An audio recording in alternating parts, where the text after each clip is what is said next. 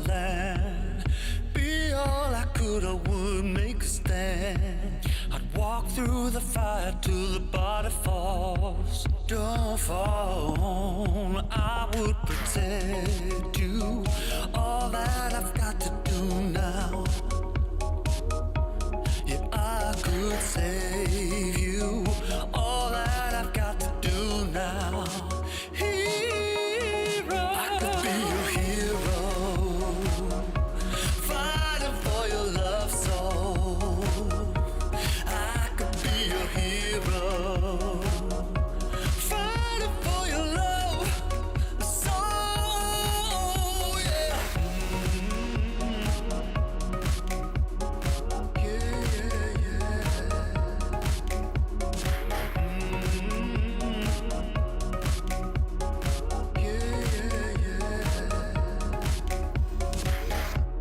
You make something worth fighting for, and nobody gets to choose everything. All that I've got, it couldn't be enough. Without your love, and I would protect you. I would do anything now. Yeah, I could save you. All that I've got to do now. I could be your hero, fighting for your love soul. I could be your hero, fighting for your love soul. Yeah.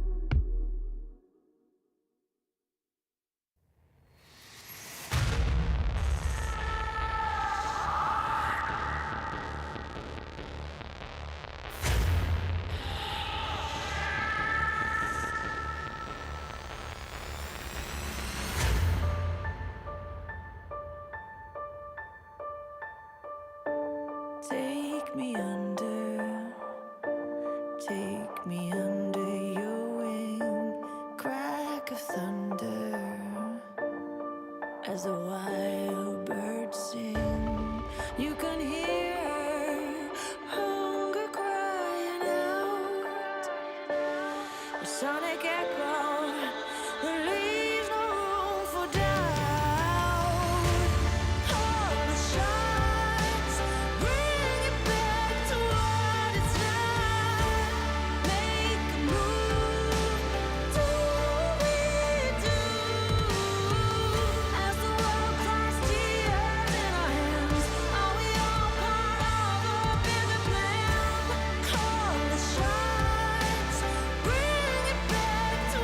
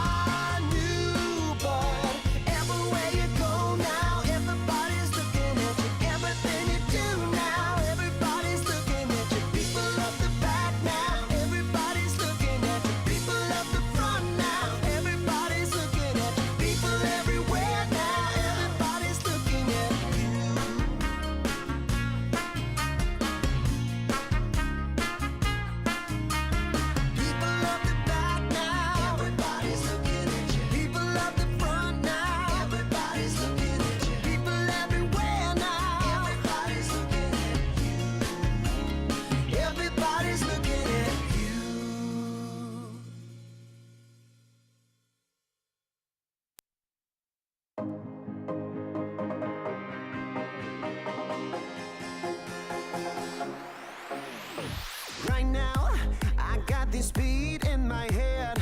Right now, I want to dive into this world. Let it out for the crowd, let it out, yeah, be proud. Right now, this is a real good atmosphere. Right now, superficialities are here. No excuse, no rules, no one to judge. Just give a fuck. The time has come to lose control. Don't be so shy, just let it flow. We are the masters of our own world, of our own world. We pray for fire in the sky. We show that desire is online. We stick together, together, together. We're alright.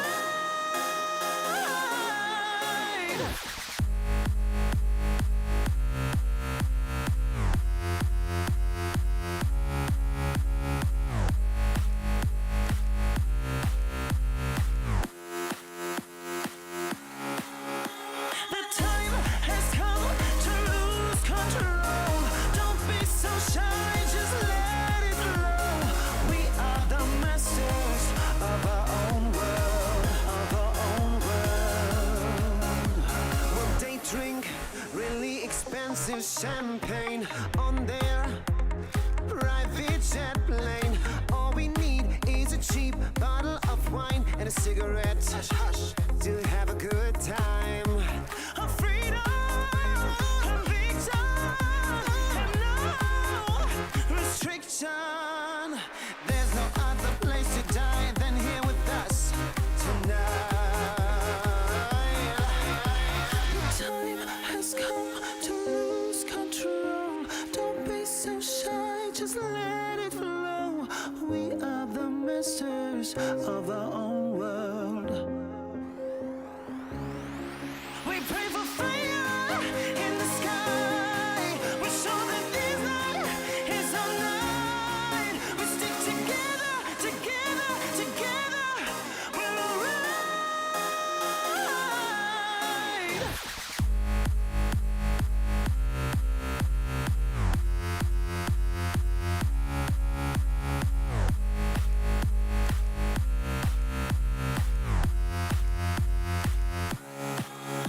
The time has come to lose control. Don't be so shy, just let it flow. We are the masters of our own world, of our own world.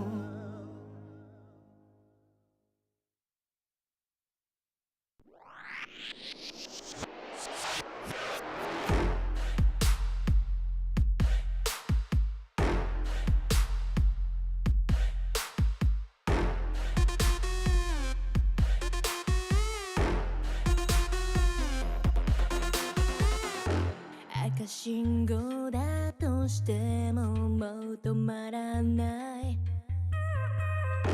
理解不能のスピード100倍速い地横なんて哀れよねねえ聞いてよね負けの準備でもしておきな Come try me get you down 悩んでもやめないわ No more 苦い思い消えてよこの街に呼ばれる際にレクチャー全力で追い越してよさドライビングモード始めよう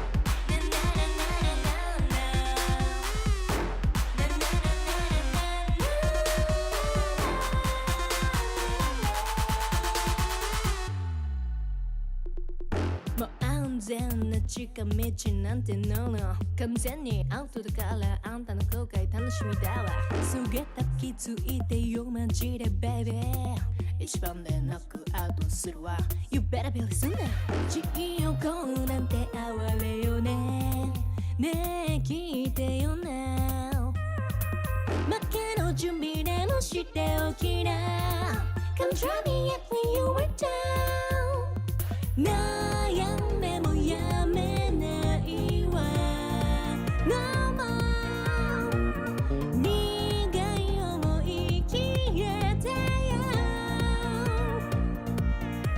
この街に呼ばれる生命フェッチャー全力で追い越してよさ Dreaming の始めよう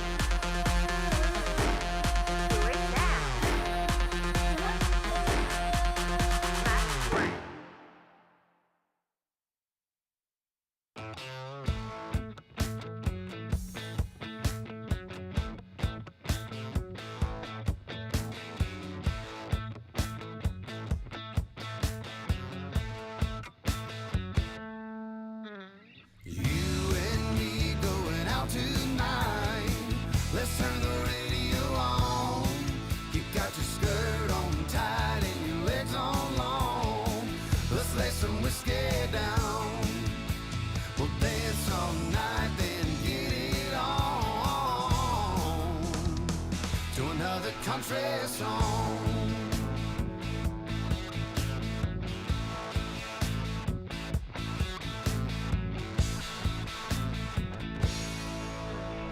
You and me going out tonight. Let's turn the radio on. You got your skirt on tight and your legs on long. Let's lay some whiskey down. We'll dance all night, then get it on to another country song.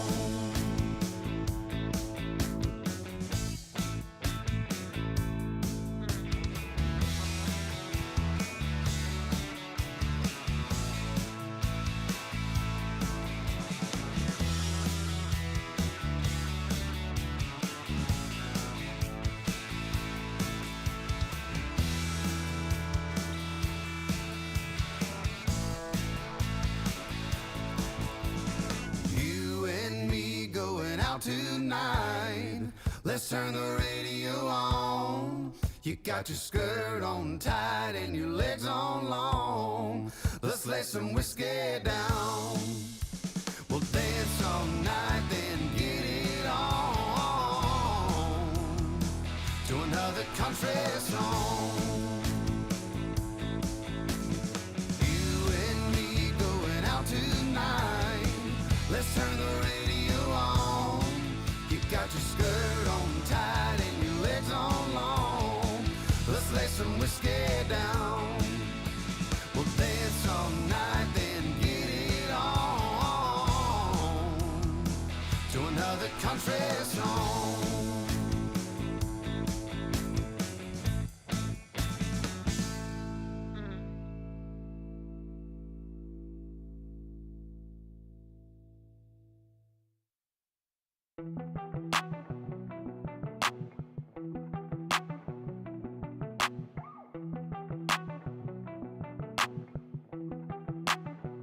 I saw you sitting in the moonlight. moonlight tripping, pain runs through your heart. Oh, we were skinny dipping, slowly sipping, then we fell apart. I'm just trying to catch a break from your love, oh, yeah, hey. Cause I need to find a new life, no love, oh. I can't lie, I've been thinking about us, but you, yeah. Tell me everything's gonna be alright. Tell me that you're never gonna need spotlight. Just say how you feeling, I don't wanna waste time. I saw you sitting in the moonlight tripping, pain runs through your heart. Oh, we were skinny dipping, slowly sipping, then we fell apart. I'm just trying to catch a break from your love, oh, yeah, hey. Cause I need to find a new life, no love, oh. I can't lie, I've been thinking about us, but you know better than anybody around me, yeah, you know. I think we both need a break from this thing called love. All love ain't the thing to question, it's all love. I got plenty problems and no shoulder. Last night on the tour, ain't no tour, I saw you sitting in the moonlight tripping, pain runs through your heart. Oh, we were skinny dipping, slowly sipping, then we fell apart. I'm just trying to catch a break from your love, oh, yeah. Cause I need to find a new life, no love, oh. I can't lie, I've been thinking about us.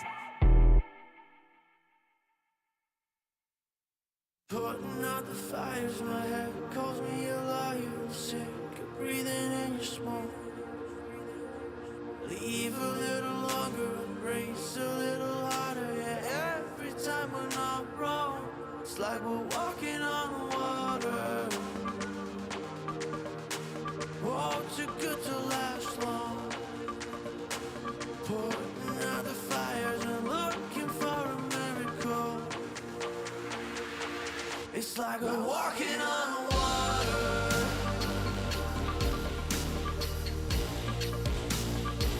It's like we're walking on water.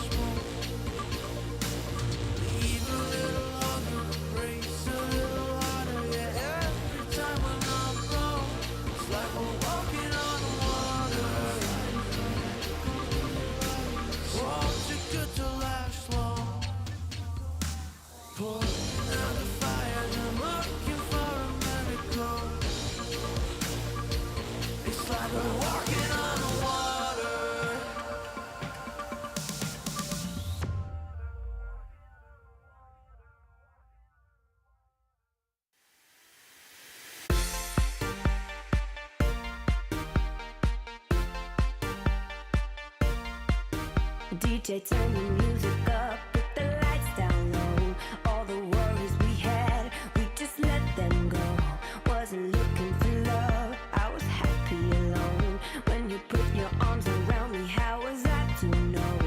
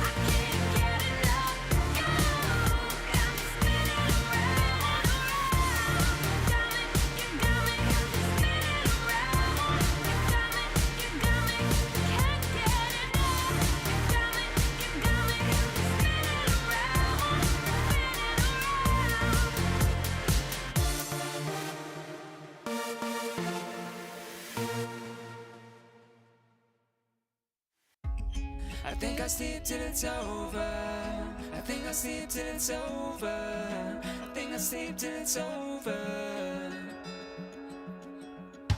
Broken letters, woven, breathing every now and then. Getting hurt but never learn. I'm falling short of hope again.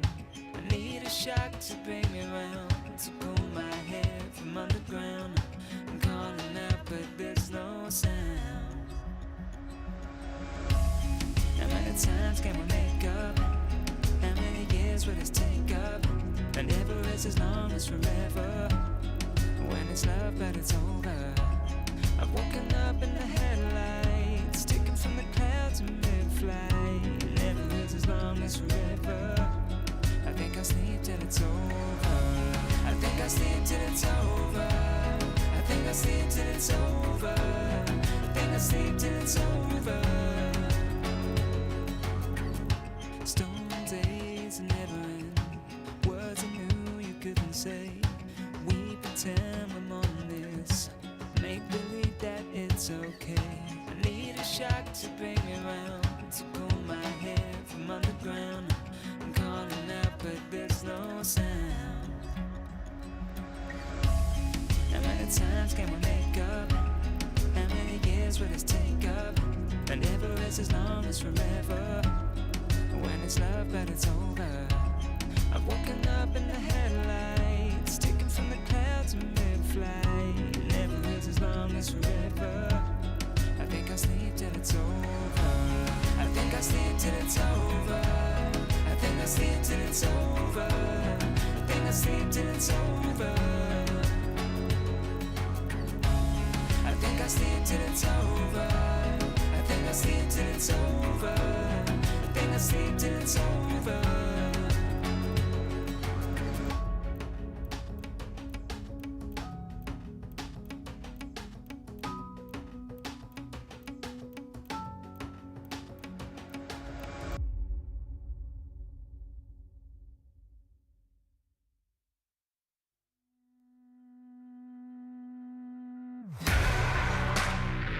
Oh, won't you break me out?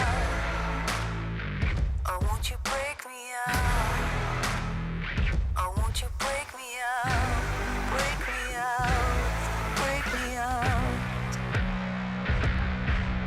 On the lock, on the key, and I'm doing time. Someone to save me, turn on the light. I don't know what is wrong, but it just feels right. Won't you break me out? Won't you break me out? Like a bad dream, but I can't sleep. Seems that I just can't get past me. Oh, oh, oh, oh, oh, oh. Won't you break me out? You're the chain, you're the lock. Won't you hold me down? You're the key to the door. Won't you break me out for my freedom? For my freedom. You're the chain, you're the lock. Won't you hold me down? You're the key to the door. Won't you break me out for my freedom? For my freedom. Won't you break me out? Oh, won't you break me out? Oh, won't you break me out? Oh, won't you break me out? Break me out, break me out. Oh, won't you break me out? Oh, won't you break me out? Oh, won't you break me out? Break me out, break me out. You're the chain, you're the lock. Won't you hold me down? You're the key to the door. Won't you break me out for my freedom? For my freedom. You're the chain, you're the lock. Won't you hold me down? You're the key to the door. Won't you break me out for my freedom? For my freedom. Oh, won't you break me out?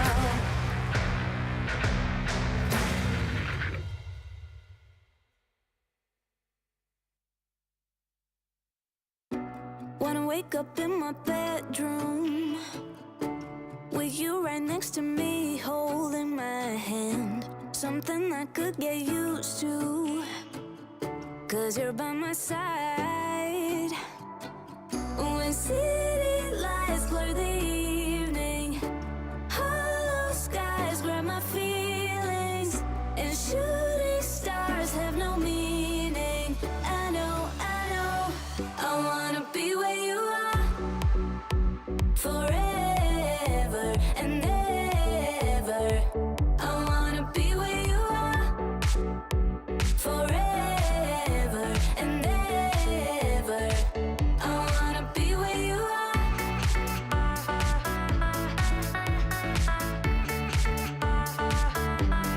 Be where you are.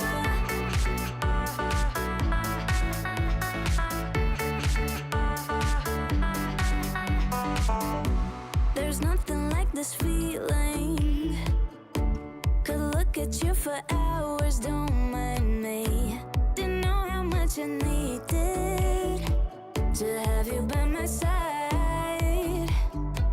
When city lights blur the evening, hollow skies grab my feelings, and shooting stars have no meaning. I know, I wanna be where you are, forever and ever. I wanna be where you are, forever and ever. I wanna be where you are.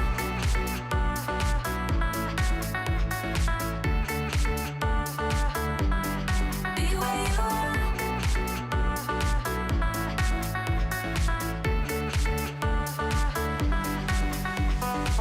When city lights blur the evening, hollow skies grab my feelings, and shooting stars have no meaning. I know, I wanna be where you are, forever and ever.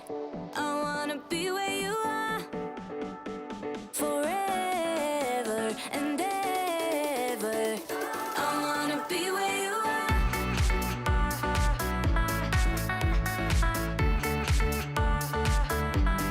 Be where you are.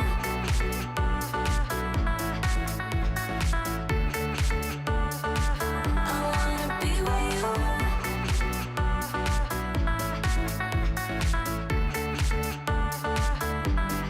Be where you are.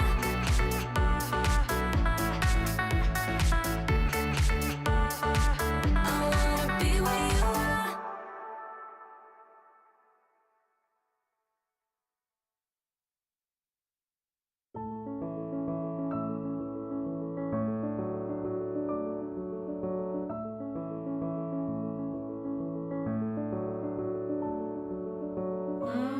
Now I know how it feels to hold pure solid gold.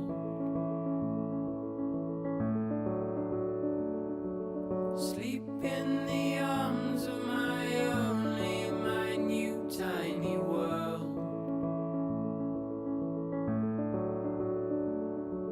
And right here in our arms you'll stay until you can find your own way. Oh, my son, stay curious, my boy.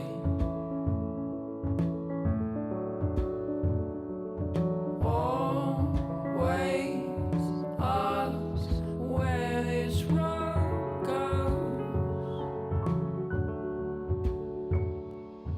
Oh, my son, stay curious, my boy.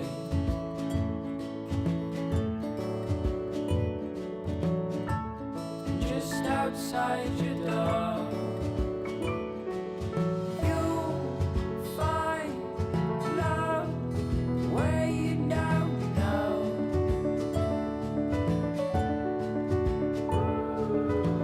You know that if you ever tried your last, call out on me if the old wind broke your mind.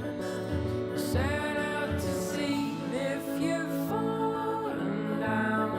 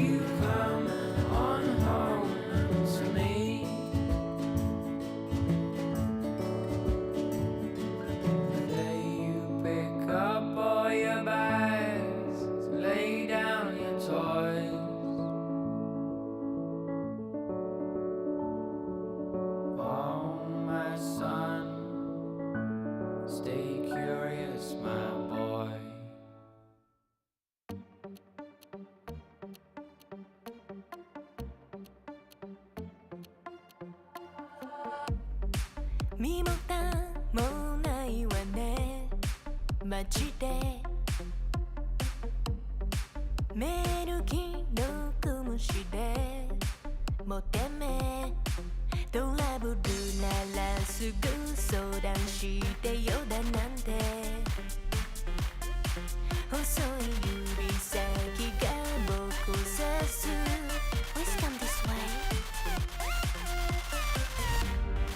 ピンヒールで突き刺す血の味が欲しいまで純粋だと思ったバカね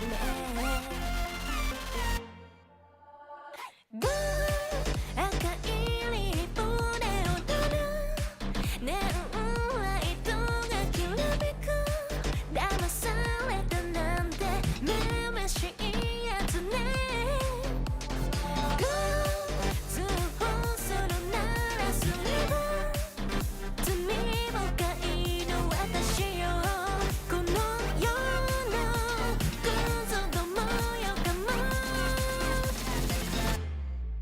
も民がひれ伏す農場の世界へようこそ落とし穴に落ちたあなた Please come this way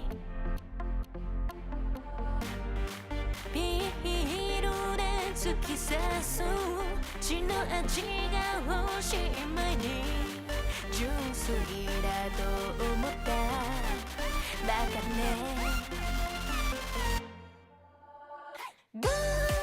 赤いリボンで踊るネオンライトがきらめく騙されたなんてめめしいやつね通報するならすれば罪深いの私よこの世のクズどもよかも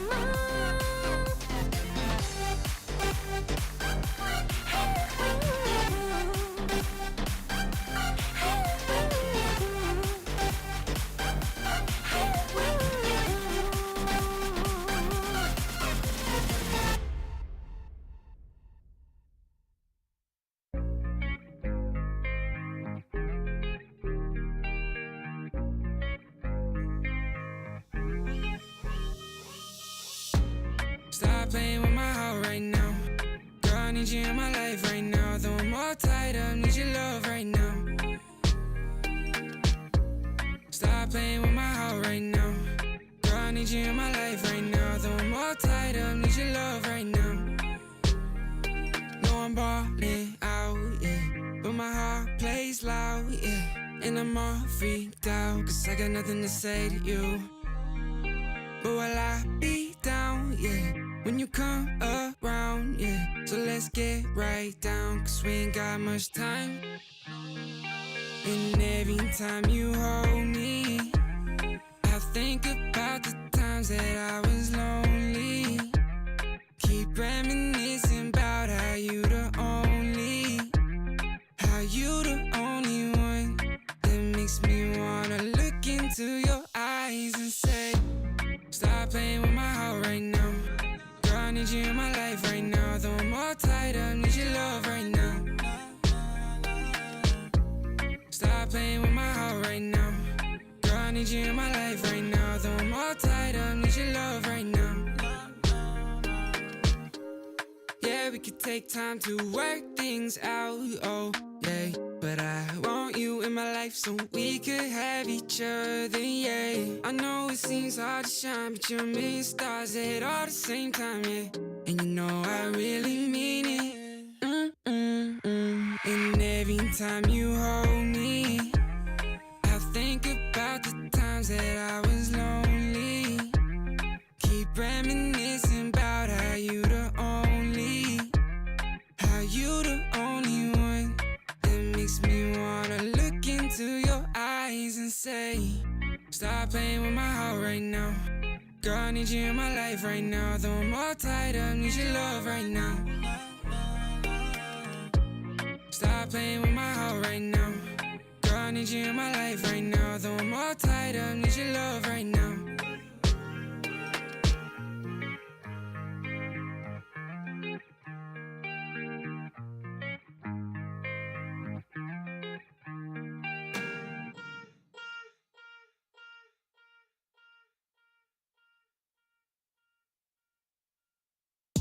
different energies I bring. Only sickness I fling. Bad like Gustavo Fring, can't try not a ting. Fly boy, I got the wings, and they can't keep up with me, dog. That's why all that I bring is wins.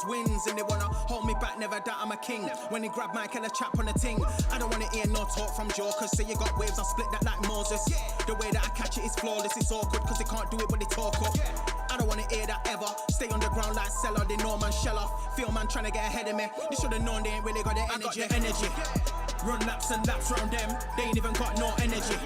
So that means no power. They don't wanna be my enemy. That might end up in a penalty. I got a different energy. No matter what I encounter. No, I got the energy. Run laps and laps round them, they ain't even got no energy. So that means no power. They don't wanna be my enemy. That might end up in a penalty. I got a different energy. No matter what I encounter. No, I got the energies.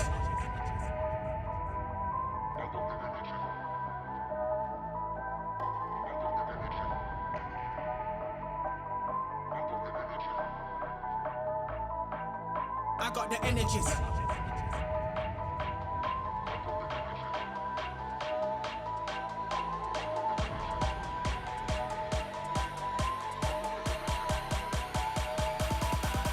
I got the energy. Run laps and laps round them, they ain't even got no energy. So that means no power. They don't wanna be my enemy. That might end up in a penalty. I got a different energy. No matter what I encounter. No, I got the energy. Run laps and laps round them, they ain't even got no energy. So that means no power. They don't wanna be my enemy. That might end up in a penalty. I got a different energy. No matter what I encounter. No, I got the energy. They ain't even got no energy. They don't wanna be my enemy. I got a different energy. I got a different energy.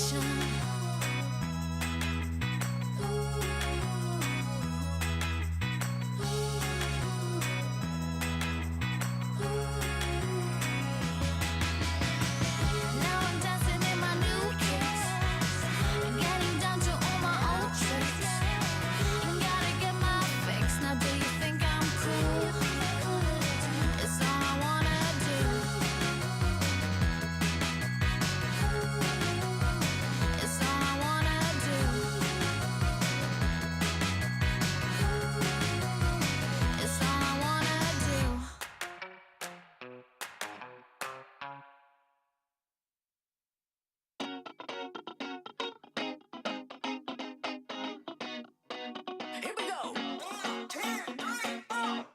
really care about like all them fancy things.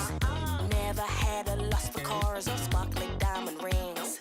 I don't really care about them platinum studded boys that run around the whole damn town just showing off the toys. Like do-si-do, I'm ready to go. Been a damn long week, it's time for the show. Call my girls like, ooh, don't you know? I'm with my girls, yeah, my girls. We've been working all day. It's time to dance the night away. I'm with my girls, yeah, my girls. We got records to play, so come let's dance the night away. Come on, like do-si-do, we ready to go. Sneaker fresh for the halftime show. That's right, girls, we dropping it low. Like do-si-do, we ready to go.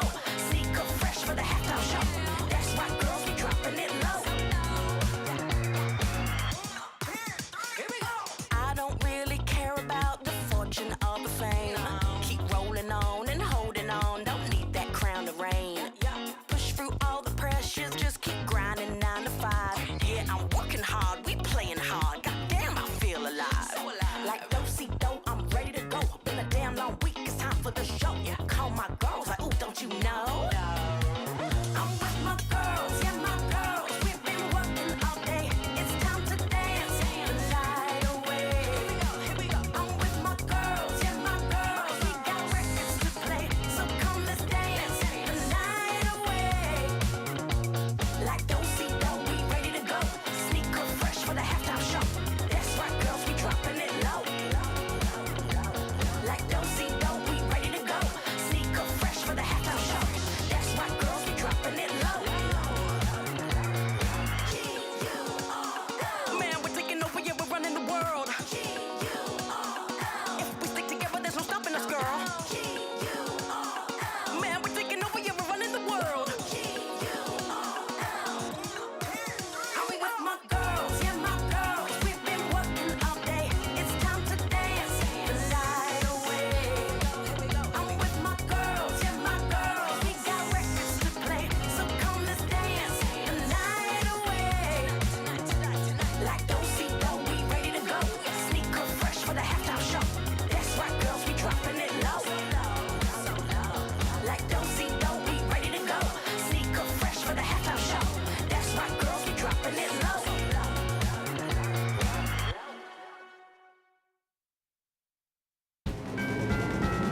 Excuse me, please, but I'm standing. Left on right, we're trapped in the middle. Excuse me, please, but I'm crying. Catch your breath before you get old. I couldn't stay for the battle. I couldn't cross in the middle. But we are far too much too young. I couldn't stay for the battle. I couldn't cross in the middle. I'm losing my mind. I'm losing my mind.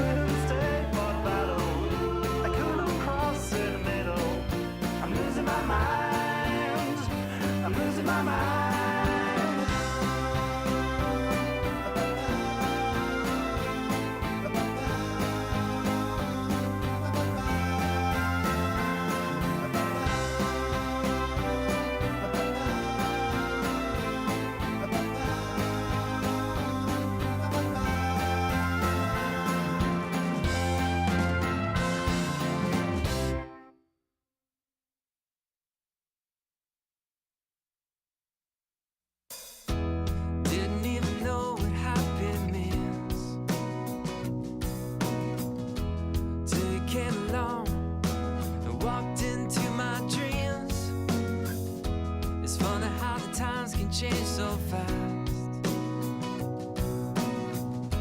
Looking straight ahead, I don't think of the past.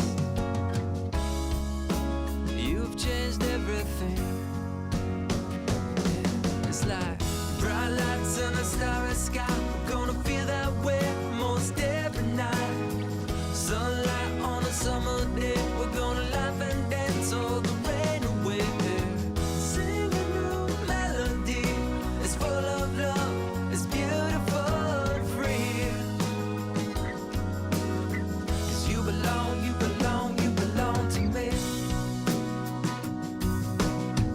Birds fly, fill the trees like it's always spring. White clouds high above, I know just what I mean. Your smile, this love are an endless road. And I'll walk, I'll run, anywhere it goes. You've changed everything. It's like bright lights in a starry sky. We're gonna feel that way most every night. Sunlight on a summer day. We're gonna laugh and dance all the rain away. Sing a new melody. It's full of love. It's beautiful and free. 'Cause you belong, you belong, you belong to me.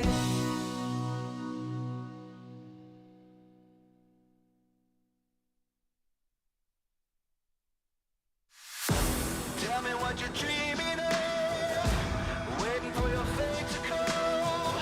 There goes another day of sacrifice. Are you never gonna try?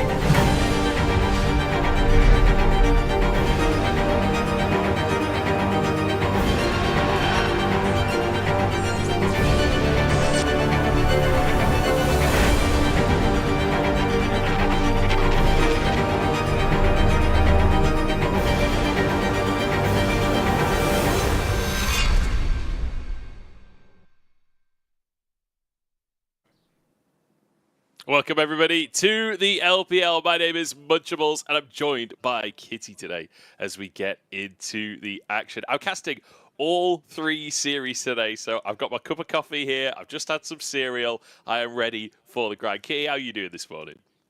Well, cheers, mate, because I also have a cup of coffee next to me, but I'm only going to be doing the first 2 series with you. So hope the best for your, I guess, sanity, because it's going to be a very long day. We have a lot of teams, and the first match, Top Esports versus LGD, is quite the interesting one, like you said. Yeah, we'll dig into that in a moment. First, let's take a look at what happened yesterday in the LPL, because as always, we had some bangers on the table. And R8 trying to go up against LNG to kick us off. Yeah, I mean, LNG, they are struggling. I wouldn't say struggling, but they're really trying to find their style. And I feel like Zika and Scout have always been a huge highlight to me when you do watch these LNG games, because they are really good when you give them champions where they're able to carry, especially in Zika. But unfortunately, with the current meta, it's very stale. But of course, we also have JDG versus AL, and that honestly gave me and a lot of the audience a bit of a question mark, because you see JDG, they had a very bad game one. I'm just gonna say bad game one, because they were struggling throughout these team fights, and it's not the JDG we know. Because AL, I mean, grats to them, because I feel like Jituoyi on this team roster is a huge shining point for them. But if they're able to kind of consistently play like this, I'm sure they're gonna upset more teams. But JDG, they have a lot of answers to question. Questions to answer. Questions to answer, yeah. I feel like JDG coming in perhaps underestimated AL yesterday, because AL definitely showed up. JDG were the better team at the end of the day. They do win the series, but a questionable game one loss, as you say. BLG, the other MSI contender, stepping in and making short work of TT.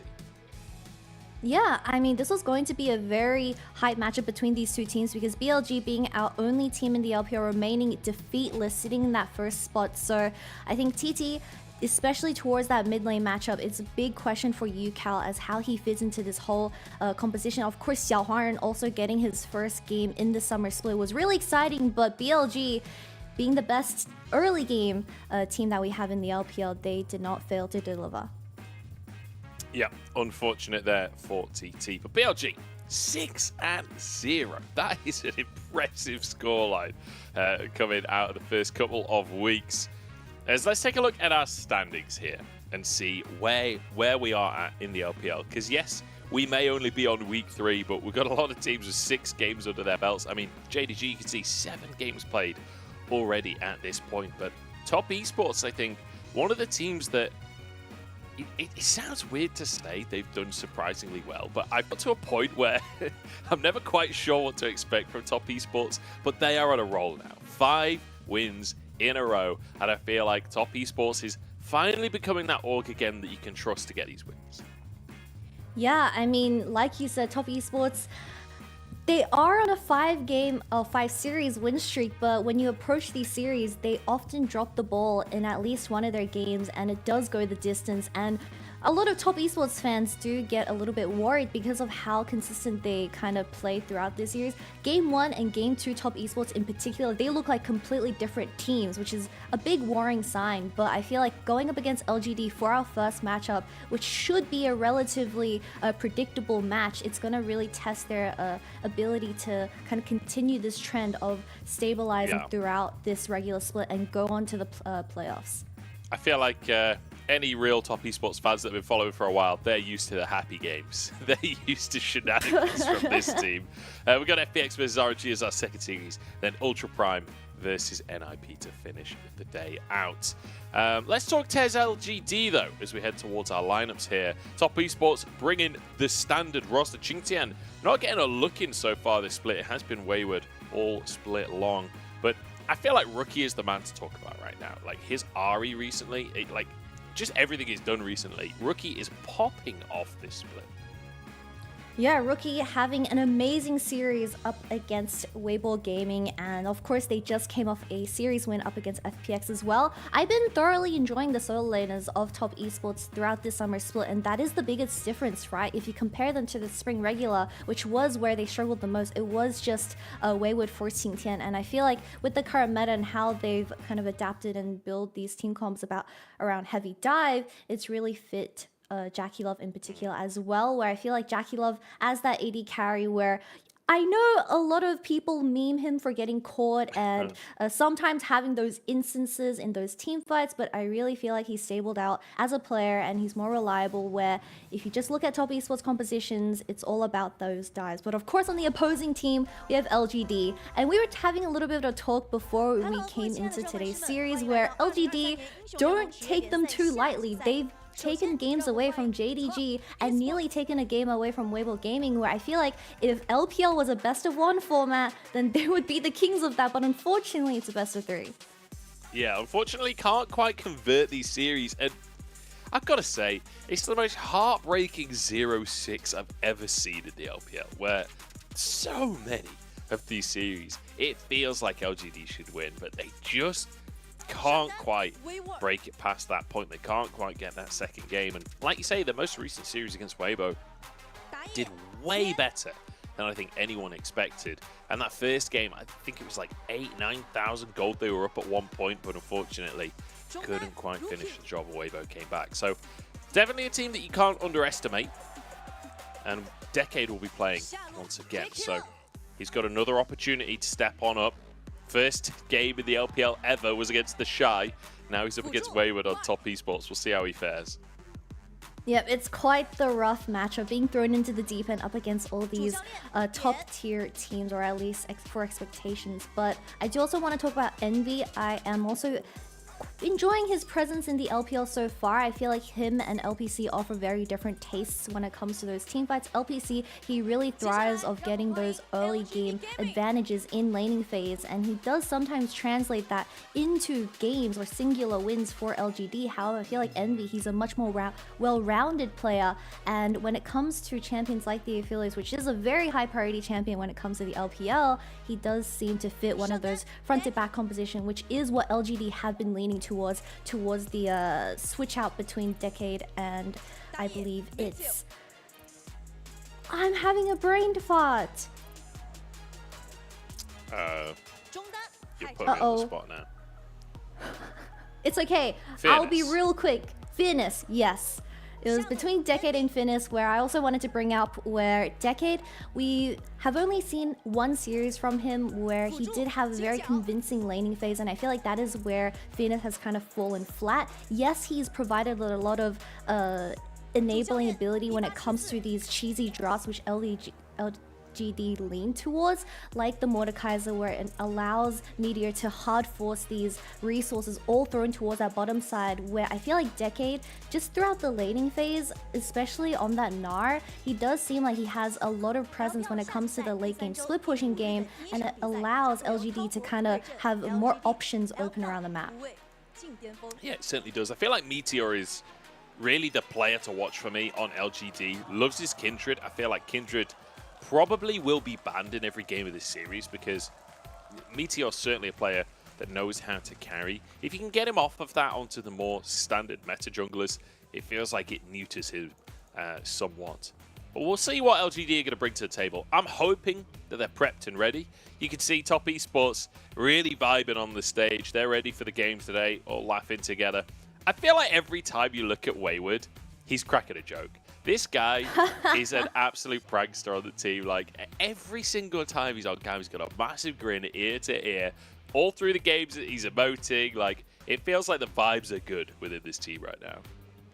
I feel like top laners in the LPL just radiate good vibe energy, because there's been a lot of instances where we get into game, you zoom in on the top lane 1v1 and they're just having a stare down in the river and they're just emoting, dancing. I believe it was 369 and Ala the last time I saw those two players on the Rift against each other, and Wayward obviously being one of them as well. But something that I wanted to kind of hone in on was the mid lane matchup that we will be expecting between Rookie and Haichal in that middle lane. So I feel like, yes, we've talked about how they have very similar champion pools, or at least we've mentioned it to during the break, but the biggest difference for me is that, yes, Haichal is willing to play these meta champions like the Annie and the Nico and the Ari, but something very concerning is that I feel like Haichal, being that person that's always assigned Annie in particular, he has shown a bit of hesitation when it comes to those team fights, while on the other hand, Rookie, with that veterancy, I mean, he's been in the league for a very long time. I believe he's the oldest mid laner we have in the LPL, so he has a lot of experience up his sleeve, and he's not afraid of pulling the trigger when it comes to those tight engages. And being the current meta, you being the utility mage, you have to be able to find those engages and find those kind of picks onto the enemy carries, where it allows Envy to really pop up in those team fights. Certainly can. And speaking of Envy as well, you mentioned him before. I've been cautiously impressed by Envy and Jinchao as a duo, especially on the Xayah Rakan. Now, I'm not saying they played perfectly. They've certainly had some missteps during the laning phase, but generally speaking, I feel like they're bringing a lot to the table here, and I'm excited for the team fighting that we do see from Envy. Does feel like this guy, perhaps not necessarily always on the same page as the rest of the team, but definitely got the mechanics when the moment occurs. So we'll see if he can show up. The one thing I am a little nervous about, though, Kitty, is the fact that we've already talked about Top Esports, one of these teams that, yes, consistently winning their series, but not necessarily the most trustworthy team when it comes to getting the 2-0s, right? They're quite happy to drop a game in a series. And then on the other side, we've got LGD, who can't actually win a series, but very consistently grab at least one game. I feel like this one's destined to go to 3. We'll have to find out, though. It's Milio, Yumi, Aphelios, banned away by Top Esports, Nico and Vi, the answer on the side of LGD. You're telling me that these two teams are polar opposites, and that's exactly what we expect for this first series. And I really enjoyed this Lucian ban coming out of LGD. Something common in these top esports drafts is that they will always prefer to have Jackie Love on something that can find those early game leads like the Draven and Lucian. So that's quite the shocker. And something else I wanted to comment on, it's because the Aphelios has kind of caught me by surprise. A lot of these teams have adapted to prioritizing this champion over the Jinx, and I feel like that's purely because the ability of the AoE damage that he can have in those team fights, and of course the amount of setup that you can play off during the laning phase. But we need to talk about all the champions getting locked in, because everything's getting locked in instantly. So I'm pretty surprised that Haichao has decided to go with the Jace. That does signify that they want early game priority for Meteor to work off, and I'm assuming that is going to be towards the bottom side. So I would love to have Jinjiao on a melee support that can force those early game team fights and really accelerate the tempo. See if they're going to be able to do that. I like the pickup, though, of the Jace in that mid lane for Haichao. Put a bit of pressure onto Rookie and give a bit of priority, like you say, to LGD. Gwen going to be locked in as well. This is the first draft in quite a while where I've seen neither AD carry or support locked in for either team. That is something kind of crazy. Meteor going with that Maokai as well. As the Draven banned away from Jackie Love, Varus is the answer. And even in the bans, we are rocketing through this draft. Yeah, I feel like I don't even have too much time to talk, but I'm pretty surprised that Top Esports has decided to lock in their entire top side and not flex this Cassante, because I feel like that's one of the biggest advantages that this Cassante going in blind for the first of the draft has. But we'll have to wait and see. Something like the Xayah and the Zeri is still up and available for both of these teams to take away, but I'm assuming it is going to get considered to be banned by Top Esports here. However, I feel like with the amount of supports that's up, we still have something like the Rakan, which we've seen Mark play. I mean, I think Mark had an amazing series, especially up against Weibo Gaming, where he's really stepped up from his spring regular performance, where I thought, especially towards the bottom side of Top Esports, they had a bit of a struggle when it came to the early game laning phase, which did often put the entire team behind and put them in an uncomfortable position. So it's really nice seeing Mark having that time off during the offseason and really stepping up. And Jin getting banned is quite the interesting one, instead of Zeri. Yeah, I'm just scratching my head, to be honest, on that one. I mean, Jin is actually kind of good. Like, it surprised me at the start of the split that we weren't seeing Jin, because there's a lethality build that is disgusting. He's really good with the Gale Force crit builds as well. Like, in solo queue, Jin's a bit of a beast. Not really seen it in the LPL, though, as we see Envy and Jinjiao immediately go towards the Xayah Rakan. Not surprising at all there. What do Top Esports go for? Kai'Sa could be an option. I guess Top Esports can just default to something like the Jinx and the Nautilus for that bottom side and giving the Xayah open, or they can deny it on Top Esports side as well. But I did want to talk more a little bit about Jin, because I feel like, yes, Jin is a very good champion when it comes to the current meta and how he builds. But the reason why we haven't really been seeing him in the LPL is that look at the amount of dive that we often see in these drafts. It's Wukong, it's Ahri. You want to just sit back, use that ultimate to often engage onto the enemy team, but you're often going to also see an Ahri kissing you on the cheek in those team fights, and you're probably going to die in the next 2 seconds. But at the very end, it's going to be the Xayah denied by Top Esports, which is going to work really well because LGD, they've locked in a lot of short-range carries, even including the Zeri with her current build. So it's going to be a really big struggle if LGD, they don't really catch the Xayah by surprise and eliminate this ADC straight away. So, bit of a weird end to the draft there. The Xayah Rakan denied, like you say. The Nautilus alongside that Xayah. And I'm going to suggest the Kai'Sa pick every single draft where it looks good until it gets picked. I believe in the Kai'Sa. I feel like it's not in that bad of a spot right now. But on the other side, the Zeri locked in alongside that Rakan, which can certainly work. We'll see what Envy can do with his hands on that one. But LGD, a mountain to climb here. Still a dream of playoffs in their sights. But they're going to have a hell of a win streak if they want to make it. 0-6 so far in the split, but consistently taking games from big name teams. Let's see if Top Esports becomes another big name team that LGD manage to bring a game against. But Top Esports certainly a favorite here on a 5-win streak, and it feels like they've got that mojo back. It feels like this is a team that you can look towards the top of the table to find, that you can believe will do well during playoffs. Can they be consistent is the question. And LGD, I feel like, could be their kryptonite, if you will. We'll have to see as we come into this one. Top Esports and LGD, game number 1 here in Shanghai.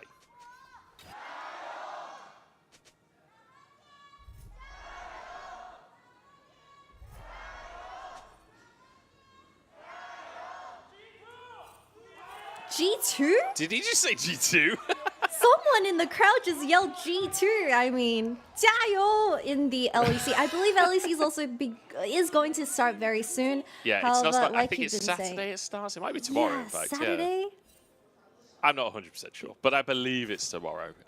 So I guess that's why the Jayos are coming out from our Chinese house. For anyone that doesn't know at home, by the way, Jayo literally translates to add oil, which is kind of like a take my energy. You know, some guy shouts the name of the team, everyone else shouts Jayo. It's like kind of add oil to the fire almost, but the literal translation is just add oil. So bit of a weird one, but fun to have the unified chance. Hang on a second here, Mark gets ignited. Jackie trying to trade back, but honestly, you take that for LGD. Yeah, you already see the two supports chugging some of that health pot, but I also wanted to kind of talk about how 加油 in Chinese, it is add oil translated directly, but I've always thought of it as the Korean equivalent of fighting. So, I don't know, take it as you will, but Top Esports, with the amount of trading that has happened, I'm assuming they want to look for that level 2 spike as they do have the cleanse available. Oh no. Oh, it's a disaster. Jin Zhao gets rooted up here. He's trying to escape, flashes out to safety, but Envy now is alone in the fight. Still has flash available. Double flash. And gets forced as well. That's all 4 summoners from LGD. And Top Esports being as aggressive as ever towards their bottom side. Like you said, the 2 flashes being burnt. I'm assuming Tian is going to make his way towards that lane very, very soon. But a bit of a disrespect move from Jin Jia as he just wasn't really kind of expecting that auto attack from Mark. With the Glacial as well, he's not as tanky without that Guardian. So at the very end, LGD taking a very bad trade at 2 minutes in the game. Yeah, a bit of a tough one for LGD. Not the end of the world, but I mean, Envy missing out on all of that CS. Look at the CS difference in that bottom lane. It is double for Jackie Love right now, who managed to get a reset off after crashing that wave. So it will just be Envy set pretty far behind. I do want to highlight this route from Jackie Love. I don't think the trade would have gone as bad if the Xayah wasn't able to land that double route. But with the lethal tempo also coming online for Jackie Love, I mean, that is just a very clean 2v2 to say the least.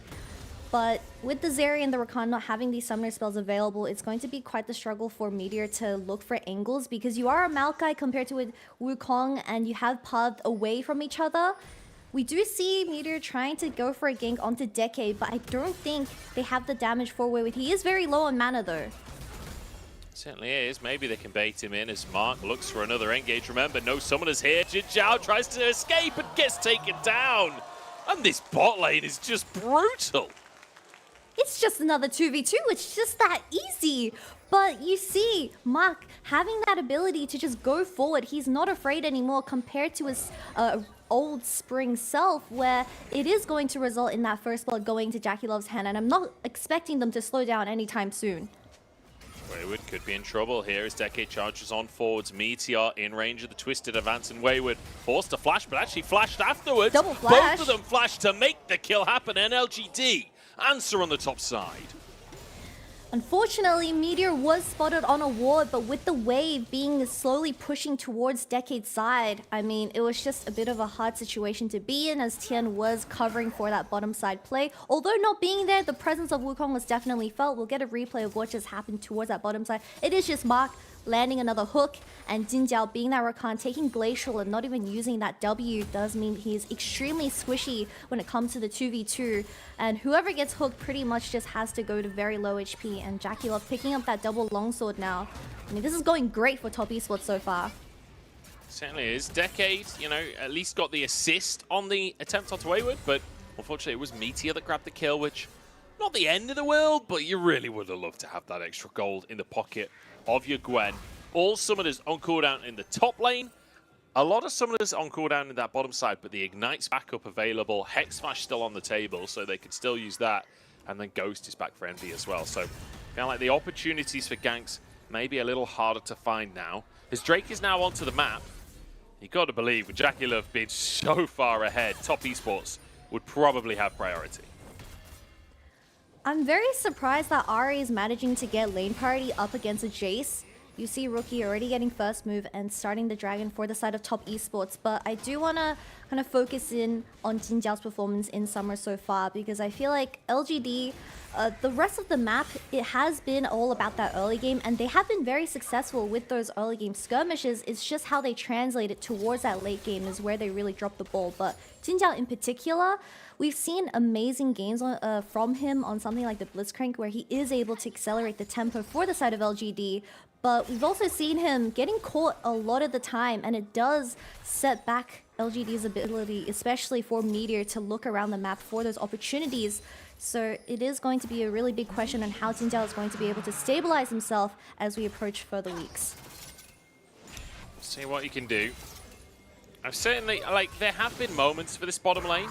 Like against Weibo, they had a couple of good moments, but they also did lose that 2v2 in game number 2 of that series. So kind of like the laning, leaving something to be desired from MV and Jin Jiao, especially when their Zyra got denied. I feel like that has been their speciality so far this split, as Jackie takes a bit of a hit, but they've got a plate for it, so I don't think he'll be too upset. As you see, Rookie and Tian trying to get that Scuttle Crab, but with that double pink wall coming out of LGD, I don't think they're going to be able to secure this. I would love to see Tian play more towards that bottom side, kind of get those plates into Jackie Love. Rookie missing the charm. Yeah, forced to use the Spirit Rush there. Nice little bit of play from Haichao. As Wayward takes a bit of pressure in the top side from Decade's ultimate as well. And LGD answering back a little bit on the map here, using those ultimates to find themselves advantages. Meteor takes a blue buff as well. Meteor not only taking the blue buff, but he's already level 6, so he does have that extra bit of pressure towards his top side. And the vision game from LGD so far, amazing, where Tian hasn't really been able to find any angles, or at least secure his own camps in his own jungle. We get a replay of that top side. I believe it is just Wayward getting poked out of lane, and the needles were hitting thin air, but it's okay. You know, cooldowns, we can just wait for the next round. We certainly can. Rookie, though, having that ultimate forced out by Haichao. I wasn't sure if they were going to try and go for a dive, but they saw Mark off to the side of the lane, so they decide not to pull the trigger. But like you say, level 6 for Meteor, this is where things can really start to happen for the Maokai, and you can really influence the map. It's a decent start for LGD, and once again, I want to bring up the point. This is a team that in game 1 of every series have managed to find advantages against other teams. The one caveat is, it's mostly been off of early game advantages. It's mostly been off of the start of the game going extremely well. And currently they are even. They have not found themselves that lead just yet, with Top Esports getting that first Drake as well. So perhaps Herald could be their answer. Top Esports denying a lot of that solo lane advantage that you see in the Gwen vs Cassante matchup. Of course, the Gwen does have that extra bit of pressure and lane party, which allows Meteor to play towards that top side. And Jace getting blinded up against Rookie, I still feel like for LGD, they should really capitalize on this and start forcing plays towards that top side. Even move Jin Jiao. I wouldn't mind that. But if we take a look at Top Esports and how they've been acting as a team throughout this summer split, I feel like an ongoing trend for this team is that they often lock in very heavy dive towards the top side, which you can see, which is the Wukong and Ari for this game 1. But you find instances where specifically Wayward and Tian would be caught overforcing and engage, but they end up dying alone. So I feel like that's not the whole story, because Top Esports, they've always played like this. But it's dependent on how the enemy team is going to be able to split up the front line and how the carries are able to kind of walk up and do that DPS, which they so desire for. Yeah, all about fighting on two fronts. Tian trying to do exactly that on the map right now, as Meteor managed to get the Herald and wants to try and set up the dive. It's not going to happen. We'll spot it out on a ward. Just threatens a little bit, but no big wave to crash. So Top Esports, no play to answer this Herald being taken by LGD. So once again, decent presence from LGD in this early game as Tian moves towards this mid lane. Mark is here as well. Haichao has that flash, but does he have the reactions is the question. Tian's moving in. Rookie wrong. Flash charm, but it goes wide. It was so close to connecting, but Top Esports trying to force something with Mark getting that first move towards the mid lane. It does force a flash out of Haichao, but Top Esports, they need to follow up with that play in the next 5 minutes. As Decade, he's being a bit of a bully towards his top side. Yeah, does TN actually survive this? Third needle work there. We'll get the blast cone out to safety as Jackie just starts walking towards Envy aggressively here, dodges the feathers. Envy doing pretty well. The Featherstorm comes on out and forced to flash. Jackie losing the 1v1 that he started. Yeah, and the Flash, like you said, getting burnt, also the Featherstorm, so the Xayah is going to be very vulnerable for this upcoming Dragon fight in 30 seconds. We have a lot of ultimates available for the side of LGD, so I wouldn't be surprised if they're more willing to take this, and it would be very surprising if Top Esports want to challenge this, which is going to be the second Dragon if they're going to be able to secure it. We'll have to see. Take another look at this play mid as Rookie trying to find the flash charm onto Highchild, but the reaction I feel like he predicted it, but it was just 1 millimeter off, and that's so unfortunate. So I would love to see Top Esports force something more onto this Jace and really stop that scaling ability of LGD and their solo laners. Because if you look at LGD's team composition, they are playing for that side lane pressure. The 1-3-1 when it comes to the later game is going to be so insane because it's going to be extremely hard trying to force onto the Maokai, Zeri, and Rakan in the mid lane because of Maokai's ultimate. So Top Esports, they're kind of struggling to fasten up the tempo for this team composition, which is all about those 5v5s. Yeah. I feel like this is something you don't see in solo queue, isn't it? Where, like, Top Esports, Rookie's ult was on cooldown, no flash. Jackie Love's ult was on cooldown, no flash. They're like, okay, our carries don't have anything. Let's not fight the Drake. In solo queue, it's like, no, no, no. We got the first Drake. Drake belongs to us. And they charge in anyway. But Top Esports, respecting that sounded really what personal. LGD Oh, it was. It was. It's personal for every teammate I've ever had in solo queue. I feel like that is very consistent. Jin Zhao, though, moving forwards as Meteor's here as well. Ultimate available on that Maokai, but doesn't pull the trigger for now. Just going to slam that Herald down in the mid lane. Do they have the presence to make this connect? It looks like it to me, but we'll have to see as TN is here with the smite available. But the charge will go on through here. Gets a couple of plates, Meteor hooked in, bit of damage coming out from Rookie there are the roots, but the damage is already done here. Charm across the team, Mark stepping forwards, low on HP, as Rookie has so many resets. Jin Zhao trying to escape, but taken down for the double kill, and Rookie once more, but Jackie Love takes it. Top Esports get themselves onto the board. And LGD putting that Rift Herald in the mid lane bites them in the back. Meteor just stepping a little bit too forward and getting caught out of position by Mark. An amazing follow-up CC from Rookie, and they were playing off those CDs. As Decade, he's trying to look for more. Wayward is just getting wrecked here. This Decade dodging everything, hitting everything, and Wayward forced to walk away. But let's take another look at that fight mid. Rookie playing this beautifully. Yeah, I love this POV that we have for the LPL. Double Everfrost onto the support and jungle of LGD, as Maokai was just doing 360s in the air. But I feel like when you do have a Jace, you want to be playing of the poke and not just 100 to 0s with this team composition. But even Jackie Love rotating from that bottom side after getting the lane pushed in does mean that Top Esports overall just had the better tempo for this play. Very nice stuff. And now for Top Esports, we talked about the summoners on those carries before. Let's talk about the items on those carries, because the Everfrost you just mentioned finished off for Rookie. Kraken Slayer there, as well as a BF Sword for Jackie Love. They are really coming online with 2 kills apiece and about 2,000 or 1,500 gold lead. Favorite Top Esports for now. But it's still another couple of minutes until that Drake comes up.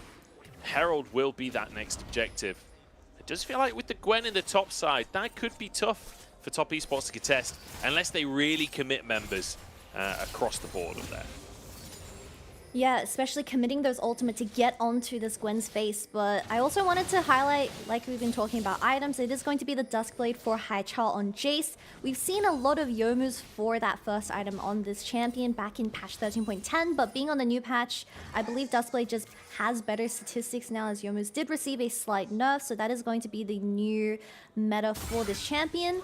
But we see Top Esports investing a lot of their attention towards his bottom side, and that's the gank that you've been talking about.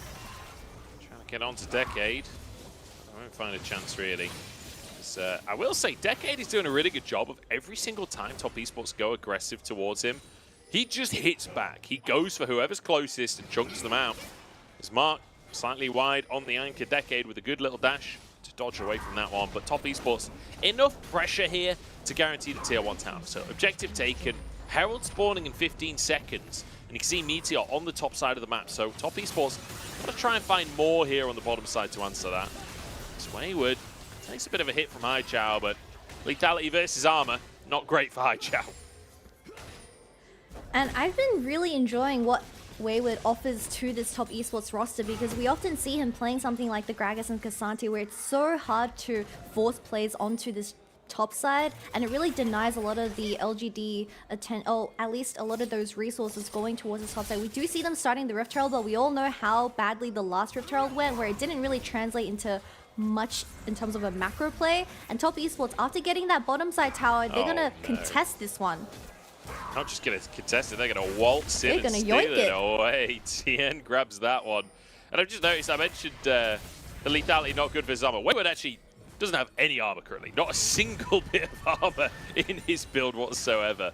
As he's yet to finish off a tier 3 item. Yeah, he's got base armor, I guess. But yeah, Wayward, still a little while until he finishes off that first item. I'm looking towards Jaculov though, because I feel like he's getting close to finishing a second item. Actually recalling currently, might be able to finish that second item off. No, not quite. Not quite able to get it, but does get his boots, so that's Zaya in a pretty strong spot. It's almost a 3,000 gold lead right now in favor of Top Esports as Rookie. Absolutely immaculate trade there.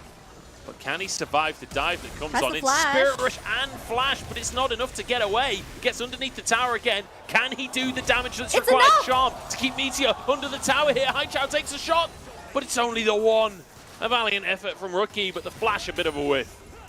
One more tower shot would have been a 1-for-1 trade, but like you said, the Flash and the ultimate committed out of Rookie.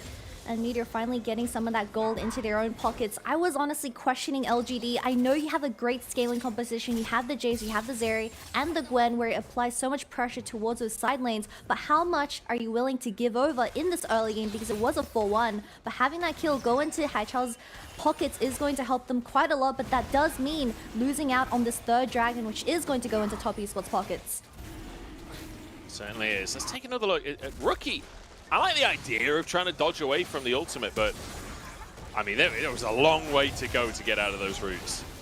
I mean, you see Rookie committing both the Flash and the ultimate to try and get away from Haichao, but the Bramble Smash and the E from Haichao just boinked him back into the tower range, which honestly could have worked out a little bit better. I feel like if he kind of allowed them to stay under that tower for one more second, and would have traded for a 1-for-1, but it was a valiant effort to say the least. Yeah, good effort under the tower from Rookie, but taken down in the end. And crucially, LGD keeping this game competitive. And I feel like that is the story of LGD this split. Like, most of Game 3s, they do sometimes get smashed. Game 2 versus Weibo, they kind of got smashed. But a lot of their games, and especially the first game of each series, it does feel like this team is extremely competitive and will go toe-to-toe with some of those top teams. And sure, not managing to find an advantage in this early game, but certainly managing to hold their ground at least to some extent. Worth mentioning as well, that Triforce finished off for Envy. It's an expensive item, but he has finished that one off in the end. Navori picked up for Jaculov as well, so we have a full tier 3 item advantage in that bottom lane. And LGD gonna secure this top tier 1 tower as well, but I've really been enjoying what Meteor is trying to get out of this top side, where he's forced 2 ultimates out of Rookie on this Ahri so far in the past few minutes. But I feel like Top Esports, they really rely on Rookie in particular when it comes to finding those engages, and also Wayward when he is given a champion like the Gragas. However, it is going to be the K'Sante for this Game 1. But we saw Rookie's performance on this Ahri up against Weibo Gaming, where those charms were just landing onto the perfect people. And without that ultimate ability available, it is going to kind of restrict Top Esports' ability to find those successful skirmishes. And we haven't seen too much out of the mid-jungle, out of Top Esports just quite yet. Haichao staying here fairly confidently with Jinzhao in the wings, and Meteor coming on over as well. Herald gets its charge, but won't finish the tower off here as Mark forced to flash. Roots coming across the team now. Tien can block them, but Mark still gets caught up. And that could be the death of him, but TP coming on through. And now the attempt from Rookie as well. Double knock up here, but LGD not backing away just yet. Envy in the midst, getting one to start the fight off. Jaculov still going though. His Decade tries to get him, but just gets pushed away instead. Jinjiao 1 HP. Rookie forwards for the double kill. And now Envy knocked up and will be taken down. It's one for Wayward as Top Esports scrap it out again. And Rookie standing back up again on this Ari. Bring more people because I have a team behind me. It is going to be the Baron started up for Top Esports as they trade 3 for 1 with only Mark falling down on this Nautilus. But we see Wayward and Rookie's presence in these team fights is just absolutely insane. The 20-minute Baron taken. And sure, it wasn't a standard Baron setup, but 20-minute Baron certainly is a Top Esports hallmark play. I mean, this is LGD starting to fight off, trying to make the play for themselves. But the TP quite late from the Gwen.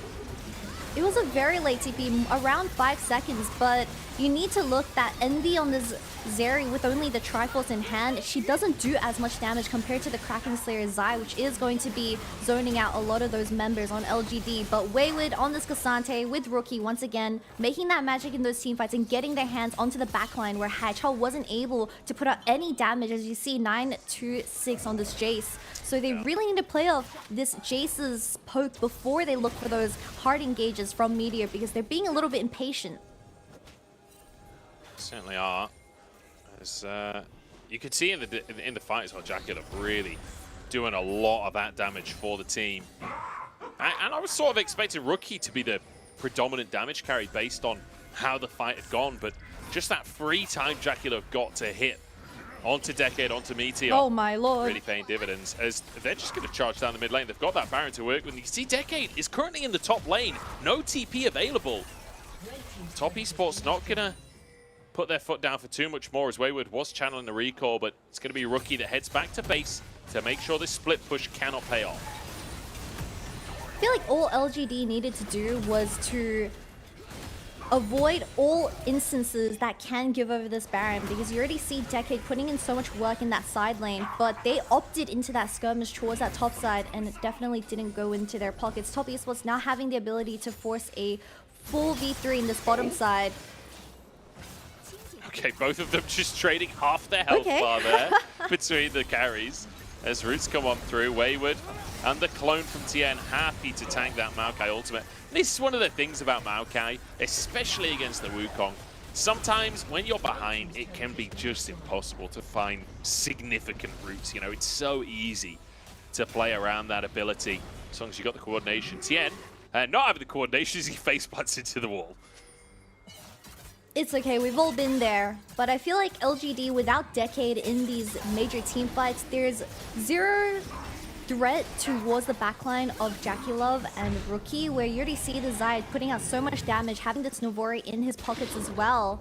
So even if you do want to force these team fights as the Maokai, I'm not too sure if you're going to find too much from that, and they're in a really sticky situation because being on Soul Point now, they're the ones kind of under this pressure, but being this team competition that want to scale, I mean, all they had to do was just deny Top Esports from those skirmishes. Unfortunately, being swept into the whole action, it's just fallen flat as Jaculov just picked up his third item. Yeah, he certainly has, and that is one terrifying Bird Lady right there. 3 items strong. It's Rookie on a control ward, but that's the value that Maokai brings. I was talking about his ultimate not always being that great when you're behind. The saplings are always fantastic for vision control. It's staying on the map. 5,000 gold lead though for Top Esports. Like you say, Jaculov, a huge portion of that goal, but Rookie not exactly doing bad for himself either. 4, 1, and 2 so far this game. 2.5 items finished off, close to finishing that third. It does feel like Top Esports on the brink here. Finishing a pretty confident game one, it has to be said.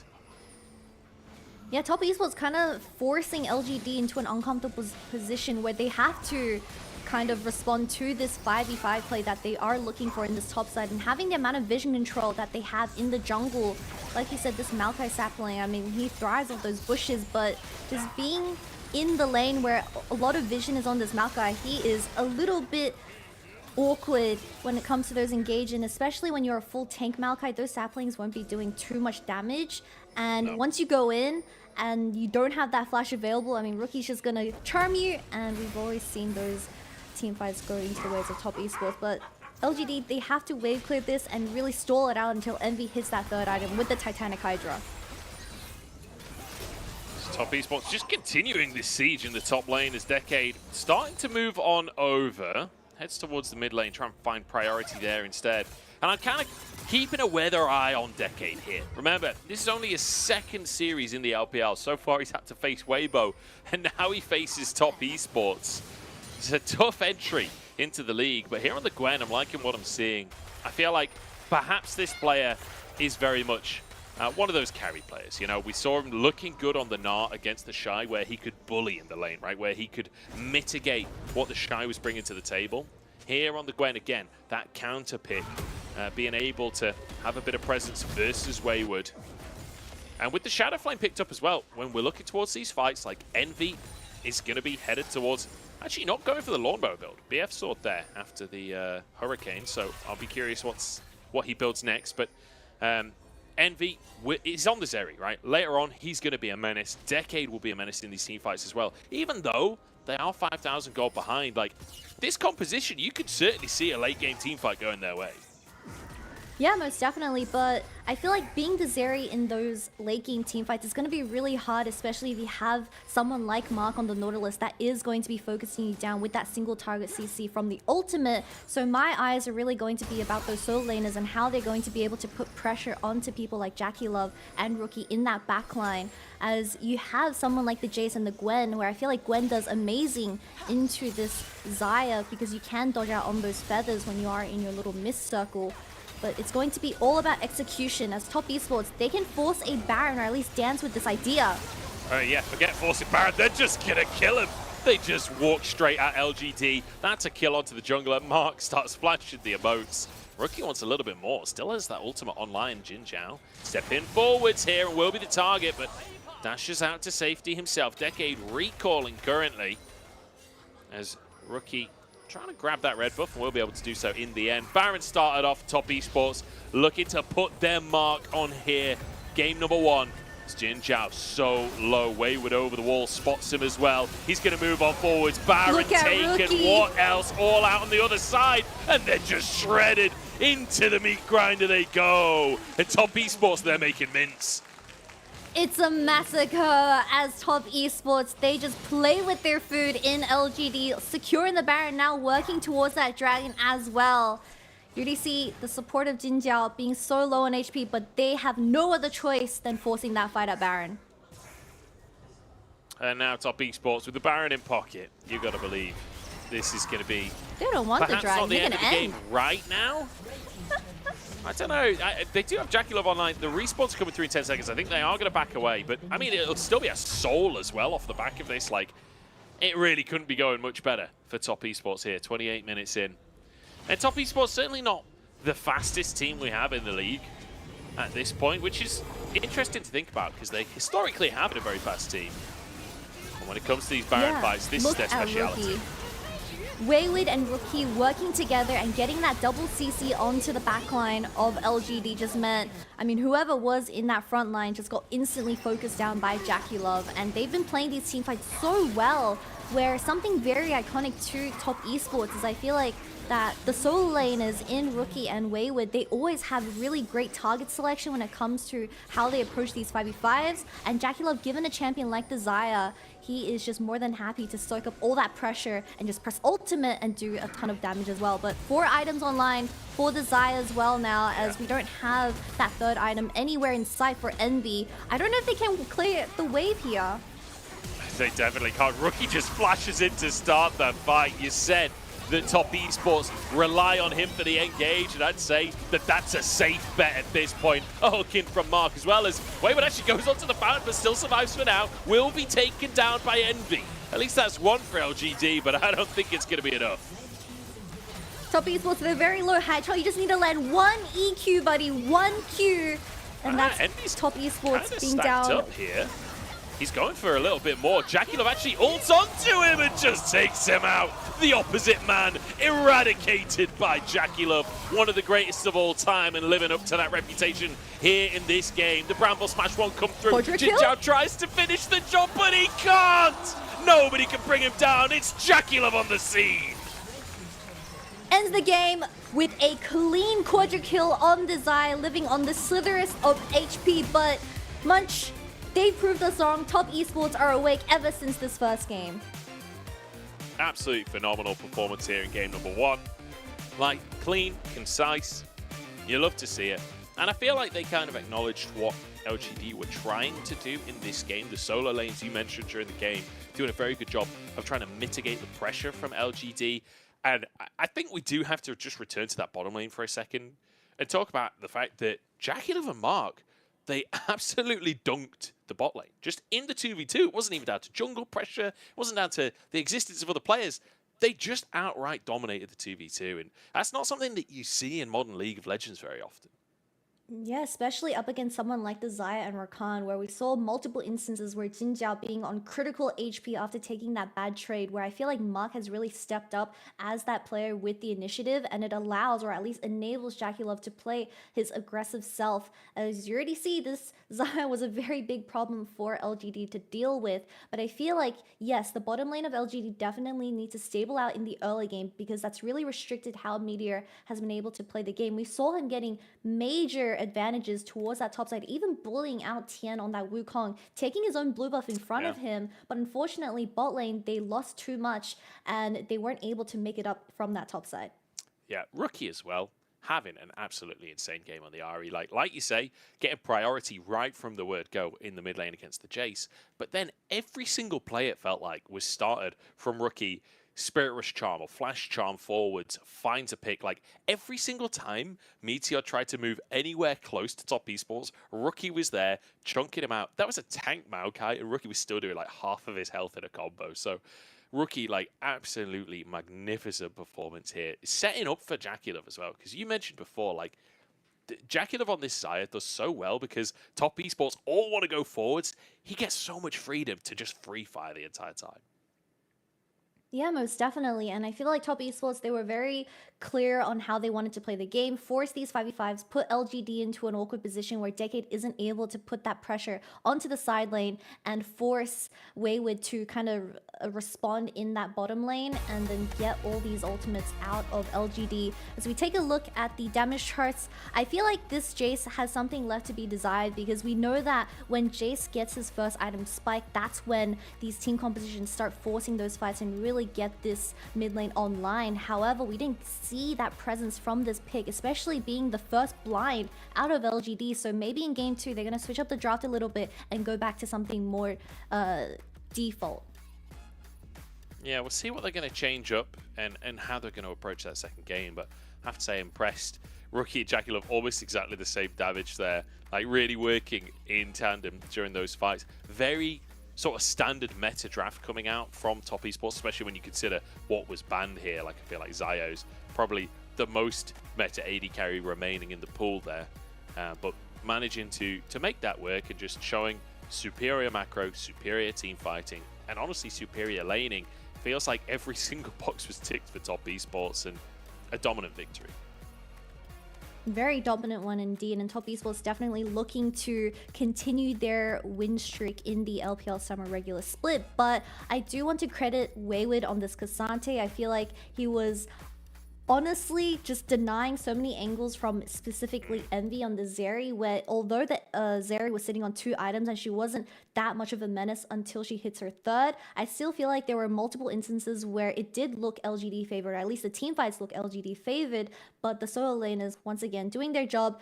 And Rookie with the Everfrost getting the most value I've ever seen in my life with an Everfrost, always getting 2 or 3 members and seizing the enemy team, where Zeri doesn't move, Zeri's pretty much dead. Yeah, I feel like we quite often saw him using it in tandem with the charm as well, where if the charm misses, the Everfrost hits instead. He's kind of going in that almost like a V shape where you're guaranteed to hit. Fantastic stuff from Rookie. We're going to jump into a break. Now we'll head into game number 2 and see what LGD have up their sleeves.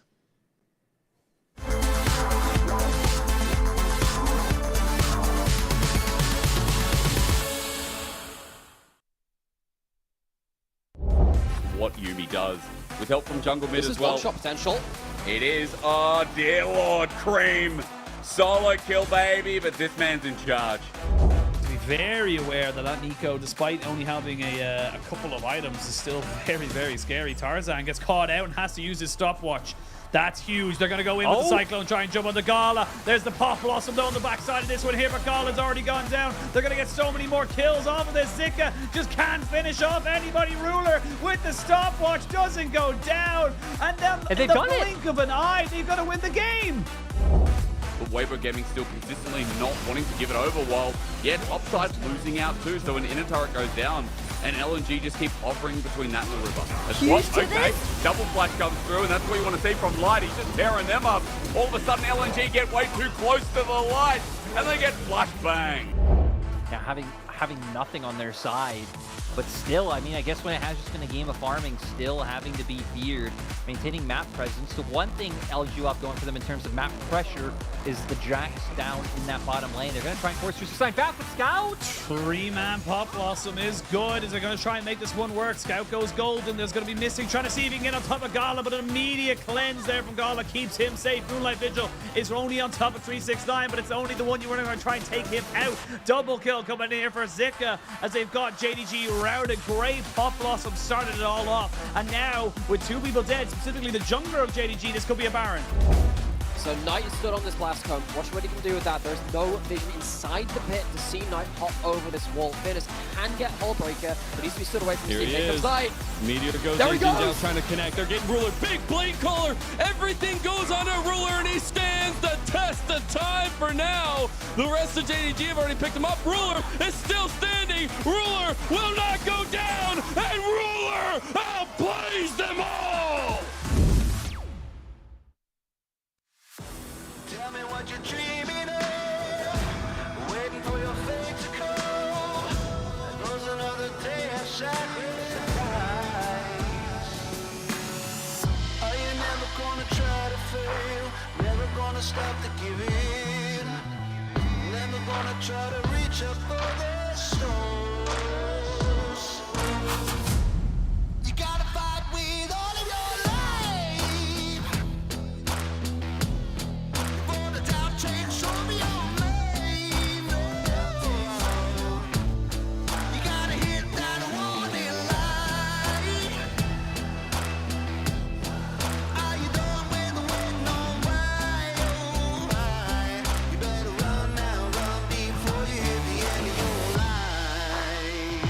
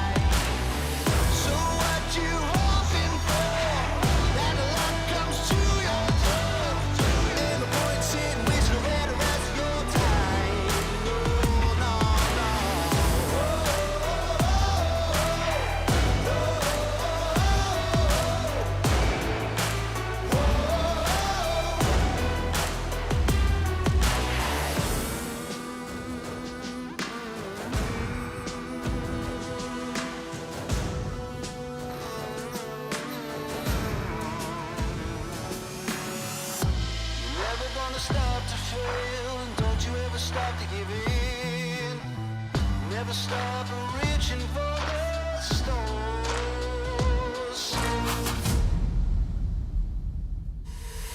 So what you waiting on? Get up, take back control. Ain't no point in wasting all the rest of your life. So what you hoping for? That the luck comes to your door. Ain't no point in wasting away the rest of your time. Oh, no, no, no.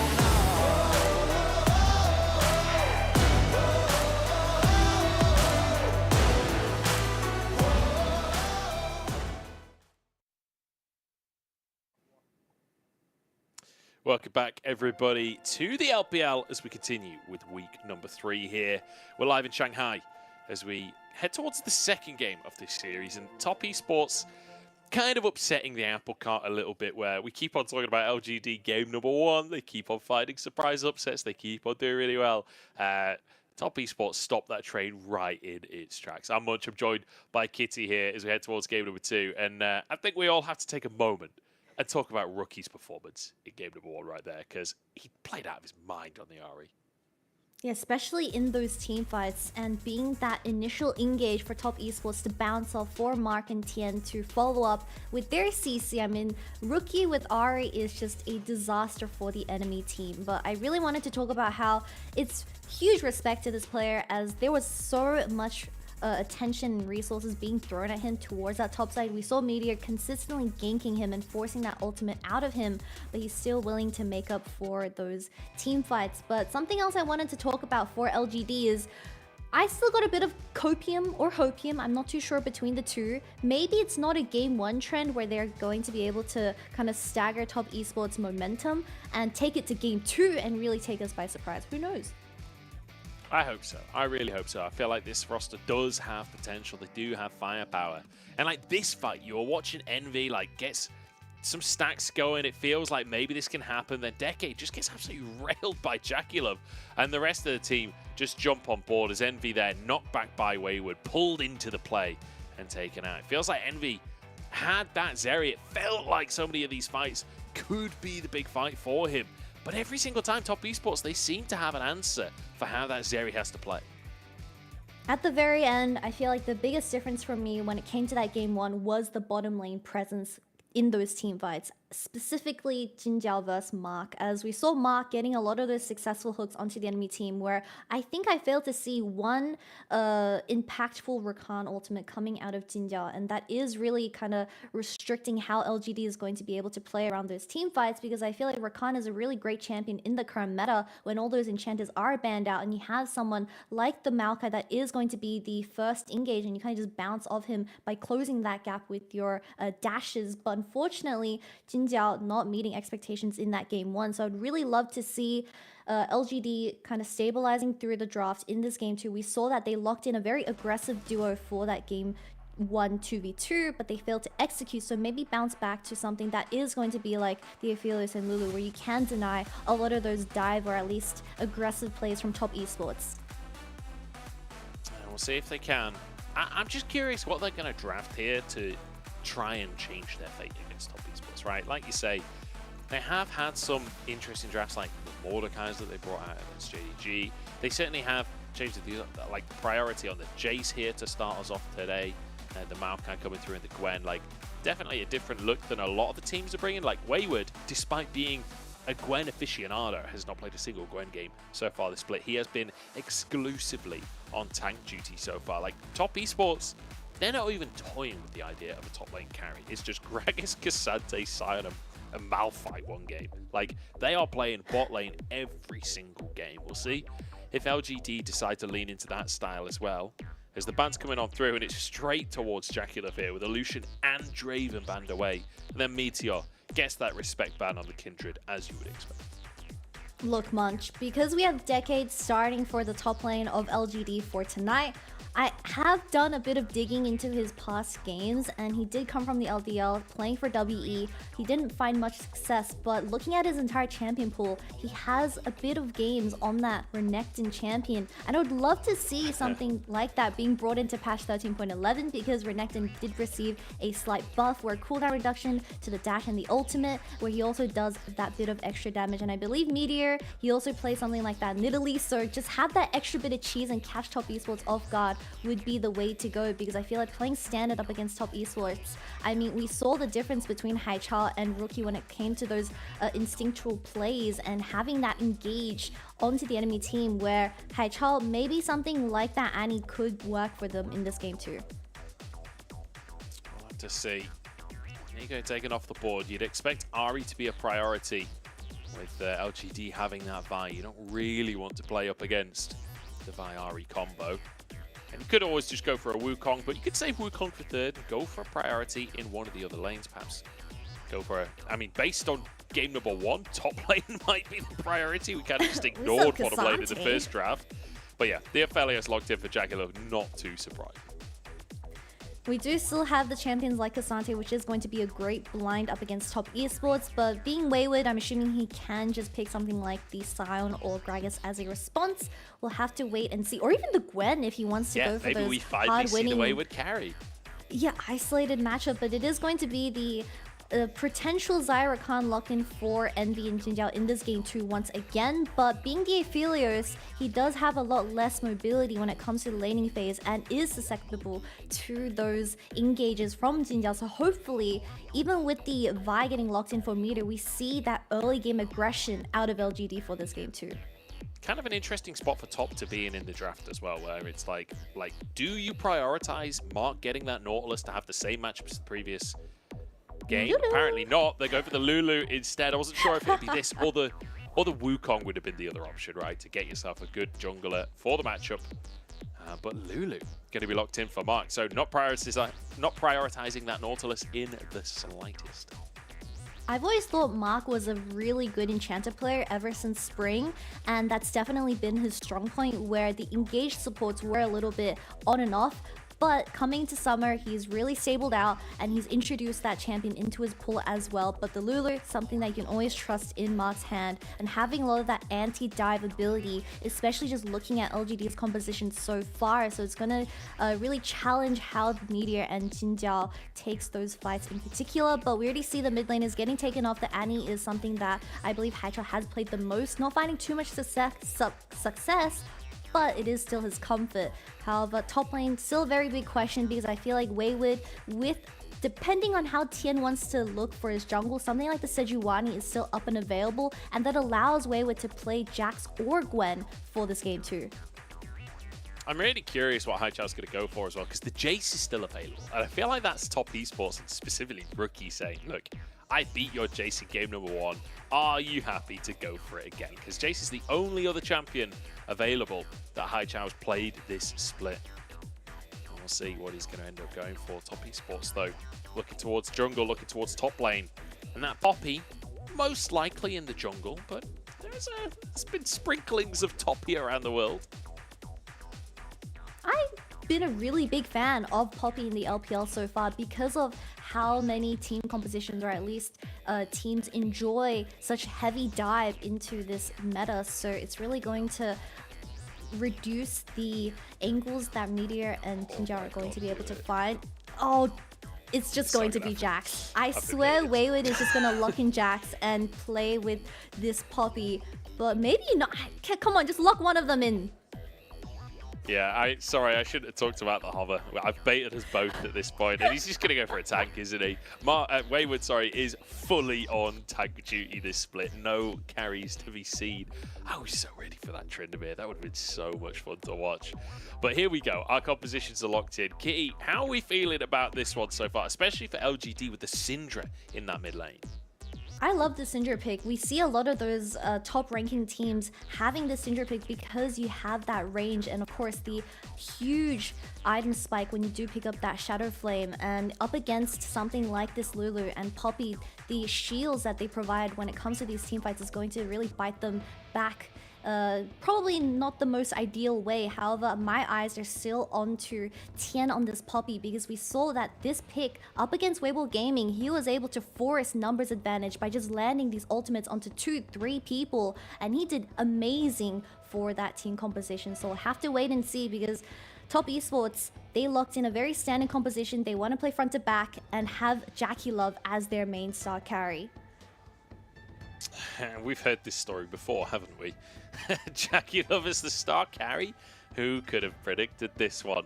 The Aphelios locked in, and it feels like one of the, if not the strongest carry. Honestly, I feel like in the LPL at least, in my mind, anecdotally, Aphelios has been the strongest carry, even above Zeri so far.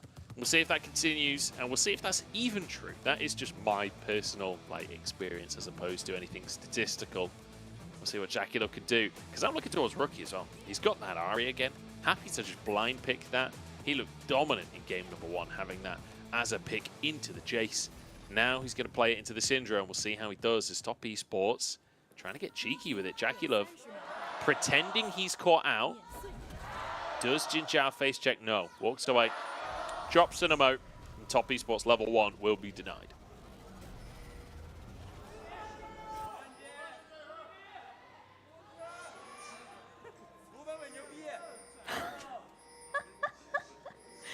I don't know if that's allowed to be on broadcast, but we'll have to wait and see because the fans are getting very excited for this game too. But I do want to highlight how LGD, because they blinded this Vi as that first pick, putting so much priority for Meteor in this game too.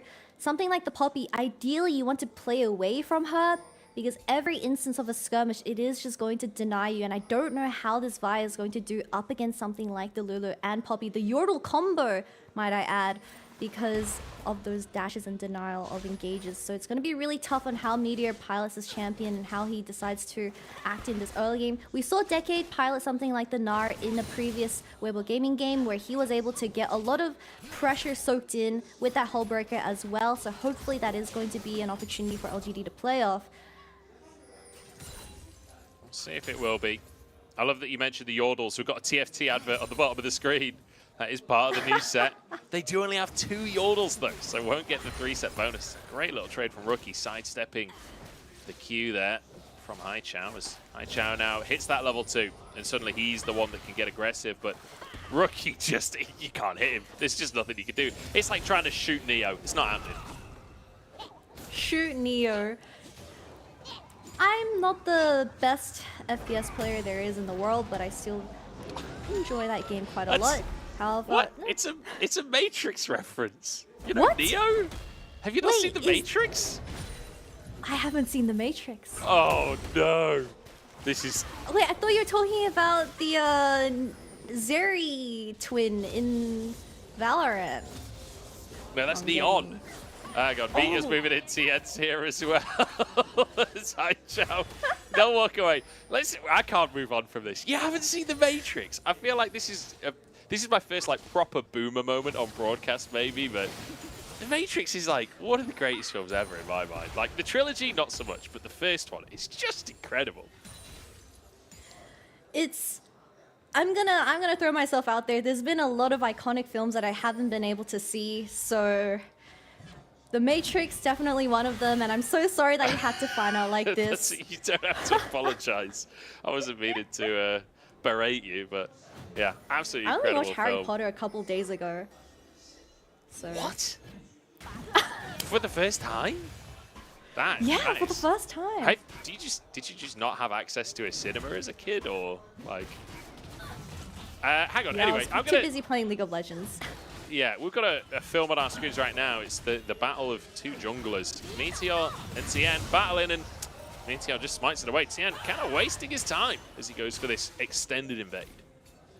You already see Tian being as aggressive as ever on this Poppy as well, denying that kind of vision control that LGD has towards his bottom side.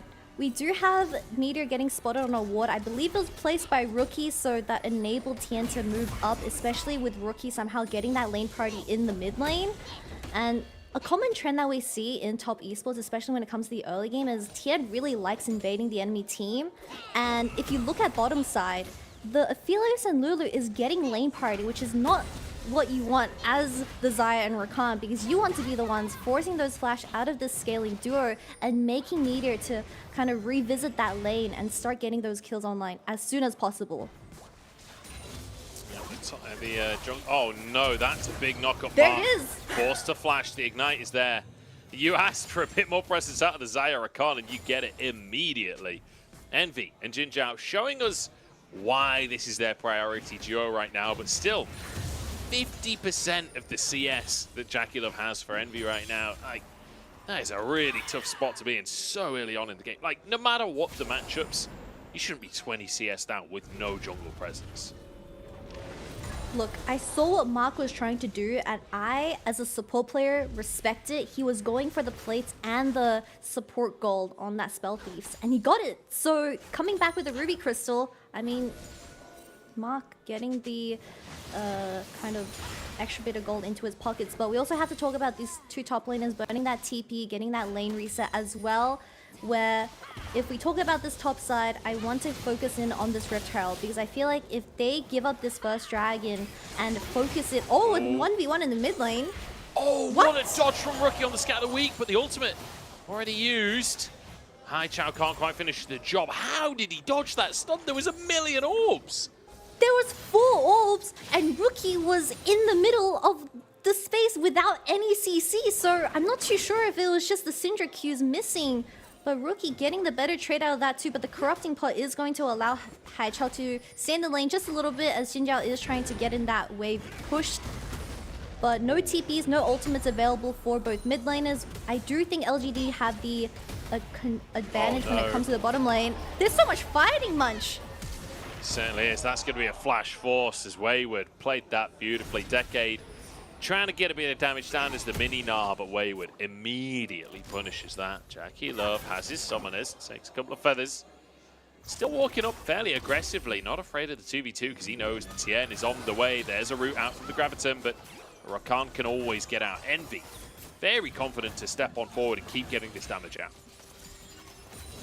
Something I've just noticed is that just look at the river control, and there's 3 pink wards placed by LGD, so I would love for them to force Top Esports to walk into this Baron pit by starting that up and then burning some ultimates out of these players, because Tien is still level 5. I feel like once you wait for the Poppy to hit level 6, it's going to be really hard trying to force numbers advantage when it comes to the bottom side. Have a Meteor on this vibe, pretty quiet so far, but good vision control to say the least. Now pushing in the bottom side. Feathers deny it, but look at the fact that they've already got a plate down here as ultimate comes out from JackeyLove, does a bit of damage, gets a bit of sustain for him as well. Rookie's moving over, they're clearing this wave already. Envy and Jinjiao in big trouble. 4 summoners available. Tien goes in to start the play because Rookie's on the way. Spirit Rush still on cooldown, it's about to come back up. Then Charm lands onto Envy anyway, and now the Spirit Rush, but he can't go under the tower to finish it. I feel like Envy should have died there. Really great charm out of Rookie, but he thought the last bit of damage was going to finish off the Xayah. Unfortunately, not enough. As Top Esports, they had vision on Meteor. If you take a look at that top side ward, it did catch out this Vice, so they should have just full committed, because yes, you get plates into JackeyLove's pockets, but that's also Rift Herald going into LGD's favor. 3 plates though for JackeyLove, one of them solo. Certainly going to be a lot of gold. And I feel like that was so close to the perfect play for Top Esports. Had Spirit Rush come up just 2 seconds earlier, that's a double kill coming through. But unfortunately, that ability on cooldown means that he can only do it right at the very end of the play. So not quite what Top Esports were looking for. You see Haichao is loving the fact that Rookie left the lane. He's 20 CS, almost 30 CS up in that mid lane now. As Rookie will close the gap slightly with the crashing wave, but ultimately, Rookie not getting a kill there really hurts Top Esports. Yeah, and taking a look at the gold graph, JackeyLove being, or having the most gold, sitting on 80 CS at this moment. It's all about this Aphelios for the game 2 and putting all these resources onto JackeyLove. Top Esports executing that perfectly, and I feel like when you do come to these 5v5s, it's going to be a really big struggle for Decade or Meteor, even Jinjiao, to find angles onto this Aphelios, because we always talk about how the Lulu and the Poppy is going to be there with the Polymorph and of course the W, So they realistically need to look for flanks, or at least Decade needs to have that flash available to really force JackeyLove out of position to find a successful skirmish. We'll see if they can get onto the Aphelios. I feel like that's the story of every Aphelios game, isn't it? Can you get onto the Aphelios? It's like its own mini-game. As JackeyLove gets priority in this bottom side, bit of bonus harass as well. But not trying to go for the Drake just yet. We're almost 10 minutes in and still no Drake taken. I'm looking towards Meteor though. Has the Herald in pocket, hovering towards the bottom side, clearing downwards. Perhaps could use that Herald to try and force the Drake as well, but I'm not sure Top Esports will respect it. I'm pretty sure they'll contest regardless. I'm gonna be real, Jinjiao, you can't be sitting in that bottom lane and being under tower while Mark on the Lulu is out roaming you throughout this river. And we really see a lack of synergy between the jungle and support for this game too, where it's really restricted how the Xayah and Rakan have been able to play the game. Meteor finally visiting this bottom lane, but flashes and cleanses are available for Top Esports, so I don't think they're going to be able to execute it first time around. JackeyLove trying to crash that wave is TN in the bottom side, but Meteor's here too. TN not spotted just yet. As the wave will come through. This would be bad for Top Esports, or will it? They're not interested in the dive, they're interested in the tower. And Meteor, he's got 2 seconds left on the Herald. He's going to have to just slam it in this bottom lane. And Top Esports, they've still got their jungler here if they want to deny it. Another play into JackeyLove's pockets with the Dragon also getting started up by Top Esports. This Xayah and Rakan, 2 games in a row, not that big of a presence in this early game. I'm getting worried for this Rakan because I feel like if you don't force those summoner spells out of this Aphelios and Lulu, I mean, we've already seen what Aphelios can do in the LPL with that Gale Force coming online as that second item as well. It's very scary. He acts as his own engage. Jinjiao barely dodging out on the charm as he looks for his first roam towards his mid lane. Jesus. Herald does go down in the end. I think the timer on the overlay was slightly off there, as it looked like it was timed out for quite a while. Herald will go down in the mid lane instead. TN there to try and answer, but JackeyLove finishes off the plates solo. And look at that CS lead. 50 CS, well, 40 now after Envy grabs that wave, but absolutely monumental lead for JackeyLove. Kraken Slayer finished off now. And a phenomenal start to the game for Top Esports. As we keep on talking about, this Aphelios is the win condition. 1.5 items already. Yep, now working towards that Gale Force for the second extra bit of mobility when it comes to these team fights, but I feel like with the Xayah being so down in gold, I mean down 5 plates and also 50 CS, on top of that, you're kind of expecting Haichel to really step up as that DPS in these 5v5 team fights. However, without that Shadow Flame in his pockets, I don't think Aphelios is under that much threat. Unless Meteor is able to kind of get his hands onto this unless Meteor is able to get his hands onto this AD carry of Top Esports, but you need to have amazing follow-up from LGD for that to happen. And with the Rift Herald being the next major objective on the map, you would expect that with flashes all available for the side of LGD. Does feel like they should have the tools available. This is a level 1 Taking a replay. look at the level 1. Yeah, I mean, Mark is just utilizing this bush control perfectly, having that ward in the middle as well. Envy not being able to kind of approach the wave. That does mean Mark and JackeyLove were able to hit level 2 first. As we see Lulu just being a Giga Chat and zoning out the Xayah and Rakan. I feel like Xayah and Rakan, if you do start the W, that is when you are the strongest. You can potentially force summoner spells out. But this wave slowly building up for the side of Top Esports does mean that this Xayah and Rakan not being used to the most desirable ability. Yeah, this so is a very long replay. This is kind of cool. I'm here for it. We get to see how they played out the early laning phase and managed to get the 3-wave crash. How they started building this lead. The JackeyLove's found for himself. Wayward, knocking Haichel underneath the tower, forces the flash, doesn't use the all-out. Did use his own flash to make that happen. Kind of surprised to see him not use the all-out, to be quite honest. But won't find it for now, as TN just clearing away these Krugs as much as he can. Decade getting a bit of damage down and denying some of them. As TN will walk away. Rookie pushing the wave at the bottom side. We've had a whole rearrange during that replay. Haichel, good scat of the week, keeps himself safe.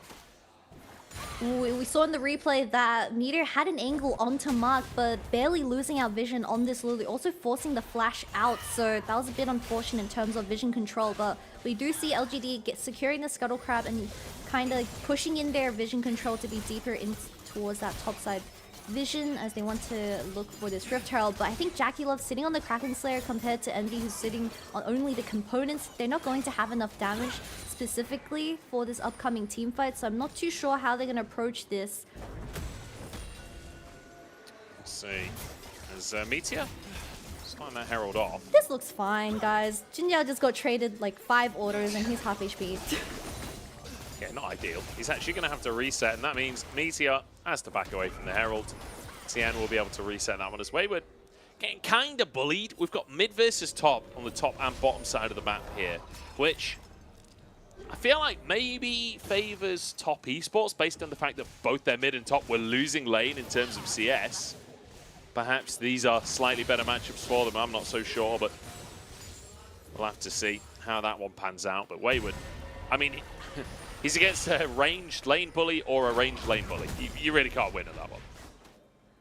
It's okay, Wayward playing weak side. We can always trust in him in these games, but it's kind of expected for Rookie to be a bit down in terms of CS. He was rotating towards that bottom side just to secure extra pressure for Jackie Love to walk up to that first tier 1 tower and get those tower plates into his pockets. But my eyes for its upcoming team fight is going to be on Haichao. He is resetting right now. I'm assuming he's going to pick up boots or something.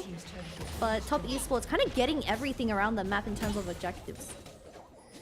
Yeah, so far so good for top esports as Decade is in big trouble. Q3 flashed away from, but Wayward chasing for more. Decade. Luckily the minion wave is there. He can hop away to safety, but it will mean top esports get themselves this Herald. Drake spawning on the bottom side of the map as well. And you can imagine they make a beeline down there, but it is Meteor to start it off for now. Top esports perhaps look for a dive on the top side instead. Haichao walk away, good scat of the week, but Rookie's not going to let him get away with that one. Everfrost wide, Charm is not though. Tien charging on in for more. The slow is in play, the knockup is there. And that is first blood at 16 minutes for Tien. It's answered though. Decade grabs himself a kill of his own.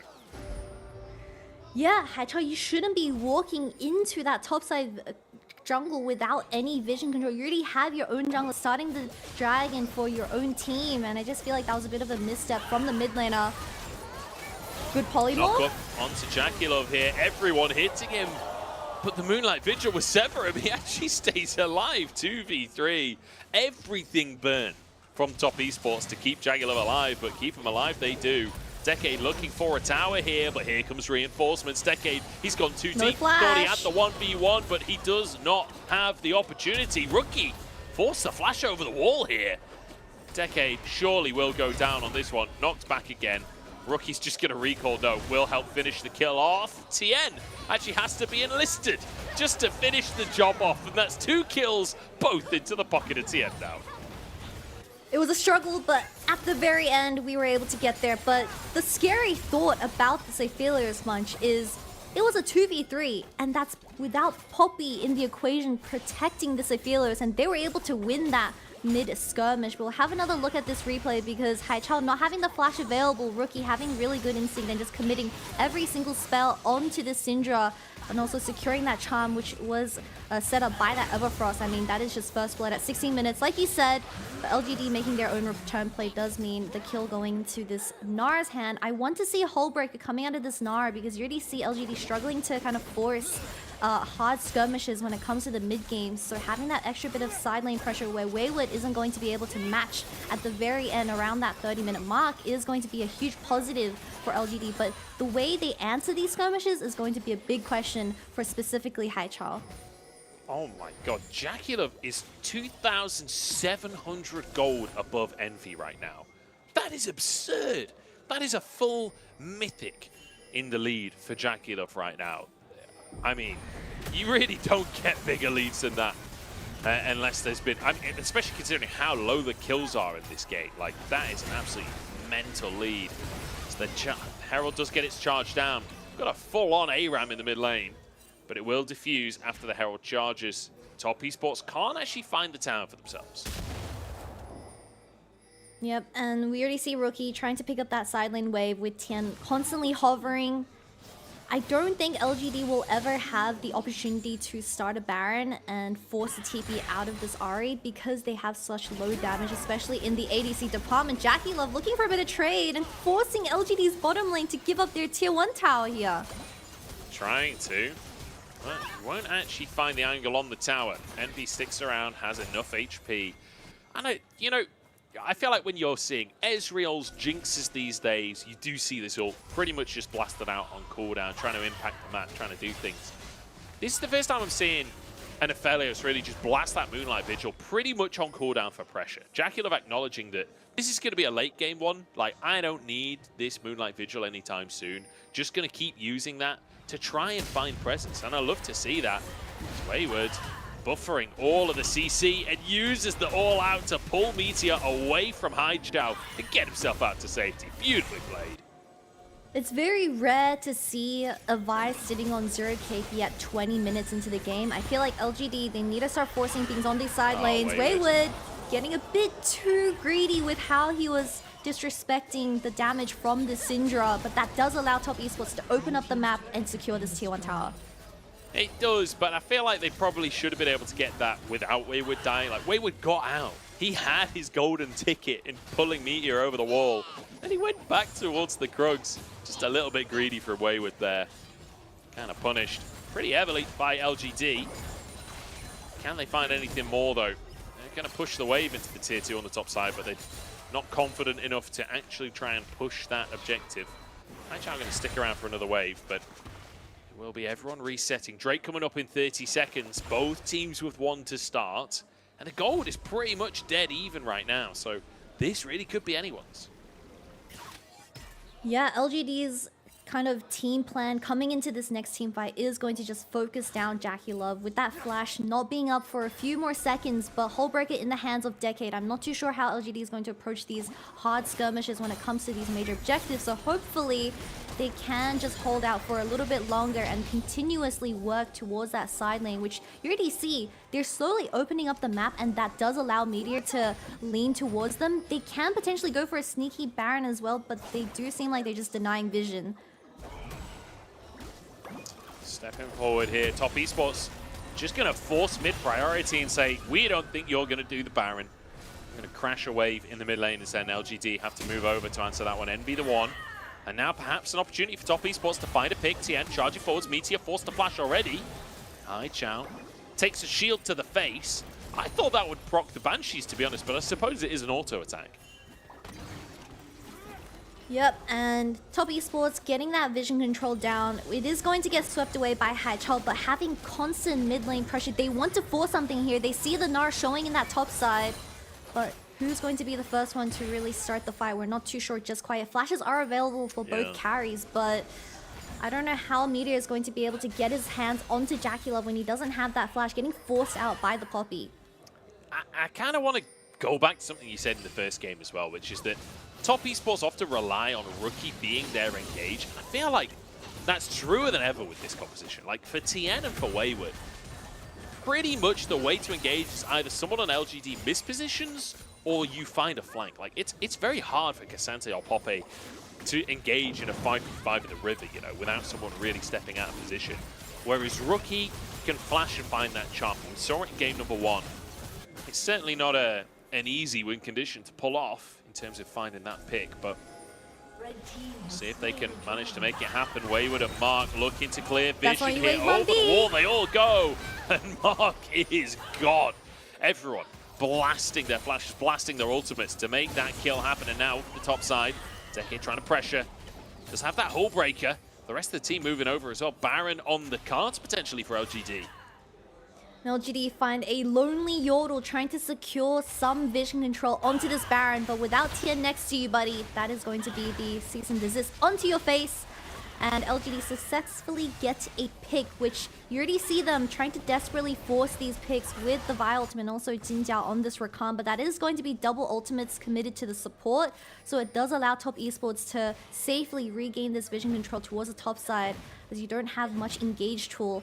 And going back to your point where we talk about top esports composition, they fully rely on Rookie for those initial engages, but coming into this game, I feel like they can just do reactive plays, as LGD are the ones in the driver's seat. They want to be the ones forcing these plays, but with that Poppy in the hands of Tien, it is such a struggle, as this is a very low kill game, and that's exactly what's working in favor of top esports. Decade trying to find himself alone in the side lane, but Rookie will answer that Hull Breaker. Remember, this is the matchup where Decade looked good against Weibo in game number 1, right? The Gnar versus Cassante. This is where he managed to show up and kind of mitigate the Shy.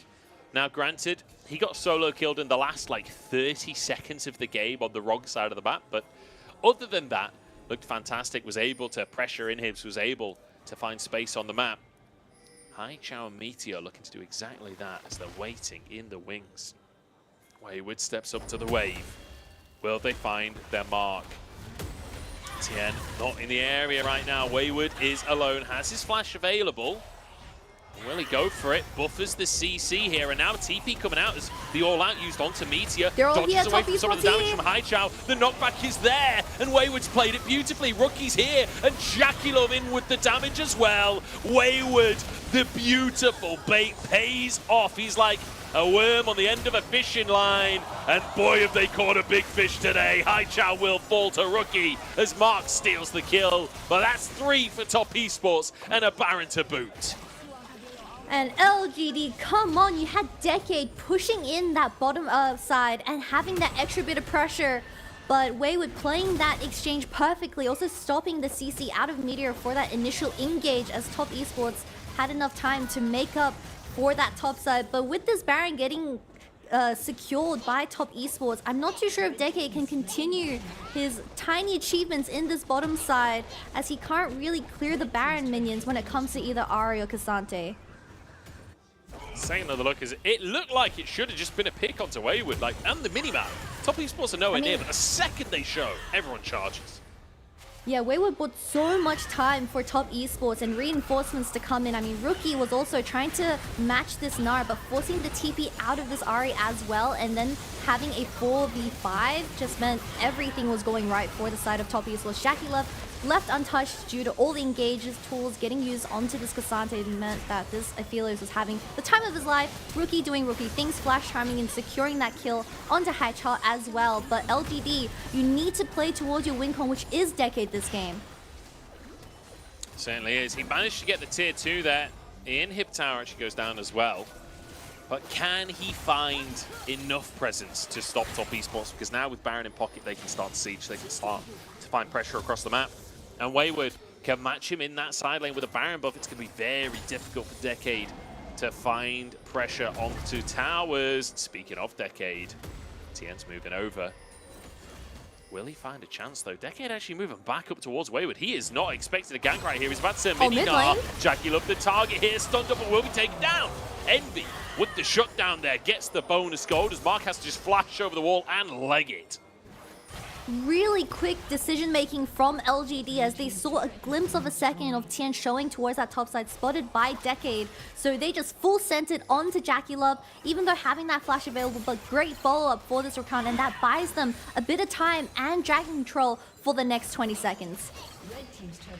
Does Tien will be here to try and catch the wave, but Decade still pushing this one in, and Tien forced out. Mark shields him, protects him just a little bit, but that'll be a tier 2 taken in the mid lane here. Envy has the damage to finish the job, or does ETN? Starting an engage here, tower goes down, Envy half HP. Away with a Q3, but there's no carry here. Rookie was down in the bottom side, just getting back to the mid lane now.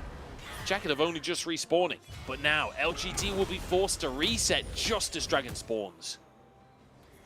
Look, if I'm LGD, more than happy for that trade. You get the shutdown from the Aphelios, you secure 2 mid lane towers, and also you don't kind of give up this Mountain Soul going over to top esports, because I feel like LGD, they were desperately trying to look for an angle onto Jackie Love. It had been a flash engage from Jinjiao, as Jackie Love wasn't able to react to this. It wasn't a flash engage from Jinjiao, but it was Meteor queuing out of vision and ultimates being secured onto the Aphelios. He does have the stopwatch Gale Force Flash Cleanse available for this upcoming team fight, so hopefully playing front to back, Wayward also grouped up now, they can look to really utilize this Baron buff, which has been denied for the past few minutes.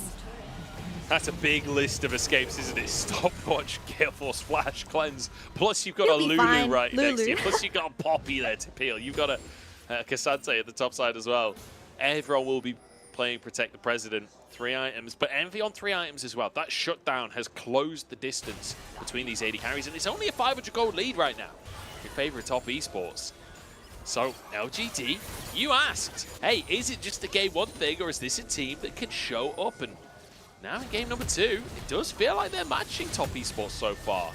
Let's talk scaling though. Let's talk team fights, because I feel like we are getting to the point where it could come down to a 5v5. How does this play out? We already talked about how much escapism JackeyLove has in the upcoming team fight, but I need to pause that for a second. It does seem like top esports want to look for a pick onto Decade, but everything's missing from Rookie. Yeah, Rookie not able to find his mark.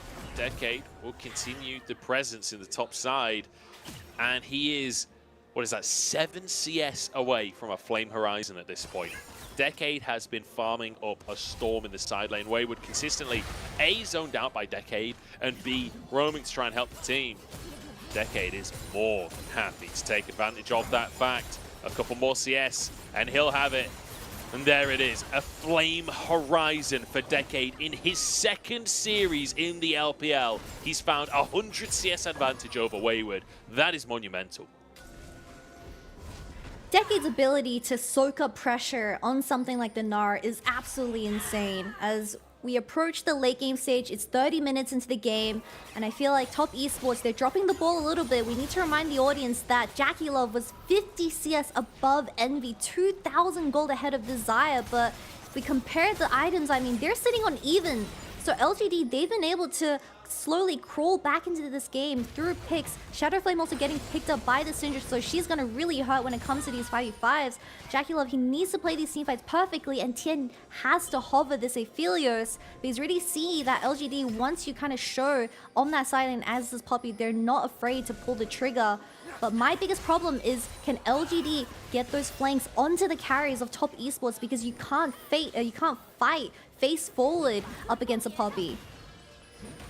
No, it's tough. It feels like with the way these compositions have lined up, neither team necessarily has a good way of starting a fight. That's why we've had such a slow game. We talked about top esports don't necessarily have that hard to gauge. They need to play reactive, but equally, like you say, the Poppy kind of denies the ability for LGD to be proactive in these fights. Like Vi, Rakan, Gnar, all want to jump forward to the fight. Well, Poppy ruins that for them. So, feels like we end up in somewhat of this like stalemate scenario. It's Tien trying to find vision control around the Baron.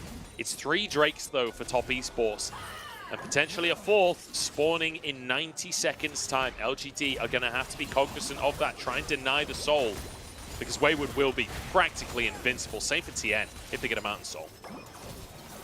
And top esports trying to get a pick onto Decade, but unfortunately with the amount of movement speed this Gnar was able to escape. Top esports, they're getting a bit desperate. They want to force a 5v5 and get that TP out of this Gnar.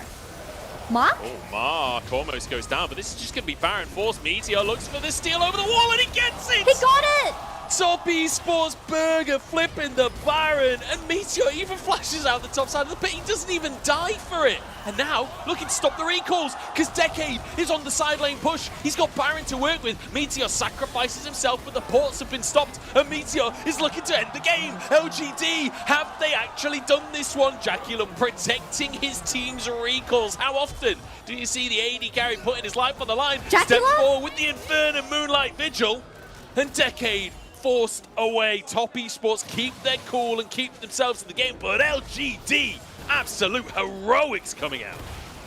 Oh, and Hytale gets the stun onto Tien, but Meteor not only securing that Baron seal for LGD, but also secures a 1-for-1 trade onto Mark with the Baron soul spawning in 10 seconds. They're more than happy to give this away, because Decade, he TP'd towards the top side and he wants to look for another inhibitor. He certainly does. Tier 2 taken, Dragon spawning. This is Mountain Soul, remember. And Meteor nowhere near this will be Soul, taken by Top Esports. Big objective for them. Jackulov and Tien want a little bit more, but they're in a 2v3 right now, unless Mark gets over here quick. Jackulov, you've got to be careful, mate. This is full Jackulov territory, and that is full Jackulov damage. He giveth, he taketh. Today, he's on the giving side of things. Decade wants to get in, Gnar against the wall, but the rest of the team isn't here to follow up. The stun comes out. Jackulov has so much damage with the red and white weapons. Charging forward as Rookie finds a charm as well. And Top Esports, just when they lose Baron, just when they're losing their base, they find their way back in the game. And in Jackulov, we trust, but the Super Minions, they're trying their damn hardest to end this game. However, Jinja and Decade looking a bit miscommunicated when it comes to the team fights. Meteor trying to stop the wave, but he didn't realize that TES, they have a wave for this final push. They've got a wave, it's the final push like you say. The Super Minions can't quite finish the towers. For Top Esports Nexus, Jackulov has to do everything here. Envy on the back foot, needs to carry, needs to be the one to step on up, but the Moonlight Vigil only just wide here. I think Meteor managed to get in and clear the wave, or maybe it was Envy's Feathers, I'm not sure. But Top Esports halted in their tracks. Meteor potentially looking for a flank here. What is he looking for? They are going to walk away as that 4-man unit with so many TP wards available for Haichal, but they aren't going to take this. They're going to continue the trend of Meteor having that hull breaker and utilizing the side lane push of this little Gnar. But Top Esports getting 1 kill from Jinjiao, and then Decade. I'm not too sure what he was trying to achieve there, because you have the GA and this Lulu available for the side of Top Esports. You just didn't really have the follow-up that you so desired. Jinjiao just having a really big struggle on this Rakan, trying to get onto the Aphelios. As you see, LGD no follow-up whatsoever from the Syndra. And I feel like this Gnar engage was initially decent as it was a 4v3, but Jackulov having the red and white and also a really great polymorph from Mark just meant this Gnar was going to get deleted instantly. Yeah, Tien knocking Meteor away as well. So it's not even a fair fight at that point. Decade left alone. And well, Aphelios, full items now. Jackulov, if he wasn't online before, he certainly is now. And it feels like despite Decade's best efforts here, despite the massive CS advantage, despite almost managing to split push end the game, it's still Top Esports with the advantage. It's still Top Esports close to a 2-0. But look at the gold. They are barely ahead, still just 300 gold lead. It's all on Jackulov here as Rookie with an 8-stack Dark Seal as well. We need to talk about how Decade has the most CS on LGD, out farming the Xayah and this Syndra, sitting on 390 in this game too.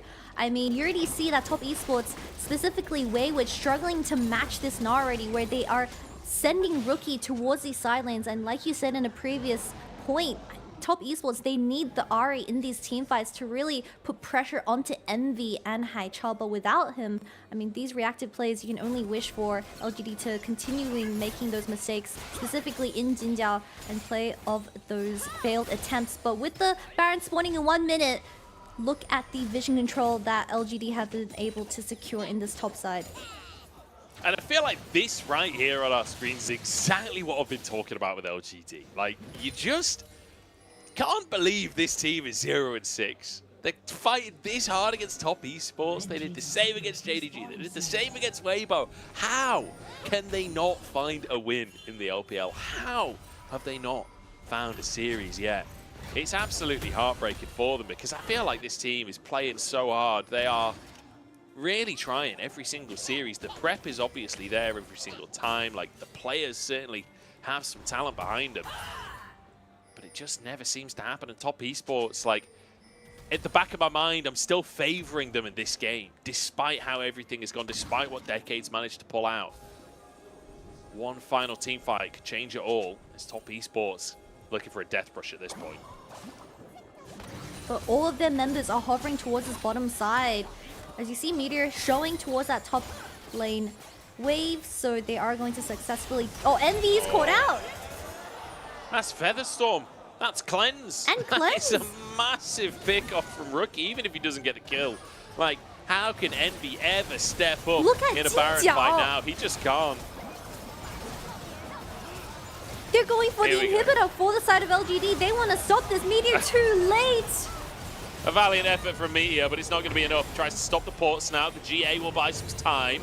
This Decade will get the inhib. Jackie Love in a 2v1 here. Will mark alongside him. The sustain is there, though, when he actually gets them. He charges forward. Your carries mean nothing here. Aphelios, Lulu, Jackie Love and Mark. They are synonymous. The triple kill comes through, and the rest of the team aced by Top Esports. Munch, I blink, and Jackie Love gets a triple kill. Amazing polymorph by Mark and stopping all the DPS from Envy on the Xayah.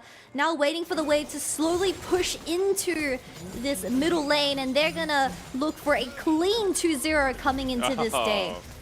Nice. Drops the turret for the teleport from Rookie, and they'll finish the job. Top Esports, it was not a clean game. It was not an easy game, but it's a win, and that's all that matters. 2-0 at the end of the day, and again, another heartbreak for LGD.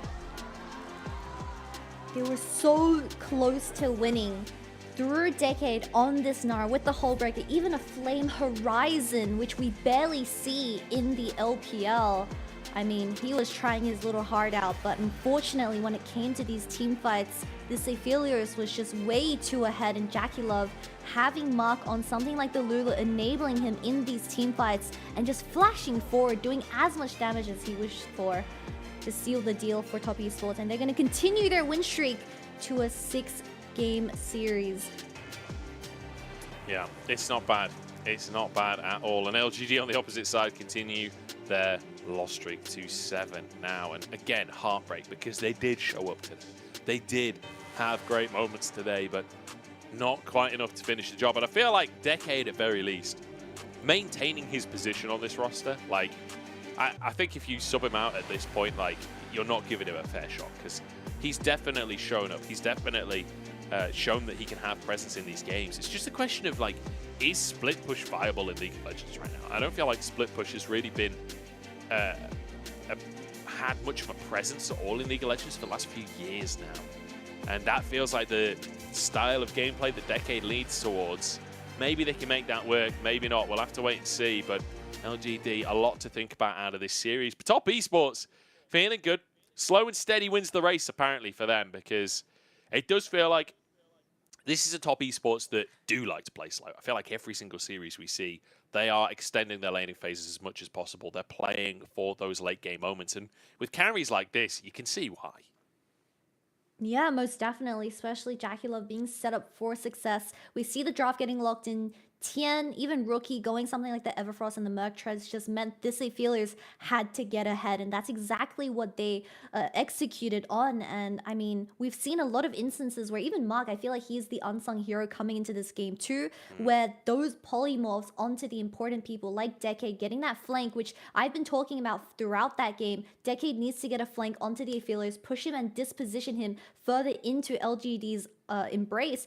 But the polymorph coming out of this Lulu just meant this Gnar got instantly deleted with those red and whites in the hands of Jackie Love. And the final Baron denial, or at least attempt at a Baron denial from basing and stopping this Rakan and Gnar from ending the game. I mean, onto Envy, he had the flash, he had everything, but he still died as a result. So these two duos, the synergy is there. You definitely see their hard work that they put in throughout off season, and I feel like that this is going to be an ongoing trend for Top Esports into summer. Yeah, I mean, I think off-spring is a good way to describe Top Esports in spring. It was a bit of an off-spring, but yeah, seems like they're back on form, certainly. The duo dominating in the 2v2 during the laning phase, like you say, the 2v3 in Baron Pit, absolutely beautiful to see. And the thing that I love watching with Mark and Jackie Love specifically is they never play safe. They always play right on the edge of what's doable, especially with this Lulu Aphelios. When you've got red and white, the amount of sustain that you have, they are so willing to charge forwards and get that damage down. You can see that in the 35,000 damage Jackie Love did. It's very rare to see Xayah and Rakan getting dumpstered so hard in the early game, because you lock in this duo to force summoners out of the Aphelios and Lulu, and then you let Meteor visit your lane. However, we didn't see any of that for this game too, and that kind of reflects the damage chart specifically in Meteor as well. And Jackie Love having that 2k gold advantage when it came to the items. This is what you expect out of an affiliate, and that's why LPL teams prioritize this champion so much. It certainly is. Jackie Love managing to make things happen here and certainly living up to... We said all of the eggs are in the Jackie Love basket. He certainly carried that basket home from the market. I don't know where that analogy comes from, to be honest. Fantastic stuff coming out from Jackie Love, from the whole team at Top Esports, From honestly. the market? Oh, I see what you did there. Yeah, why not? Why not? From the market. Fantastic stuff coming out from Top Esports. So speaking of the market, we're going to head over to, I believe it's Christina today, with an interview with Mark. Hello there, welcome to Post-Game Interview. I'm Christina. We're joined by Mark, the sport for Top Esports. Congratulations on your 2 victory. With this win, you are on a 6-winning streak. So the first question for you, how did the guys manage to maintain such a great performance so far currently? 欢迎 Mark 选手来到我们的赛后采访。恭喜滔博2比0拿下了本局比赛。拿下这一局之后，队伍已经来到了一个6连胜的火热状态了。你觉得最近大家保持这么好一个状态的原因有哪些呢？就可能 最近我们都调整的比较快吧，然后状态还挺好的嘛，然后才会取得6连胜的成绩。然后后续的话，应该就是可能因为一开始打0-0输了嘛，然后就隔几个调整的比较快嘛。 So that's why it's because that we made some adjustment very fast, because you know that after losing LNG games, LNG gaming, we made very adjustment very fast in a very fast time. So you can see that we are in a great form now. And the next question, I want to touch something about Game One's BNP strategies, because I saw you banned 3 DC champions, 2 sport champions. So why do you guys target so much on the bowling in BNP stage in Game 1? Did you want to target their bowling, or you're just very confident about your bowling champion pool? 那么接下来几个问题想问一下。第一局的时候可以看到 BP 阶段的时候，滔博这边搬了3个 ADC， 然后2个辅助全都是比较针对下路。想问一下，第一局这样一个决策是想针对他们的下路，还是说同时也对我滔博这边下路组合的英雄池非常自信呢？就当时好像就觉得打老干爹的话，好像他们下路还比较厉害吧，然后就针对一下他们下路嘛，然后当时就搬了两个辅助，然后我们 BP 应该也会很好做嘛，然后也会选到我们想要的人嘛，然后就是教练应该就是这样想的。 Because when facing off LGD, we do think their bowling performs very well and their bowling is very powerful. So from our perspective, we just managed to ban 2 support roles and a lot of ADC champions, which makes us play more comfortably. And our coaching staff made that strategies in BNP phase. And talking about something about Game 2, the game pace was very slow. There was not much golden leads throughout the whole game. So how did you guys manage to close them out in mid to late game? And how did you guys manage to deal with those laning pressure in every lanes? They pushed the wave so hard, and they managed to steal the Baron. How did you guys manage to bounce back to ensure that you can win Game 2? 那么第2局的时候，整个游戏节奏非常慢。其实全局来看都没有太大的经济差距，但是中后期的时候 ，LGD 那边明显在各条边线上的推线形势对他们来说是比较友好的。所以在中后期的时候，滔博这边是怎么样应对边线的压力的同时，然后在后期的一些团战上面取得了胜利呢？因为他们那个阵容开团这些就给我们的压力比较大嘛，然后视野方面，然后很多东西都不是很好做嘛。然后到了中期就一直，因为我们那个阵容就是一直发育嘛，然后一开始就慢慢打，然后就慢慢等找机会吧。然后对面也是给了我们机会，然后才会给追上来的。因为第2局我们确实就玩的比较了。 就是两边就是0-0嘛，然后后面才爆发了一波。 So I also think that the game pace for Game 2 was a little bit slow. You can that from very earlier there was no kills, but I think they have a lot of engaging champions their draft, so they can make some engagement very easily. For us, we just need to farm and stabilize the situation and try to find some great opportunities in late game team fights. And they also gave us some opportunities so we can punish them and win those team fights in late games and ensure the win in Game 2. Final question for you, as you mentioned earlier. earlier you made some adjustment very fast, but I also think that your bowling performed very well in the summer split so far. So how would you evaluate your play style? Because we have seen you play Ziggs and Virus, that's kind of very creative champions. So how would you evaluate your play style as a body, and what's your goal for summer split? 最后一个问题，其实我们刚才之前也听 Mark 这边说过了，你们调整得很快，并且我们在英雄池上面也可以看到滔博的下路组在这个赛季是玩的又稳，然后又具有一些研发性，也是搞了一些科研嘛。所以你觉得你们现在在这个赛季下路的风格怎么样？然后对于夏季赛你们的目标会定在哪里呢？因为我们小路可能斗地就哥几个斗地的比较多嘛，然后就杰克的斗地比较多嘛，然后杰克的状态也比较好嘛。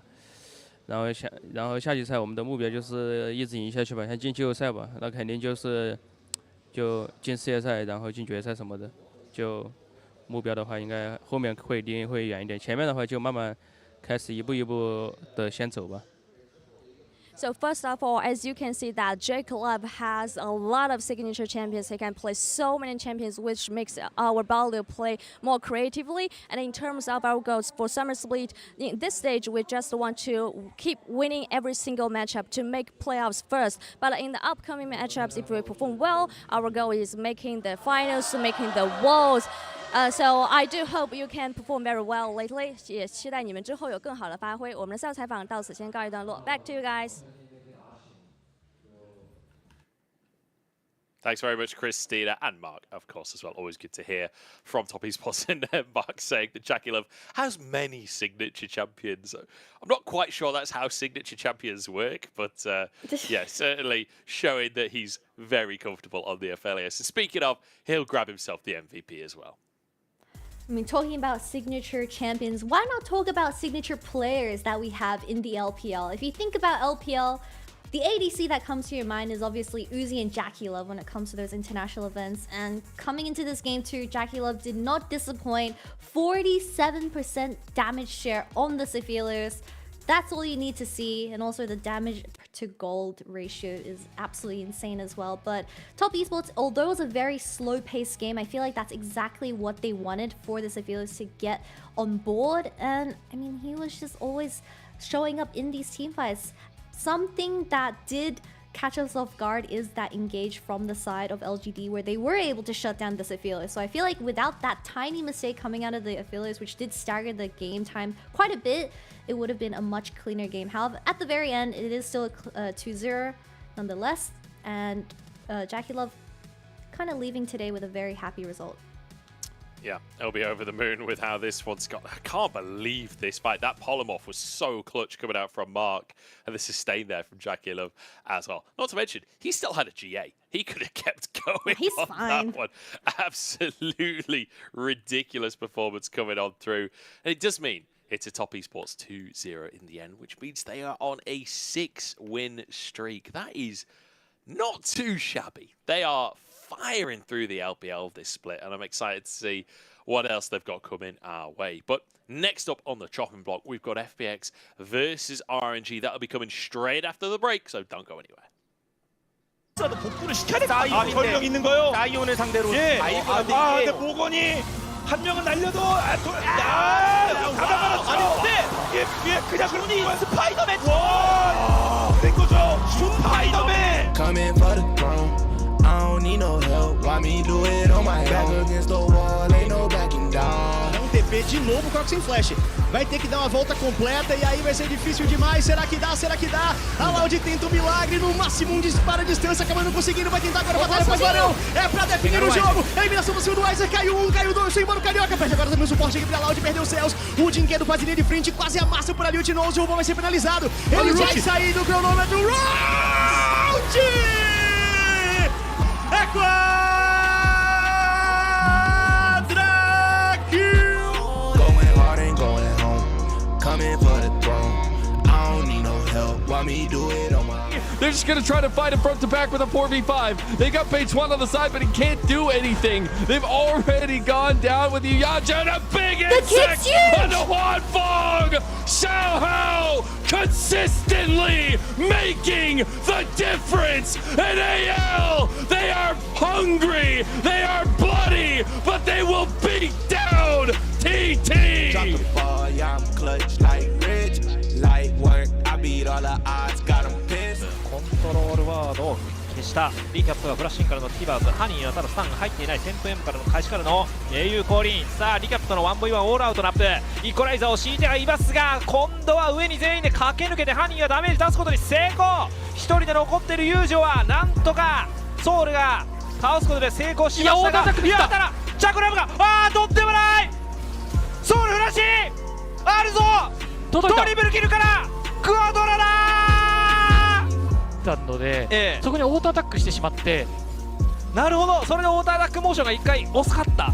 なのでアフィロスのオートアタックが届いた。ただドラゴンはかわし取れるかどうだ取れない実質ペンタペンタこんなに長いのクワドラってGrown man, call me Mr. I handle biz. Lot of blood, lot of tears. What it took to get here. 럭거라. 그리고 네, 또 봐요. 근데 앞으로 제리를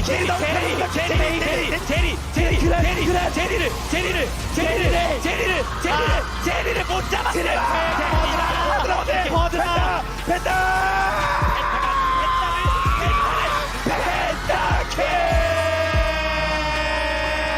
우리가 짓다니요. 넥서스 땡겨와라. 죽여라. 죽이지도 못하면 넥서스 깨면서 최대.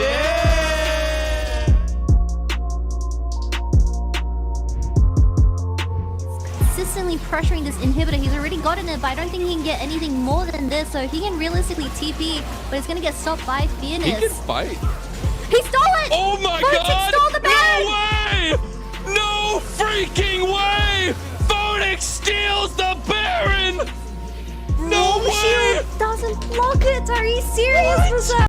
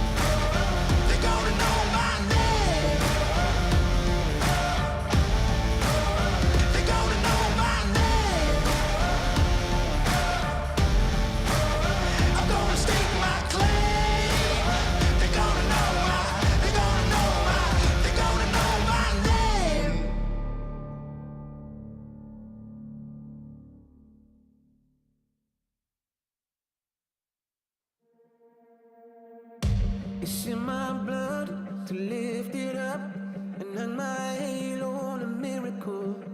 And you don't see the scars in me. I defeated the demons of recovery. Every inch I was resting in the rubble. Never gave up, I weathered every trouble. I'm a hero, I'm dying in my life.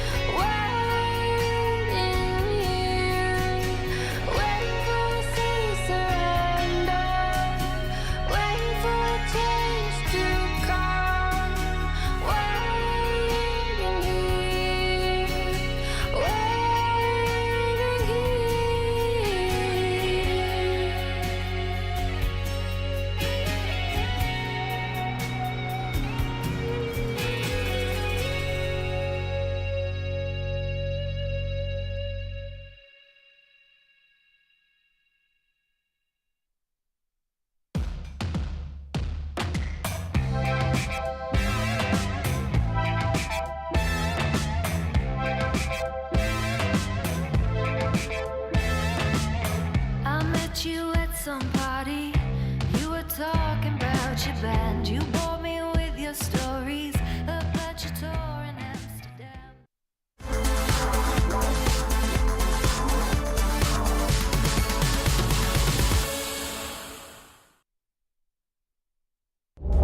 What Yumi does, with help from jungle mid This as is well. one-shot potential. It is, oh dear Lord, Cream. Solo kill, baby, but this man's in charge.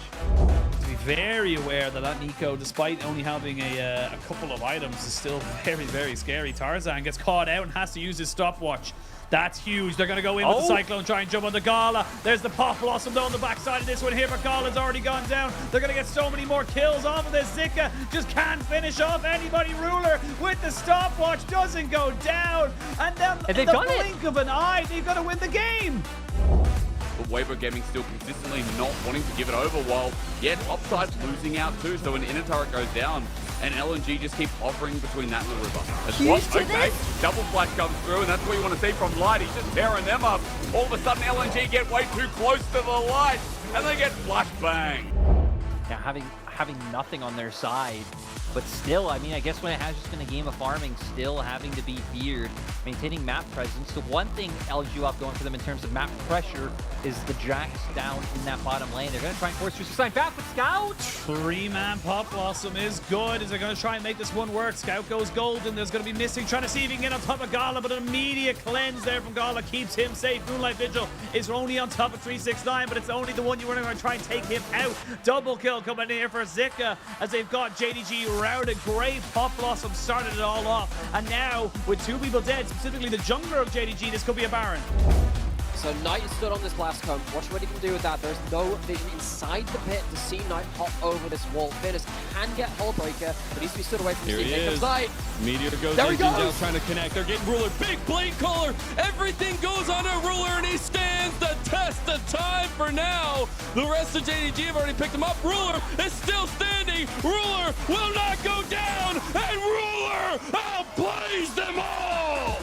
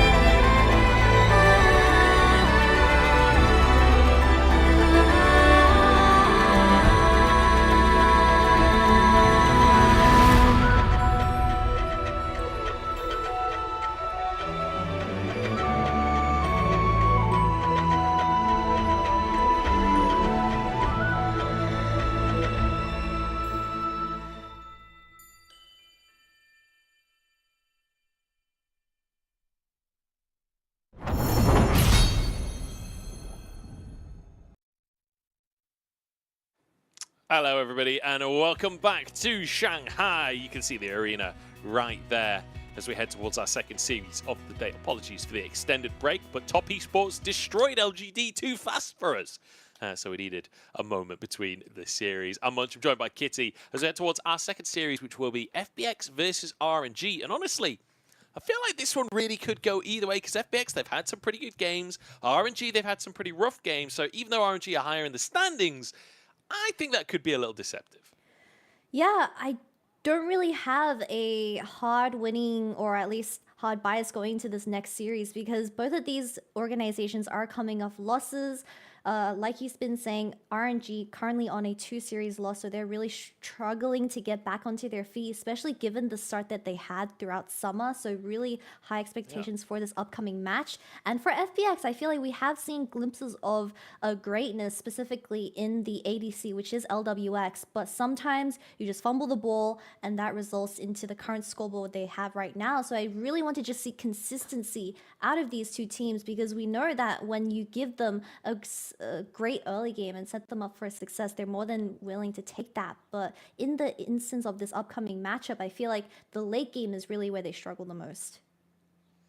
Yeah, definitely. I think both teams, when it comes to macro, are leaving something to be desired. Like, we've got mechanical talent on both sides. I don't think anyone can argue with that. I think LP especially has been kind of stepping up. He's got to fill Gala's shoes, and I feel like he's really trying to do that. But he's up against LWX.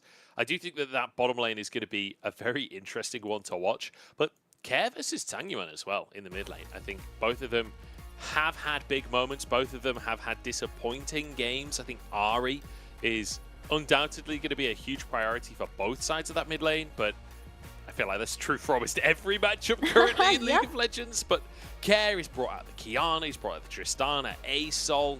Like, I feel like Care's bringing a little bit more flair to the mid lane. Something very scary for this upcoming mid lane matchup is, like you said, the difference in champion pool for these players, especially for Care. I believe he's played 7 champions already, bringing out Asol, Tristana, and even the Kiana, where Tanya is the complete opposite. He's more comfortable with the meta champions in the mid lane that provides that control mage ability and set up for LP to pop off in those team fights. So both of these mid laners providing something very different to the table. But my biggest question is, how are these junglers going to react with the matchup that they're given? Because I feel like Wei, for RNG in particular, plays a huge role on how the tempo goes. And I feel like when Wei is given a desirable matchup, he is willing to take that advantage and push it into kind of denying the enemy team from those, I guess, early game aggression. But Tang Yuan, on the other hand, we have seen multiple instances where he in particular does drop the ball in those team fights, and specifically when it comes to execution. So the mid lane 2v2 is going to be very important. Yeah, it certainly is. And worth mentioning as well, Bonnie won't be playing today. We'll be back to Hacker. Well, Bonnie might sub in halfway through the series, but Hacker at least will be starting the series on the side of FPX here. And we'll see how that's going to change things, because Wei has been willing to bring out a couple of carries so far this split. We've seen a Kha'Zix game, we've seen a Nocturne game. I feel like that style of jungle certainly is something that can be valuable and can be viable in the current meta, whereas Hacker been much more happy on these engaged champions. He has got a game of Xin Zhao in there as well, but Xin Zhao's still kind of one of these scrappy, I would lean him more towards like Vi and Wukong than towards a Kha'Zix in terms of his role within the team. So we'll see how that's going to pan out. Whether we do see Wei leaning towards the carries. I mean, Wei does love a Wukong himself, so we'll have to wait and see how that one pans out. But I'm excited for it. I'm excited to see what RNG are going to bring. Because when you think about RNG as well, like, this is a very different RNG to the historic ones, like Ming leaving this year. Lu Mao stepping into the roster, a move I don't think many people saw coming. You've got LP and Tang Yuan, who are somewhat unknown factors. LP known to some extent, but Tang Yuan very much coming in fresh. Like, this is a roster that we still don't know everything about. There's still a few I's to dot and T's to cross for them. And I feel like series like this, where it's middle of the table versus middle of the table, this is where you can really prove yourself and stand out versus the expectation. Yeah, like you said, a lot of big expectations for these new coming in players to fill out. And specifically, I want to talk about the RNG that we've been introduced to this year, because I feel like RNG with Tang Yuan having that mid lane champion pool he has, it really does enable where I think something very standoutish to me in particular was that at the very start of this year, RNG was a team that was willing to play those carry junglers, like you said, the Xinjiao or even the Graves we saw in spring, and Wei really utilized how Tangyan has that champion pool of, I believe it was Galio, we had Syndra as well, and Annie, where you have great setup for this player, and having the veterancy and experience, he's more than willing to be the carry of this team. But now with the youngster of LP joining the roster, I feel like he also has great potential. But the bottom lane, sometimes we do see a bit of inconsistency out of these two, out of the support and the ADC of RNG, where they're still trying to mold together. And overall, RNG, I feel like they're still trying to find their identity in how they want to approach these games, because we see that they do have a great potential when it comes to the laning phase, but they do struggle to kind of keep up with the macro game in terms of separating them from being a middle tier team to the top tier teams we have in the league. See if they can separate themselves. And you know, you're mentioning Tango and champion pool as well. Actually bringing the game of Lissandra, which very much fits into that category you're talking about, of trying to be the setup for Wave. You see FPX stepping out onto the stage, ready to try and make things happen. Chocho, a player that I've been fairly impressed with so far this split. I feel like every split I like Chocho a little more. Chocho was a player that I was a big fan of when he first entered the league, even though he wasn't necessarily the best player in the league. Was always aggressive, was always making things happen, and I feel like he's become a much more balanced player of late, and always happy to see him alongside LWX. But then it'll be RNG stepping on stage to meet them, and Lumao is a player that I think we need to mention as well, because I think a lot of people may be under the impression that Lumao took a big break from League of Legends, you know, wasn't on a roster last year, but actually was with BLG as a sub in spring, like when they went to MSI, Lumao was there. He was kind of the super sub, fulfilling almost like a positional coaching role from what we heard in interviews, where he was giving a lot of ideas to On. He was helping On improve his gameplay. And On, I would say, one of the best supports of the entire tournament for MSI. I think he's one of the best supports, maybe even in the league right now, which is crazy to think about, considering where he was just a year or two ago. So, a huge credit to Lumao for helping On develop in that way. And now Lumao stepping back into the limelight on this RNG roster, trying to become, you know, a top player once again. This guy was one of the best in the world back in 2020, but that feels like a long time ago now. Yeah, and I completely agree with what you said about On, and I feel like Lumao making his reappearance in the LPL now alongside LP, where he showed great achievements on LNG throughout spring. I feel like him and this ADC have a lot of room to grow, and I can definitely see the potential because they're up against LWX and Chocho, and I feel like when you look at FPX's success, it's all through LWX and how aggressive he's able to play in those team fights, where we've seen some instances where he's forced onto a utility champion like the Gragas or the Annie, and that enables this AD character to pop off. So both mid laners, I'm expecting them to play similar roles, but it's all going to be about what ADCs are given to these two players in this game one, because I feel like LP, he's more lenient towards the Zeri, where we've seen Zeris in the past. It does do great when you get those 3 items online, especially the Titanic Hydra, but when you're sitting on only the Triforce, it's not going to offer as much in that early game, and FPX being a very explosive team might take advantage of that.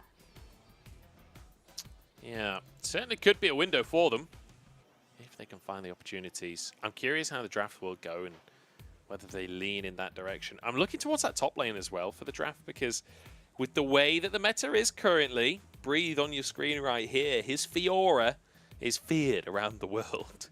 And when you see things like Sion being blind picked in a lot of games, that Fiora can find very nice opportunities. He's played a game of Kennen as well. I'm always a fan of any top laner who's willing to play carries in tank metas and look for individual advantages, look for ways to win the game by themselves. Because, I mean, we saw earlier today, Decade playing the Gnar, playing the split push style.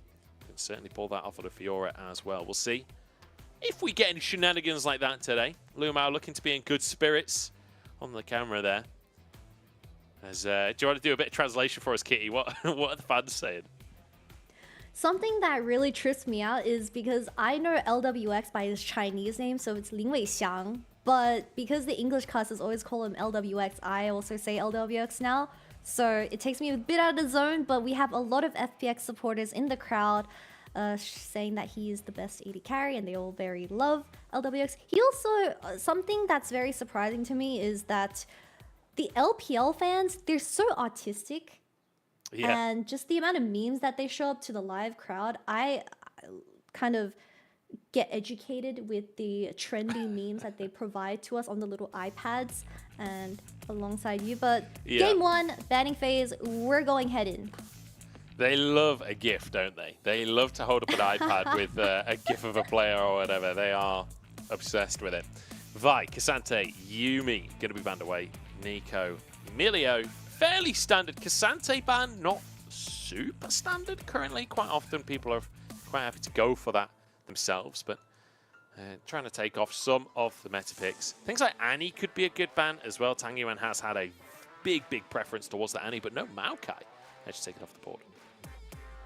Yeah, and with the Vi getting taken away, Hacker, he's most likely going to default to something like that Wukong, but we still have the Annie up and available for FPX. Care playing that utility role, enabling either Xiaolaohu or LWX to step up as that carry, but that does mean the Aphelios is going to be left up and open for LP. And we see that this Aphelios champion is becoming quite the problem, where I feel like there's no other ADC that's going to be able to match his presence from early to late game. Like, this champion is just a very overall good, has a good kit, and especially when it comes to his item spikes, I feel like 2 items pretty much does it for Aphelios, when the traditional ADC like the Jinx and the Zeri needs to have those 3.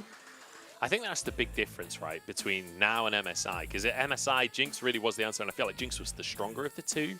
But with the new items since MSI, Aphelios comes online a lot earlier, and Jinx often, the game's ended before Jinx kind of becomes the carry that you need her to be. We are going to have fairly standard rotations here, though, as the Ahri to answer the Annie. Very standard mid lane. The Xayah Rakan going to come on through. LP going to have that Aphelios. And Wei grabs himself the Wukong in the jungle that we talked about before already. So we'll see what jungler is going to be banned away. Karzik's taken off the board. Vi already banned. Maokai already banned. We are starting to get through that pool a little bit. Perhaps Poppy, Sejuani, Nocturne, these kind of picks that not necessarily seen from Hacker specifically. I mean, Hacker's even played Lee Sin, he's played the Xin Zhao. I feel like there's a lot. And in fact, they decide to go for a top lane ban instead. Yeah, RNG saving that counter position for Breed, I'm assuming, in that top lane 1v1, because Xiaolaohu, he's forced to blind pick, so hopefully he's not going to fall into the traps of either the Sion or the Gragas getting locked in blind, because like you said, Breed does have that sneaky Fiora up his sleeve. But my question is what is Hacker going to pick for this jungle position? Because I feel like he sees the most success when he's given setup, which is within the Vi and the Wukong. But this time, those 10 champions have been taken off the board, and we need something that can close the distance to allow Qiuqiu to get his hands onto the carries and have a bit of mobility. Nocturne we mentioned could be a lock-in here. We need a jungler and a top laner from FPX, and the Nocturne will be locked in. So Hacker having a bit of carry potential behind him. What are they willing to blind pick in the top side? That Fiora could come out if Sion is locked in. I don't know if you fancy it against the Gragas, but you don't need to. There's the Sion. Is there? What's Breathe willing to pick? Could just go for a tank matchup. We've seen Breathe play plenty of tanks this split, and it will be the Ornn that's locked in the end. Just to add to the scaling of this Aphelios, we talked about basically this composition earlier on today for Top Esports, where it is all about the Aphelios. On the other side, though, FPX, they've got a very different style of composition. Yeah, FPX locking in the Nocturne, so the pressure is on for Hacker in this game one to get his fingers onto the carries of RNG and really close out the lights to allow Qiuqiu to also close the gap between him and the enemy team. But my biggest question is going to be Care on this Annie, because we've seen him play this champion multiple times, but sometimes not utilizing the amount of potential that you can find in those side lanes. This Annie champion kind of falls flat, especially sometimes burning that flash and not having that flash available. You will just get slowly picked apart by RNG, and this time around the Ahri and the Wukong getting locked in for Wei and Tang Yuan, something that they're very comfortable on. So this is stock and standard RNG coming into this game one with that Ornn in their pockets as well. So once again, It's all about the skirmish that they're going to be able to find, especially around that level 6. But I think this Ornn coming into this match, he's going to struggle a little bit because when these ultimates gets used by Hacker, closing the lights, I'm not too sure if he's going to be able to find his hands onto the enemy carries. Breathe getting the classic RNG treatment, right? He's full-on Longshing up in the top side. He's a tank. He's the weak side. He just has to try and survive, as FPX definitely could focus on that top side, but it's always a risky strategy, focusing top side in this meta, especially against an Aphelios. Do you want to give him freedom in the laning phase? Do you want to let that Aphelios just stack up gold, stack up abilities here? LP certainly has the potential to carry if you allow him to do so. We're on Summoner's Rift here for our second series of the day. RNG going to be bringing it to the table here against FPX. And I feel like RNG probably the favorite, but there's not much in it. Based on the recent series, I feel like RNG probably more talent on the roster, but I mean, it's kind of hard to say. LWX, Care, both players that have been showing some pretty good stuff. We'll see how this one's going to go down. But I like these kind of matchups, Kitty. I like the matchups where there isn't just a clear outright winner that's easy to call. Yeah, it's definitely really hard, especially with both these teams trying to stop that lose streak coming into the second half of week 3. We'll have to wait and see because I feel like the eyes are definitely on how FPX can utilize their level 6 spikes. We've seen Annie's, they have to look for flanks or play with vision, and I feel like that is a lot more harder to execute because you have to rely on the support gaining that vision control. And Chiu in this matchup, we've seen the Nautilus vs Rakan from the previous series, where the Nautilus, after you land one hook with the Glacial vs Glacial, you're going to get easily poked out. So hopefully FPX, having the Zion Rakan, they're going to be a little bit more careful with how they position themselves and look for those hard engages onto LP. I'll try and find that target. Whether or not they can get onto him is a different question. Lumao not willing to challenge the middle brush just yet. We saw Mark and Jaculov playing much more aggressively than this in the early laning phase. So Lumao takes half of his HP. Chocho using that level 2 spike and the sustain from the Glimmer Quill does mean that him and LWX very comfortable to start that laning phase off. Let's talk pathing though, because both of our junglers headed towards that bottom side. With the Nocturne, you don't necessarily anticipate early ganks, usually waiting for that level 6, but Wukong certainly can try and get into the lanes. Yeah, the Scuttle Crab in the next few seconds is going to definitely get contested. My biggest question is, with RNG's bottom lane getting pushed in so hard, their wave is going to eventually bounce back, so it's all about timing for specifically Wei. Honestly, I wouldn't be too mad if RNG tried to look for a hook on this wave and then let Wei kind of lean towards that. But FPX very smart, already putting that river ward down, so that is going to deny a bit of that potential of happening. So we'll have to wait and see. Knock up onto Lumao here, and the feathers are there as well. Ignite down in his first blood. Chocho ticks it out with the Ignite, burns Lumao through, and FPX, the Phoenix is online. 2 beautiful W's landed by Chiu. However, we do see Wei's sneaky ward spotting out Hacker, and this Scuttle Crab is going to go uncontested. I believe Wei cloned over the wall, and he's going to look for a gank on mid. There's a flash forwards for the Charm from Tango, and Care has no way out of this one. And the first blood answered now in the mid lane, with the kill credit going over to Wei. So good response from RNG to find some presence on the map, and that'll get them the top scuttle as well. Wei's like, alright, you can have the Scuttle Crab, but I'm gonna get this kill onto Care. Really nice charm coming out of Tongyun as well, where Care wasn't able to react to that.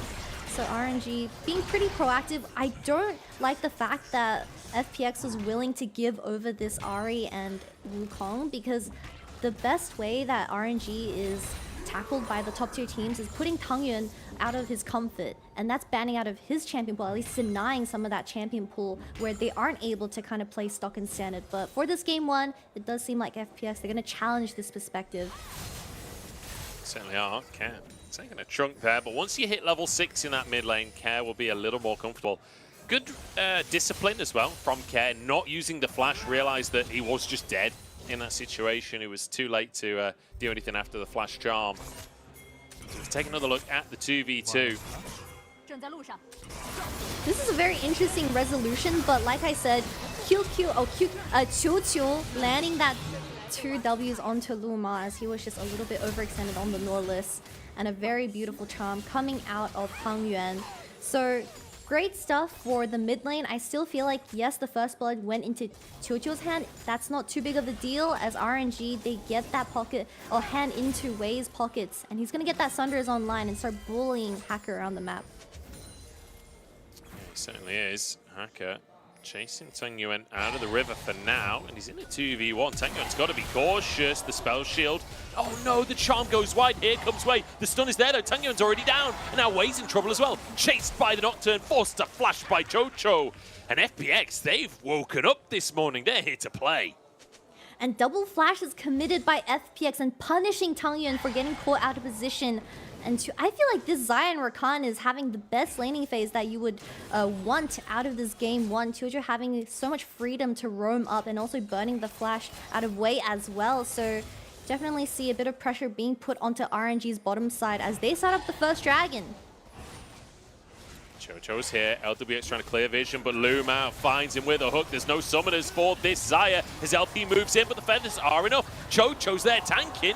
And Wei's the one to go down. It looked so good to start for RNG, but FPX, I mean, Hacker didn't even move off Drake.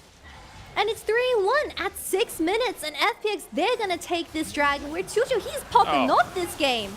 That's the tippers coming down onto Luma as well. Hacker will finish the job as Care grabs the kill.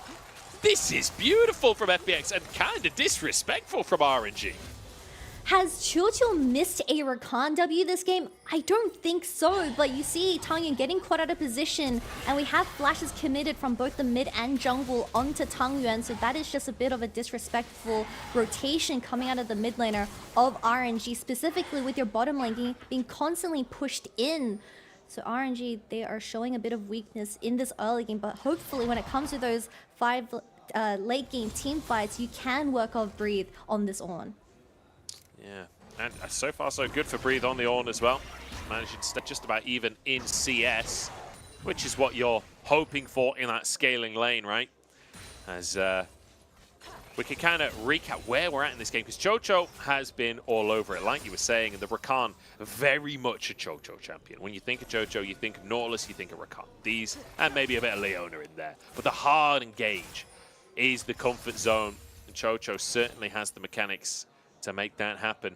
Like you say, barely missing a grand entrance so far this game, and the one that he missed was Wei flashing away from it. So even still getting a summoner spell, you're more than happy with that. Very impressive stuff from FPX and just dominating the early game. Now RNG very much on the back foot. They're 1,500 gold down. Yeah, most definitely. They need to cut the bleeding. With the Rift Herald spawning now, Hacker is level 6, so it's going to be very tough trying to contest for vision. However, we do have Chocho having first move, slightly hovering towards this Rift Herald as well. I feel like FPX, they want to accelerate the game speed. They want RNG to really challenge these 5v5s, which is exactly what they've been doing. But you don't have the items online. Look at the items difference in the mid lane. We have Merc Treads available for this Ahri compared to a Lost Chapter. Ooh. LWX trying for an all-in here. Has to use the heal himself as he misses the feathers.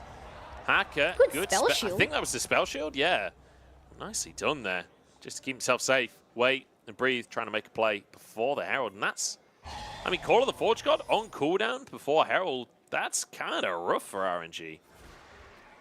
Yeah, usually I highlight how important this flash on Annie is, but if you take a look at FPX's team composition, they have so many Go Bud and Xiaolahu having that ultimate available, and also Chocho being there as well. They're not afraid of challenging this, while RNG, they're going to struggle to find something on the other side of the map because LWX piloting the Xayah for this game one. It's going to be pretty hard forcing onto the Xayah, but they're going to try. It's going to be tough. LWX does have the Feather Storm available. Chocho moving down. 2v3. Can they survive? LWX, you've got to keep your eyes on him. Uses the Blade Collar already. TP going to be channeled. Does Featherstorm used to keep himself alive? Luma tanks too much. No! 1 HP. Walks out somehow. The anchor to the wall will get him out to safety. Care wants a little bit more. No flash available on him. It's just a few seconds away. And it's enough time for Tang Yuan to get out to safety with his Spirit Rush, with his flash. FPX forcing a lot. And managing to survive the dive coming out from RNG. Very well played. RNG should be lucky that no one died in that dive because it was a 2v4. As LWX, all he had to burn was that ultimate and it nearly traded a 1-for-1, and that is how hard it is trying to force something towards his bottom side when you are up against this Xayah champion. But we have to talk about how RNG, they're getting a little bit desperate because of how the early game went, specifically for the bottom lane where they're trying to get extra gold into LP's pockets, but they're kind of going throughout this early game without challenging a single objective by the side of FPX. Yeah.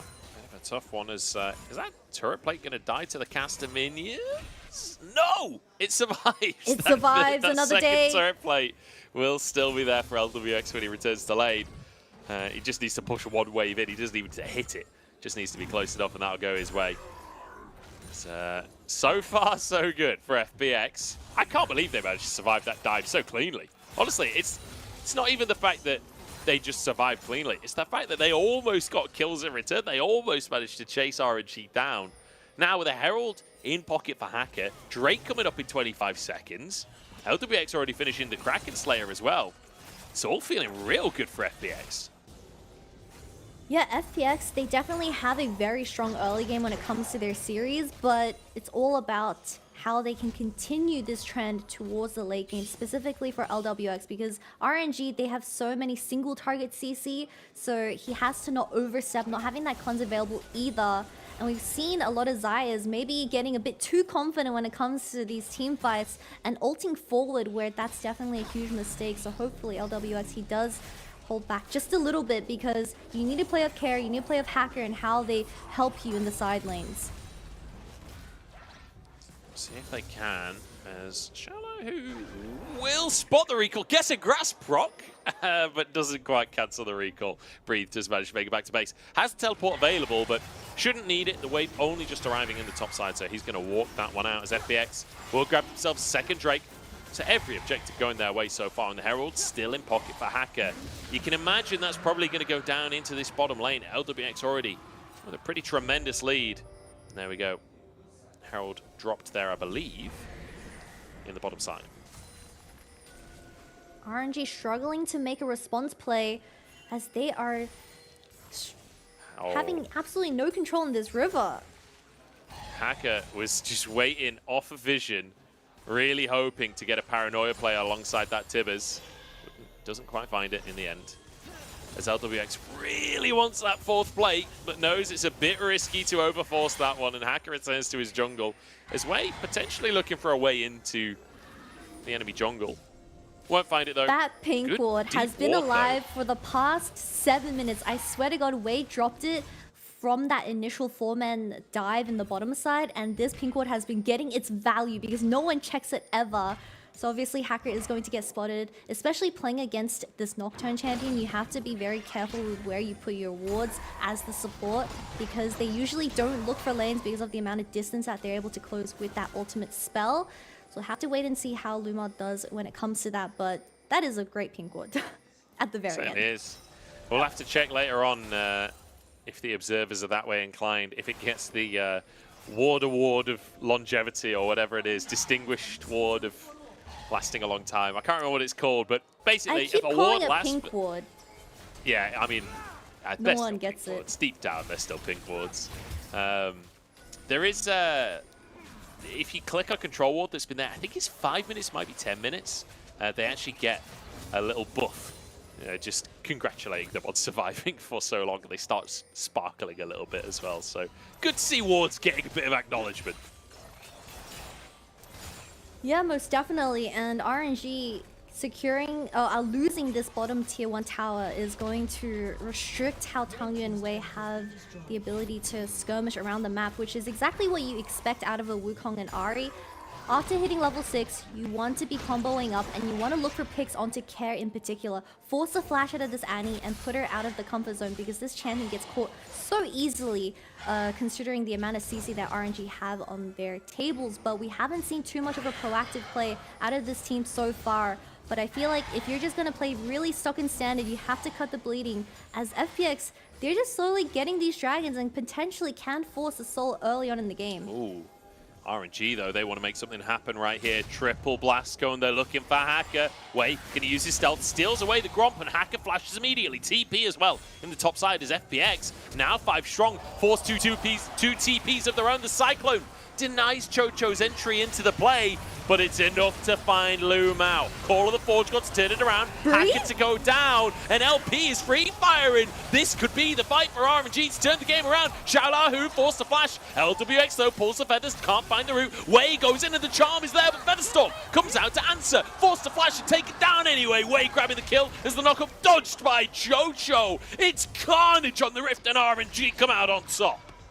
And call an ambulance, but for FPX, because RNG turned the fight through Breathe, and fighting in that choke, the amount of CC that they were able to gain was absolute value. As you see, all the spells getting committed onto Hacker, where it was 1 flash for 2, but Kerry not having that stun available for the initial engage, and this Rakan desperately trying to get his hands onto the backline. They just made enough distance for LP with the red and white to have as much damage throughout this team fight. Playing front to back, I mean, this is what RNG was looking for exactly.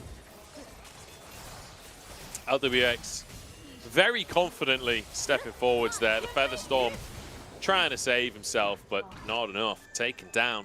A little overconfidence there as he gets caught by the Charmer Tangyuan with Featherstorm, with Flash available. LWX, an uncharacteristic mistake there on the Xayah. And now, gold still in favor of FPX, but RNG finding themselves a fight, finding themselves a Herald, and potentially could find themselves this next Drake off the back of that. Breathe, trying to get priority in the bottom side to set up for his team. 20 seconds until that Drake spawns. Now RNG, they do have the tempo and the vision control being set up by Lumao. No flashes available throughout the entire FPX roster, so it's going to be near impossible for them to challenge this. They potentially can look for a pick onto Tangyuan, but he has everything in his pocket, so it's going to be really hard trying to look for that response play. I feel like Care, if you just get that stun available and you use it onto Tangyuan, it can potentially force something out, but FPX, they're going to steer away from that and just try to get something back in this mid lane. Breathe seems to be having some... Oh, no. Breathe slightly early on his charge there. Doesn't get the knockup. The Herald, though, comes down in the mid lane. And that'll grab this tower. Chocho with a Hex Flash behind them, but I'm not sure he can really threaten anything here. Herald will be cleared up. Drake on the map. And now the fight for mid priority begins. As Care is actually up in the top lane right now. He's going to recall, won't even threaten the tier 1. He wants the TP. There's a deep ward there. RNG looking for the Drake here. But can they get the fight afterwards? Care has the Tibbers but no flash. But no, doesn't go for deep TP. Goes for one in the bot tri-brush. Hacker looking for a smite. Call of the Forge God comes on in. And now everybody just grouped on up, but it's good enough. They're a death ball. And there's nothing FPX can do about it. They do get a Drake in the meantime as LP charges forward. Triple Gravitum there as LWX Featherstorm will not be enough. Taken down again. 3 kills for RNG. But it's in trade for a dragon for FPX. Look, take the mountain. RNG don't care that it's going to be mountain soul point for the side of FPX because they're looking to end this game early with how these teamfights have been playing out. Great target selection coming out of the squad, playing front to back and just deleting all flank angles from FPX. You see Xiaolahu trying to get his CC onto LP. The flash initially just denies all of that. And Care not choosing to go to the ward at the blue buff meant that he was in a bit of an awkward situation where he wasn't able to get any of his spells onto the important carries of this team fight as we see Tangyuan popping off on the Ahri once again. Yeah, I'm going to be honest, when RNG all grouped up like that against the Annie, against everything else that FPX have, I was a little nervous for them, but there just wasn't any damage. There was no real follow-up, and Care just gets blown up instead. And suddenly FPX, after such a dominant early game, now 2,000 gold behind. Yes, they've got the 3 Drakes, but are you actually going to be able to contest another Drake is the question. Because RNG, it feels like, are well and truly in control. Look at Wei right now. 5, 1, and 2. He's almost good. on 2 items in 20 minutes as a jungler. That just never happens. Yeah, and ideally for a champion like Nocturne, you want to be looking for those singular picks around the map where you can work off your solo laners or even Chill being alongside you. But when you're closing the lights and you're expecting 5 people out of RNG, it's not the most ideal cases for the Nocturne to fly in, and that's exactly what RNG has been able to pull off for the past 2 team fights, and this Nocturne pick is really struggling to make its full use. Certainly is. I'm looking towards Breathe as well because he's broached that 13 level. I was going to say that 13 level mark, which doesn't quite make sense. He's level 13, is what I'm trying to say. He's upgraded his own mythic. Start to do those to the rest of the team as Hacker's in bottom. Just gonna get this. The blue ward comes out. It's spotted, but they just have no way of actually contesting. Hacker only just in paranoia range. This is gonna go down. This is gonna be smited. RNG just waltz in and take a free Baron for themselves. Can they escape with the fight? A knock up from Breathe. They don't need to escape. They're fighting this one front to back. Look at the chakrams on LP right now. There's no way that you can fight this. The feathers are huge though, and perhaps a turnaround for FPX. 1-for-1 here, 4v4 on the map as Tanguman looks for more, but the charm wide. Chocho escaping with his life. The TP from coming on Breathe? through. Breathe rejoining the fight here as Wei steps forward to buy space for LP. Baron taking an RNG. Don't bat an eye at FPX's engage. Huge misstep from Hacker, showing in that bottom side, and RNG just forcing the Baron in an instant with those chakrams available for LP. But now with the Baron available and in the hands of RNG, I'm not too sure how FPX is going to deal with that wave clear, but we'll take another look. LWX honestly put out a lot of orders, but Breathe just wasn't dying. Man lived on 1 HP as well and gets that successful flash ultimate onto LWX as well. But LP on the Sephiroth, green and white, no one's touching him. And although it was a 1-for-1 trade, they still have 4 Baron buffs in their pockets, and they continuously look for engages because you don't have that Feather Storm, which is an extremely long cooldown for Xayah. I honestly have no idea how Breathe got that fight. I was watching his health bar. It's on 1 HP for so very long, but manages to get his recall off. And unfortunately, I mean, the TP out from him perhaps was a little overkill, as that will now be on cooldown for a little while. Didn't manage to find too much off the back of it, but now with Baron, RNG, 3,000 gold up, looking to pressure in these side lanes, looking to get priority before this Drake. 40 seconds on that one. And honestly, at this point, if you're a Hacker, is it worth just bashing the ult off and trying to steal the Drake for Soul? Like, I feel I think so. You're not going to lose the game off a so Hacker much. dying, but the Soul could change everything. The Soul could, but if you just look at the team fights, the difference is that we don't have, well, our FPX doesn't have enough damage to finish off Breathe. Xiaohu does go wide with the ultimate. I'm not too sure about that one, buddy. No. Oh, that was rough. Taken down, Call of the Forge got across the team as Xiaohu. I mean, what is there to say? What is there to say? Just taken out. Now RNG. They've still got 30 seconds of Baron. This tier 2 at minimum will be taken. They can guarantee themselves that amount, Drake, but they can just leave it up on the map, honestly. It's not a priority for them. They ain't getting sold this game. They're looking to end the game far before a Soul comes on in, but could just grab the Drake on the way out before the recalls. RNG, honestly, if Hacker wants to go for this, they can look for the fight and just force a numbers advantage and end through mid lane. But we'll have to wait and see what their approach is. You see the support and jungle walking towards this dragon. Hacker wants to steal this, I think. Tanguman a little early on the charm there, or maybe could have found a pick onto Chocho, but Drake secured. And rightly so. Care actually TP'd to the top side here. I think he'll be able to grab himself this tier 1, but no Breathe. Charges into range, manages to defend the tower, so Care. Bit of a waste on the TP there. I feel like we've seen a few over-eager teleports across the course of this game, to be honest. But FPX really struggling. And this is exactly what you said earlier, Kitty. Like, FPX, they come in really great early game, like the 2v2 from LWX Chocho looking good, managed to survive the dive, like Care and Hacker working together. But then we get to the mid game, and RNG, they're just running rings around him.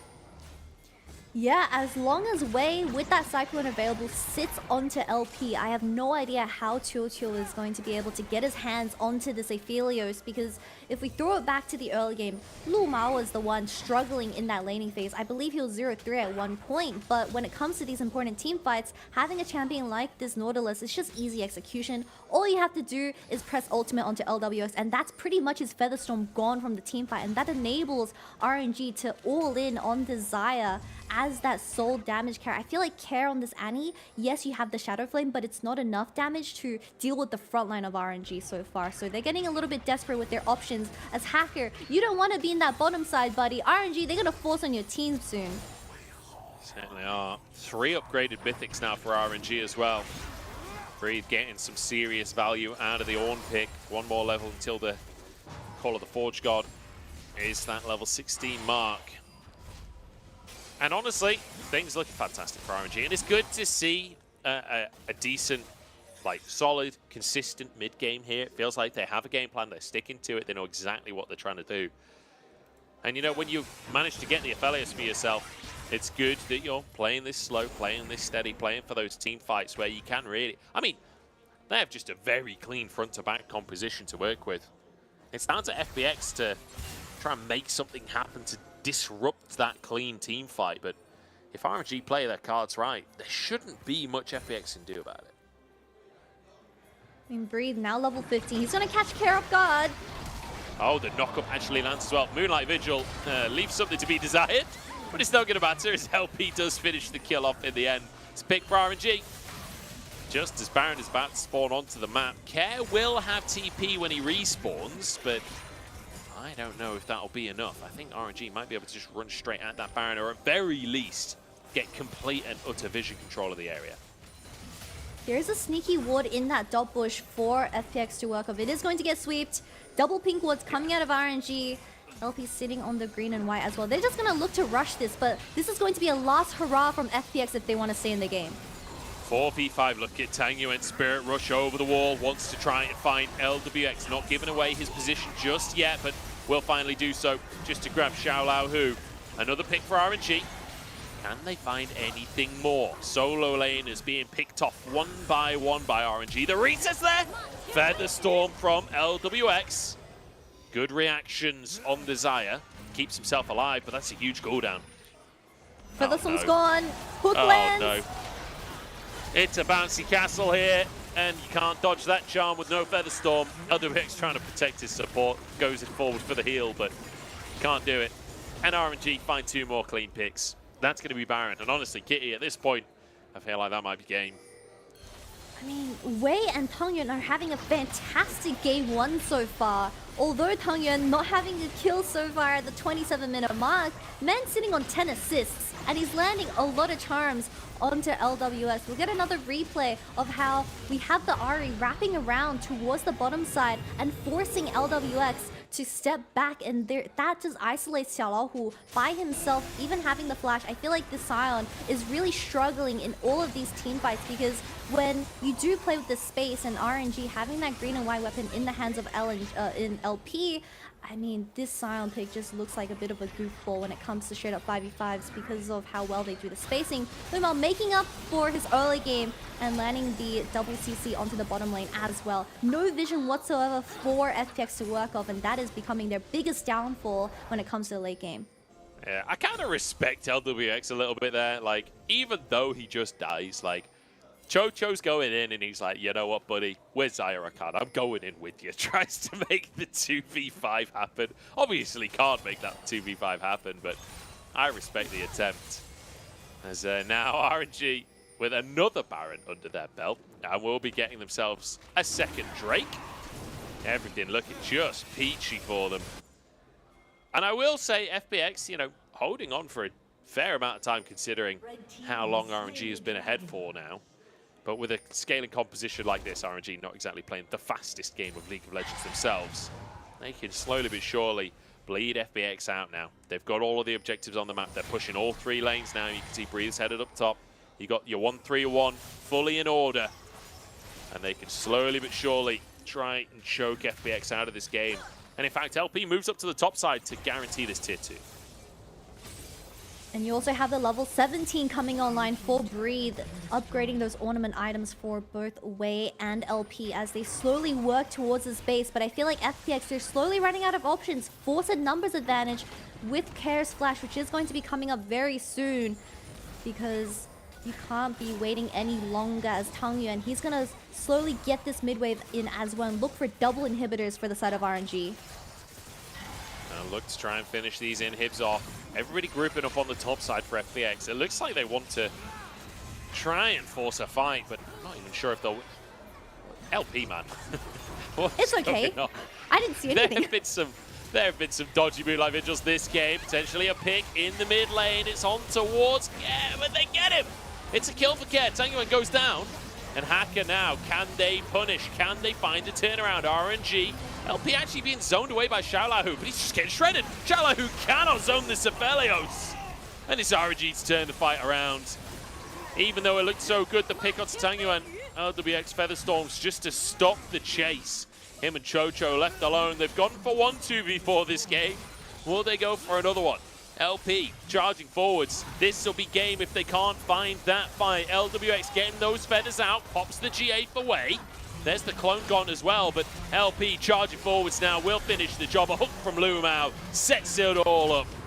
And that's going to be game. RNG, a dominant mid-game, leads to a reasonably clean victory.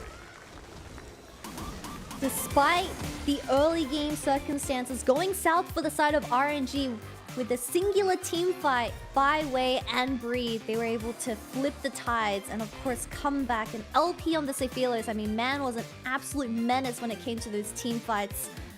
Tangyuan did get force engaged on in that mid lane for the very last team fight, which is exactly what FPX was trying to look for, a singular target alone in one of the lanes. But you have to remember, if you're using all of your resources onto Ahri, then who's going to deal with the Aphelios?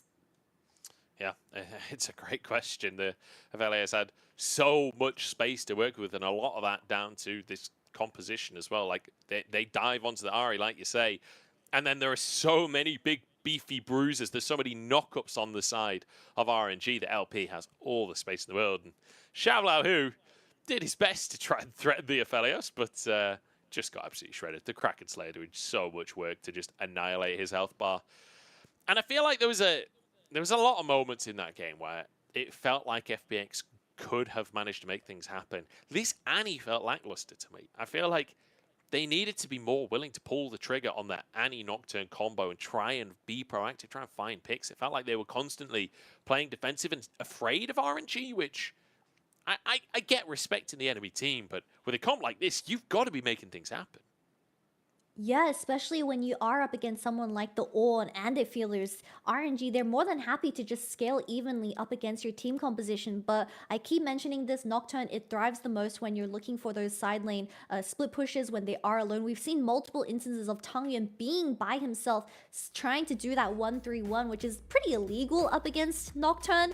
But looking at the damage charts, we didn't really see this champion getting used to its full potential, especially given the early game lead that Chocho was able to generate from just outplaying the enemy team, honestly. So I'm pretty surprised that FPX, they weren't able to kind of snowball this lead, which is a very big problem as we approach the second game.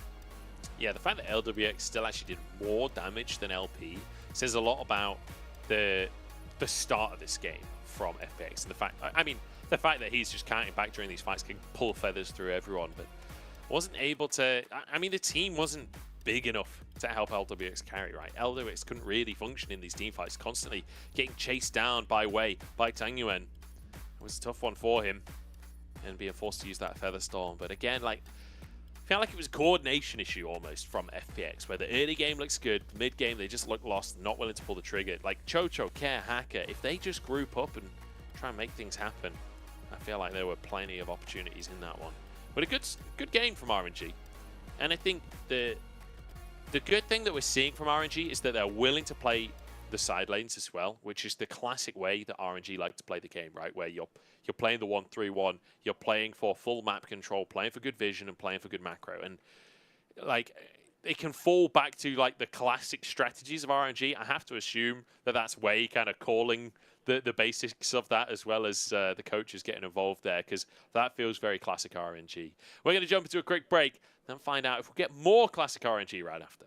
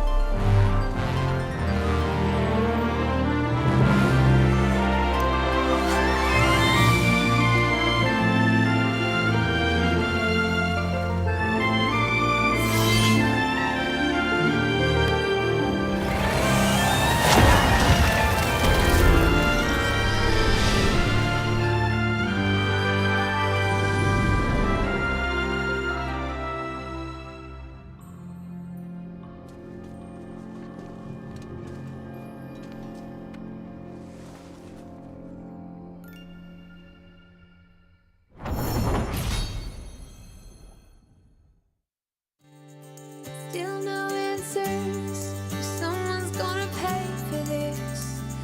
Watch me disappear. The days get longer, and I grow weary listening to my own excuses. Where does it begin? Where do I fit in? Will someone let me into this story? In my history,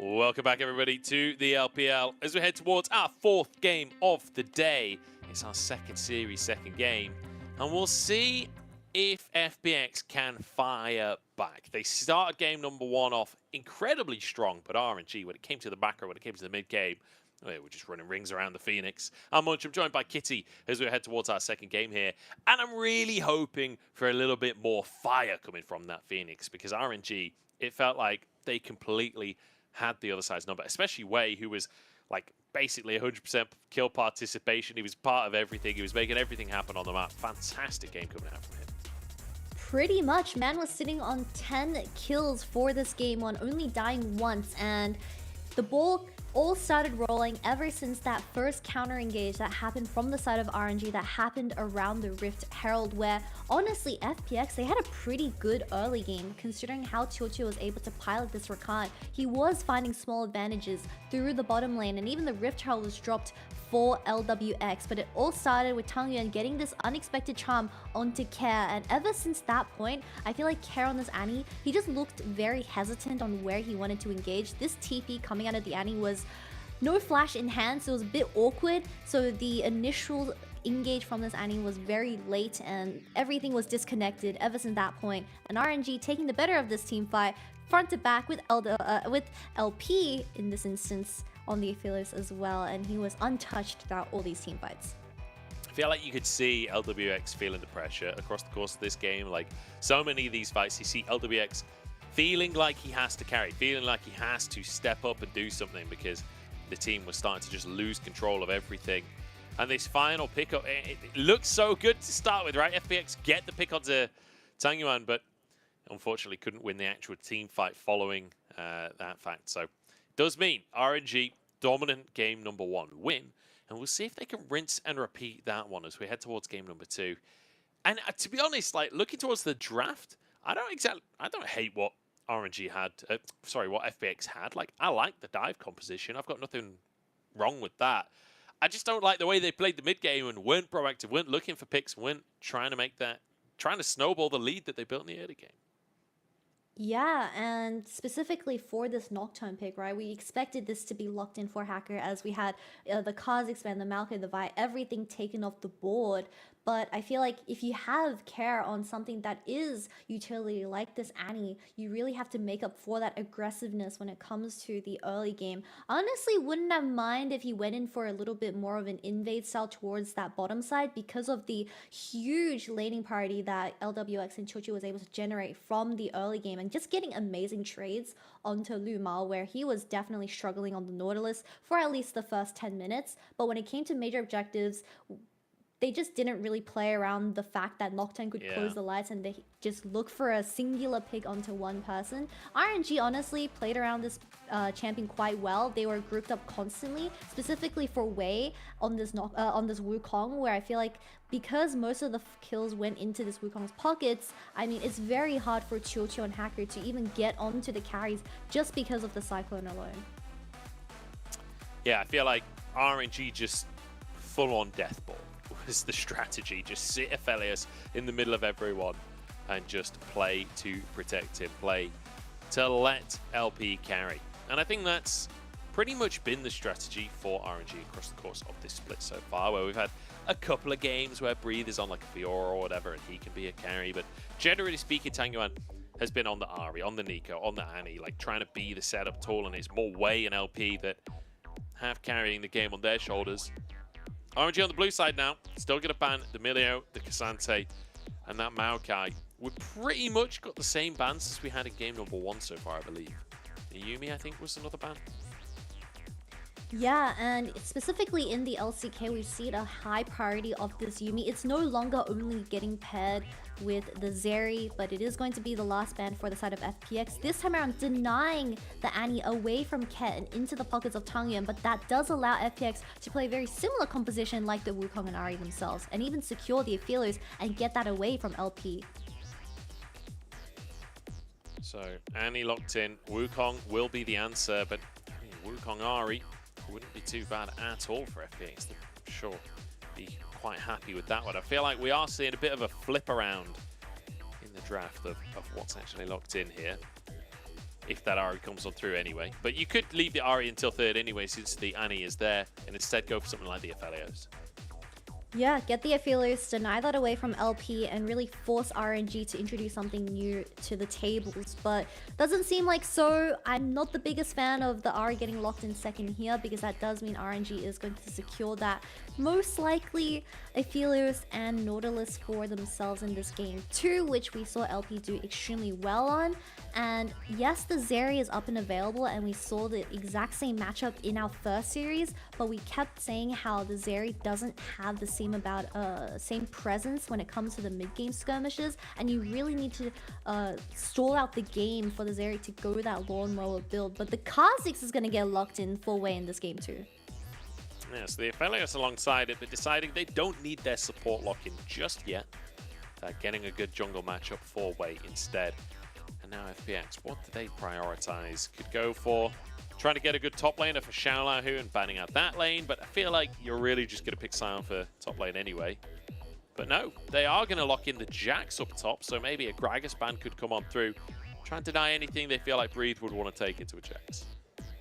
Have a feeling, oh, it's already been taken away. Damn, Kennen's already been banned away. I would have loved to seen a Kennen game from Breathe once again in summer. I believe we've already seen it once, but with the blind Jax coming in through for Xiaolahu, he is going to have that late game security that lacked from the draft of FPX in that game one. So LWX, I mean, he honestly can just go very stock and standard play, something that will just naturally scale like the Zeri and the Rakan for the second game, and let Xiaolahu play aggressive in that lane, have Hacker move towards that top side, to even move Care out of his own lane. But we'll have to wait and see what the bottom lane matchup will be, because Wei on this Kha'Zix, he isn't going to be as active compared to something like the Wukong in that game one, but with the Youmuu's nerf as well, it is most likely going to be a Duskblade. So this Kha'Zix, once you get that Duskblade spike, they want to start forcing those fights in the mid game, and you really want to deny that as FPX. Few AD carries available. I was about to mention that Lucian Nami might actually sneak through the draft and could be a position of power for Chocho and LWX, but the Rakan available, Xayah banned. Does Chocho still go for the Rakan will be the question, as LWX just looking towards a late game carry, deciding RNG aren't going to play quick enough to leverage the 2-item Aphelios over that Jinx like we talked about earlier on today. We'll see what RNG want to do to finish their composition out. Poppy would be the second time we see it today. Does seem to be increasing in priority. I love this Poppy pick, but it is going to be for Breathe in the top lane. I believe the last time I saw a Poppy was by the Shy, and yes, this champion slightly struggles in lane because the Jax can bait out the W and then kind of play around your cooldowns. But when it comes to these team fights, you have the Ahri, you have the Wukong to deny as well. So FPX kind of shooting themselves in the foot by blinding these Jax while Poppy was still up and available. But there's just too many counters to Jax. You already see the Kennen and the Gragas being taken away. FPX locking in something very expected. The Jinx and Lulu looking to scale and really allowing Hacker with this Wukong to fasten up the tempo and play towards, or at least help out Jax in this laning phase. Chocho deciding he needs to be the hard engage though, swapping away from the Lulu into that Nautilus. And to be honest, when it's Chocho specifically, I'm very much in favor of the hard engage supports. But also I feel like it's harder to play the Enchanter style of League of Legends than it is the hard engage support style, at least for LPL teams. And I'm not talking about piloting the champion, I'm talking about how the team functions and how you start fights, how you have to play the game. I feel like a lot of teams not very good at playing around those enchanters and using objectives to bait fights, etc, etc. Quite often we just end up with flips, whereas the Nautilus, you can actually start fights, you can actually press the go button. But we'll see how this one's going to work out. We've got a Jinx coming back into League of Legends. Although, to be fair, we do still see a fair bit of Jinx, but it does feel like on the edge of the meta these days, comparatively to that Aphelios. We'll see how it's going to go down in this one. RNG versus FPX, and FPX up against the wall now. We'll see how they come back for Game 2. Most definitely, an FPX having that early game success in that game one, hopefully it translates to the second game as well. Chocho having an amazing performance on that melee support as well. Nautilus, the matchup has been flipped around, but I feel like if he's able to set up the tempo and allow Hacker to bounce off this and then enable Care to slightly move out of the mid lane and then start putting his attention towards his bottom side and get LWX online on this Jinx, LWX definitely the main carry or the main player to have your eyes set on, and hopefully they can bring it to 3 games. We'll have to find out. FPX up against the RNG, wanting to go 3-3 in the standings. I want to even that record up because it's not been the greatest split for them so far, but it does feel like they're improving. Like that last game, while the early game wasn't great, the macro in the mid and late game did look good. They knew what their comp was doing and they played towards it. This time, they've got a little bit more of that kind of pick potential on their side with the Rakan, with the Annie, Kar, Ziggs alongside them. Like, that's a lot of power. We need to see RNG being proactive now in a similar way to what we were asking for from FPX in the previous game. Yeah, most definitely, and especially with this Poppy getting locked in for Breathe in Game 2, we do have a lot of this denial ability from just the Poppy alone, where FPX, yes, you want to be working towards those skirmishes, but you need to remember that Xiaolahu on this Jax, he is going to provide a lot of pressure towards that second, or towards the side lane, and at one point, once those 3 items come online for Xiaolahu, Breathe isn't going to be able to match this for the late game, and even Tangyun on the Annie not the most ideal either. So if FPX, they can play with their space and deny RNG's force of engage when it comes to the mid game, I feel like it could be good for FPX. Certainly could. There are definitely ways for FPX to win this one. Because RNG so far, slow start with the Kha'Zix on the bottom side, way pathing up towards that top lane. Whereas on the opposite side, we've got Hacker moving towards the bottom side of the map. So curious how that interaction is going to play out. Whether we do see the junglers trying to get into those lanes or whether it's just going to be, you know, the standard clear into Scuttle Crab. They're playing opposite sides, so you would expect a crab each. As Xiaolahu, very nice trade for him. As Breathe does manage to get his shield, gets a crash proc as well. Trades it back on Xiaolahu with the jump forwards. Breathe is in trouble here. And Xiaolahu holds on to the flash, forces it out from Breathe. And that is going to be the TP at 3 minutes, forced out of the Poppy as well. Great spacing used by this Jax. I mean, this is when it comes to the top lane 1v1 matchup. It's all about mind games and how this Jax is able to bait out the abilities from Breathe. And obviously, it did go into the favor of him. But Hacker trying to look for something in the mid lane. Oh, flash out from Tangyuan. So Breathe gets his flash forced out. Tangyuan gets his flash forced out. RNG's laners could be in a little bit of trouble. Hacker has a lot of space to play with on the map right now. And that enables Hacker to start looking for opportunities in the opposing jungle where this Kha'Zix, yes, you're trying to full clear as fast as possible. The W's a little bit late from Breathe, so this lane, I mean, it is Poppy favored if you're able to stop the Jax from jumping onto you. But if you're not able to react to that, I mean, the Jax is going to win every single trade when it comes to that. So wait, he's going to try and force something here. Xiaolahu has the flash available, but no mana. This is brutal, but Breathe just playing to bait here as Wei moves in, has the ISO damage, jumps forward, the Warthog ain't enough. Wei flashes for first blood. With the wave slowly pushing towards the side of RNG, Wei does make up for that initial 1v1 in the top lane and gets that kill into his pocket, so that is great. Having that extra bit of gold does make your way towards that Duskblade. Yeah. But Hacker on the other side, I mean, this Wukong, you need to play towards Choo if you're not going to help out Jax. Yeah, it's a tough one as well, because Xiaolahu had already used his teleport, so actually loses a ton of minions to the tower there. This is a big moment for Breathe, even if he doesn't get the kill, like, just the XP advantage that he'll find for himself, or at least even the XP advantage that Xiaolahu built up off the level 1 play. Yeah, Xiaolahu once again going in, but really good bait from Breathe, honestly.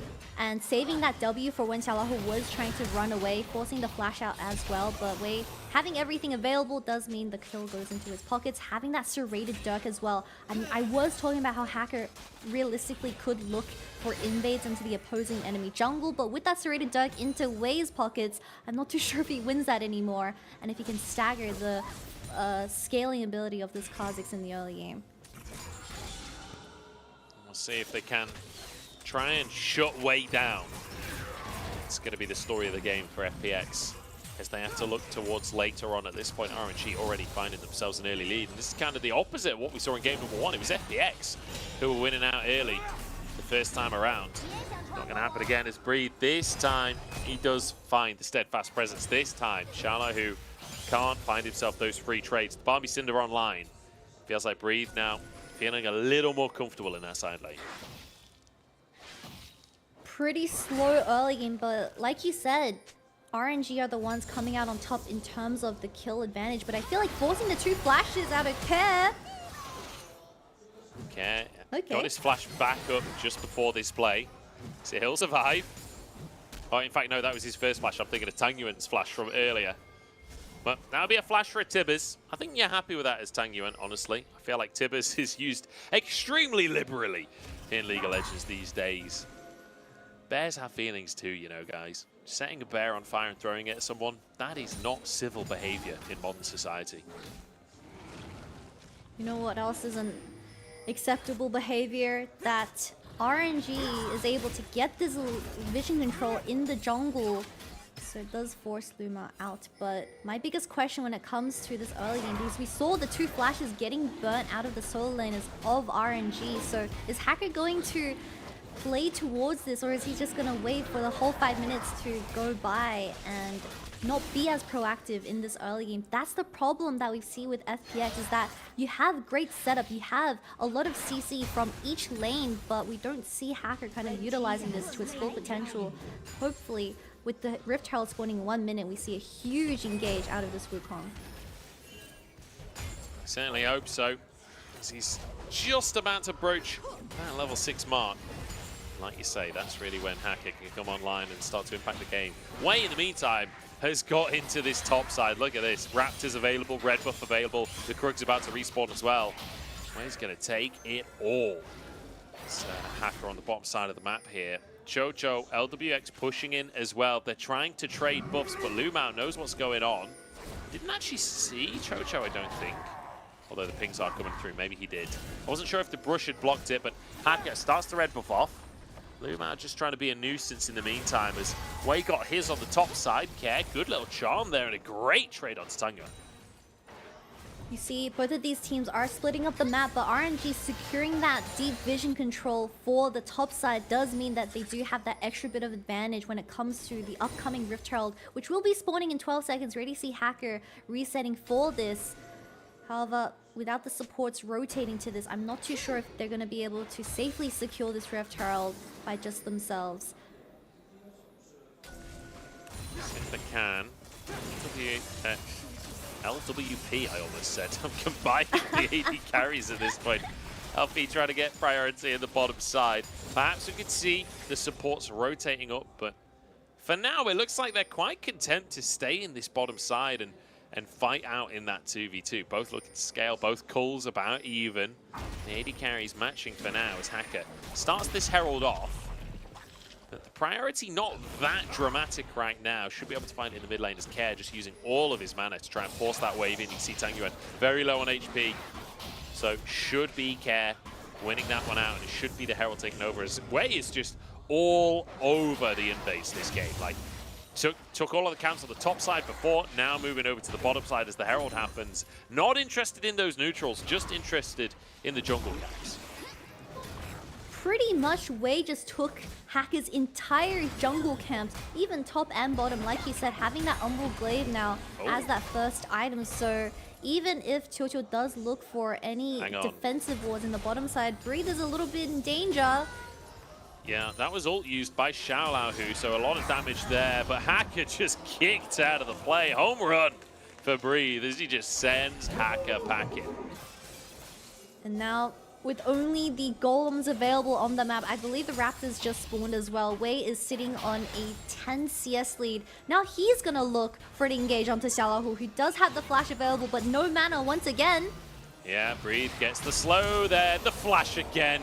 Their flashes are on the exact same timer because they both flashed in the previous top gank. So Wei just makes it look easy, gets his second kill, already the Umbral Glaive in pocket, and that's before spending this gold. He's almost 20 CS up in the jungle as well. Like, fantastic game so far from Wei on the Kha'Zix. Manages to build that snowball through the top lane. All right, Xiaolahu, you can't blind the Jax. Jump in on repeat and have no jungle backing you up, because we see RNG, especially Wei, just making 2 visits towards topside and getting 2 free kills. But I honestly feel like that's a faulty from Hacker not being there for a single counter engage. He's gotten his evolve as well in Kha'Zix with the RNG skin onto Wei. I mean, we'll get a replay of this. It's just Xiaolahu. Did you not see the flags on the I did, Kha'Zix? but RNG haven't won Worlds. How does he have RNG flags? I'm so confused. I think there was a chroma for RNG winning MSI for this Kha'Zix skin. I could be wrong though. We need to double check on that. But that skin, it's the Ward skin? A Ward skin. You know what? I have no idea, but I did not know that there was MSI stuff. That's cool. I don't know how I didn't know that, but yeah, there you go. RNG recall from Wei. And making it look cool, making it look good. As they move towards the bottom side now. Dragon coming up in 30 seconds. FPX got the first one, but it's feeling pretty RNG favored right now with how strong Wei is.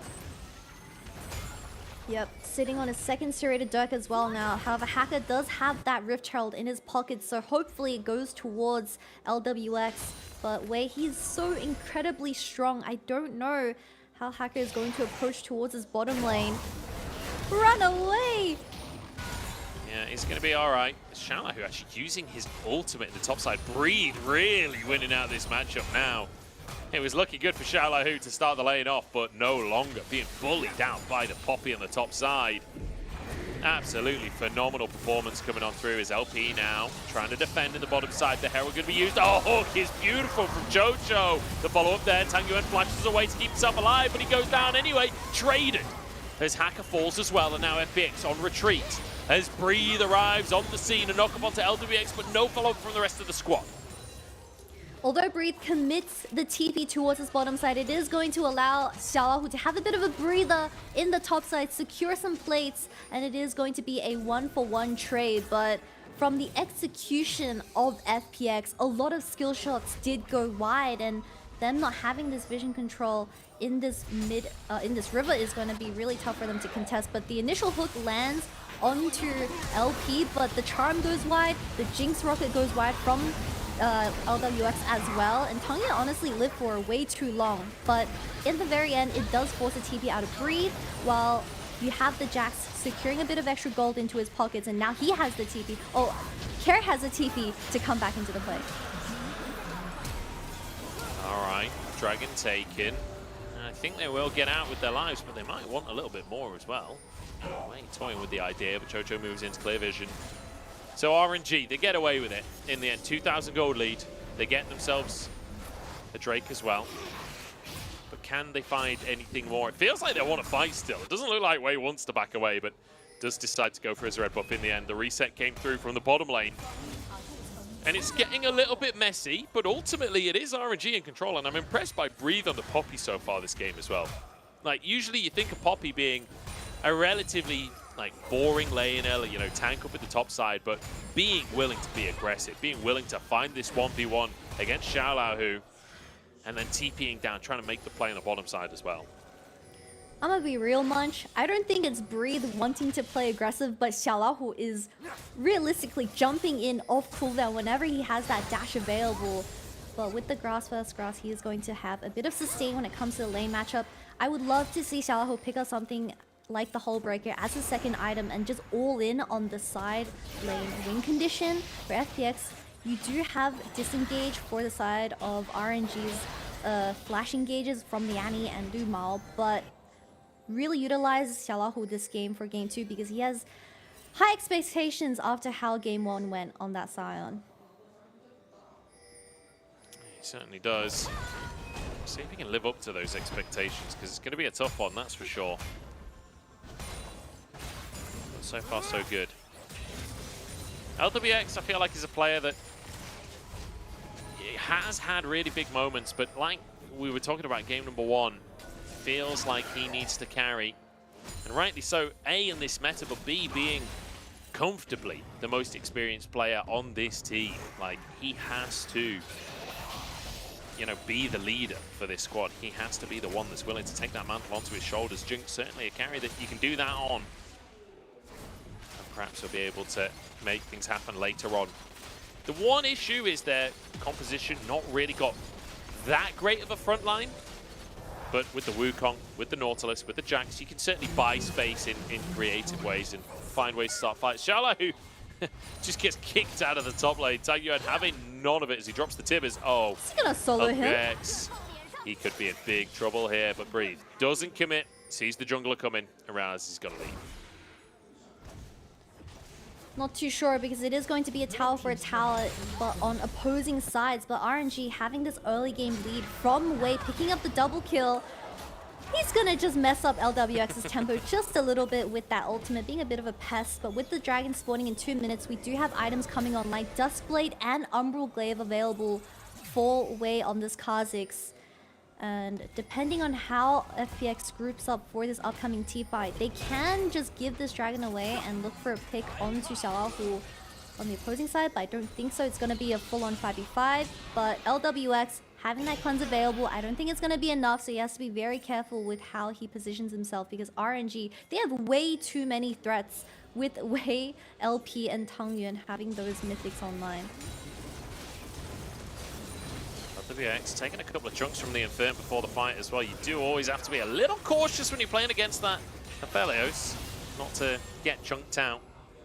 Still, just over a minute before the Drake and the Honey Fruit will fix the error of LWX's ways. And it's just one Drake apiece to start us off, so either team would be happy with a second Drake. And I like that FPX are grouping up, trying to work as a team to find priority, but Breathe still, I feel like, uncontested in the side lane so far this game. Like, aside from very early on, he's just had freedom. Finished the Sunfire Cape, close to a second item as well. Like, he has got all the space he could possibly want. Care has the TP available and is clearing the waves on the top side to match Breathe. Hacker wants to get some vision, but no chance. Tangyuan has Flash, has Tibbers. This is the style of play we were talking about in game number 1. Looking for these picks before the objective happens. Jojo wants to face check, but no, it's in the mid lane now. Wei gets the kill. Those are the picks we're talking about. Not too sure if you want to be face checking that one as Care. I mean, Tangyuan commits the flash, but FPX, buddy, you gotta start looking for those resets to allow Care and LWX to pop off in these team fights. But if one person goes down and Breathe forces 2 people out with that Poppy ult as well, the numbers advantage is going to be absolutely insane for FPX to deal with. But this Umbral Glaive is getting so much value for these major objectives, and that's the problem with Kha'Zix, is that you have to shut down this champion early on, because once the Umbral Glaive comes on, especially when you're a team composition that works of picks alongside this Nautilus and Ahri, I mean, it is going to be a very tough one to come back as Wei secures this Ocean Dragon for them as well. We'll see if anything can happen. The rocket came out from LWX, but it's not even close to a steal. Drake taken. Why doing a good job? So, my brain is unconfused now as actually Lumao, quite an aggressive face check here, but should be able to get away. Is on that Rakan, so he'll walk out the Guardian, keeping him safe as well. Let's take another look at the fight, and then I'll go back to what I was talking about.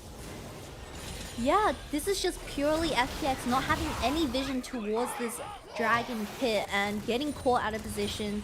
Tangyuan being on his comfort, Ahri, where he is able to just play a pick by pick. FPX, bit disrespect with how they kind of approach these team fights, but I feel like Hacker leaving something to be desired, because we know that Wukong, once you hit level 6, you play for those chokes, you play with the Cyclone, and you force these summoner spells out of specifically LP. But for this game 2, very quiet start for Hacker once again. Yeah, tough one for Hacker. I want to quickly talk about Wei and the skin that he's wearing. It's Championship Kha'Zix, which was from Season 8 Worlds, and all of the attending teams get a chroma. That's what's going on. And speaking of, he's going to try and finish off Care, but the Spirit Rush keeps him safe, and now TP comes on through as well. Wei has to flash, but the stun from Tangyuan is beautiful, but the rocket across the map LWX cleaning that one up, and now looking for LP as well, who's forced to flash away. Lumao Hacker? alone flashes into the pit. Hacker buying time for his team as he gets to knock up onto Lumao, but they're so fast. They will get away with their lives as a TP into the mid lane, but denied and sent home. Breathe saves the day, saves LP and Lumao from the flank.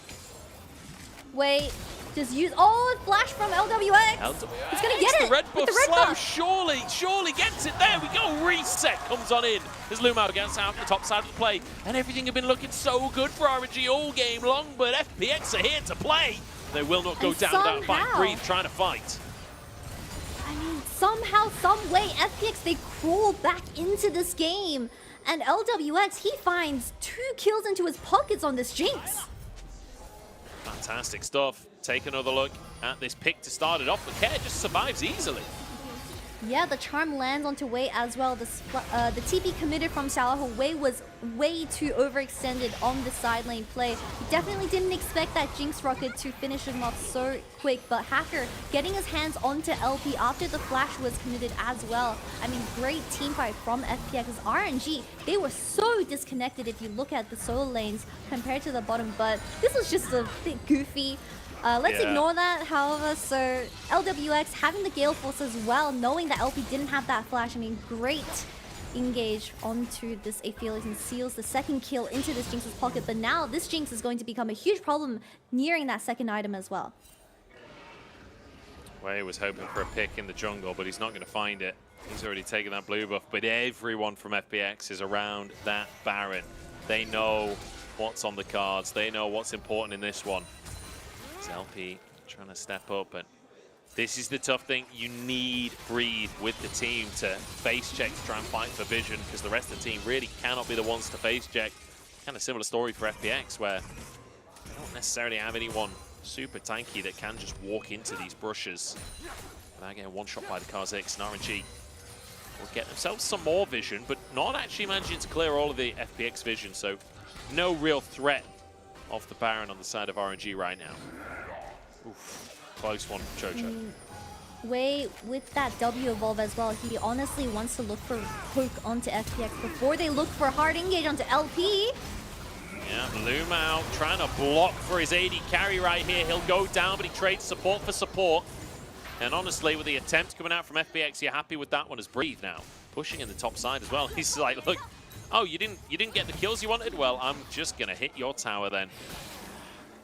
It's so insane to think that this Poppy is out split pushing the Jax when it comes to this game too, having so much pressure, but of course the Dragon will be spawning in 40 seconds. Ocean Soul point for the side of RNG.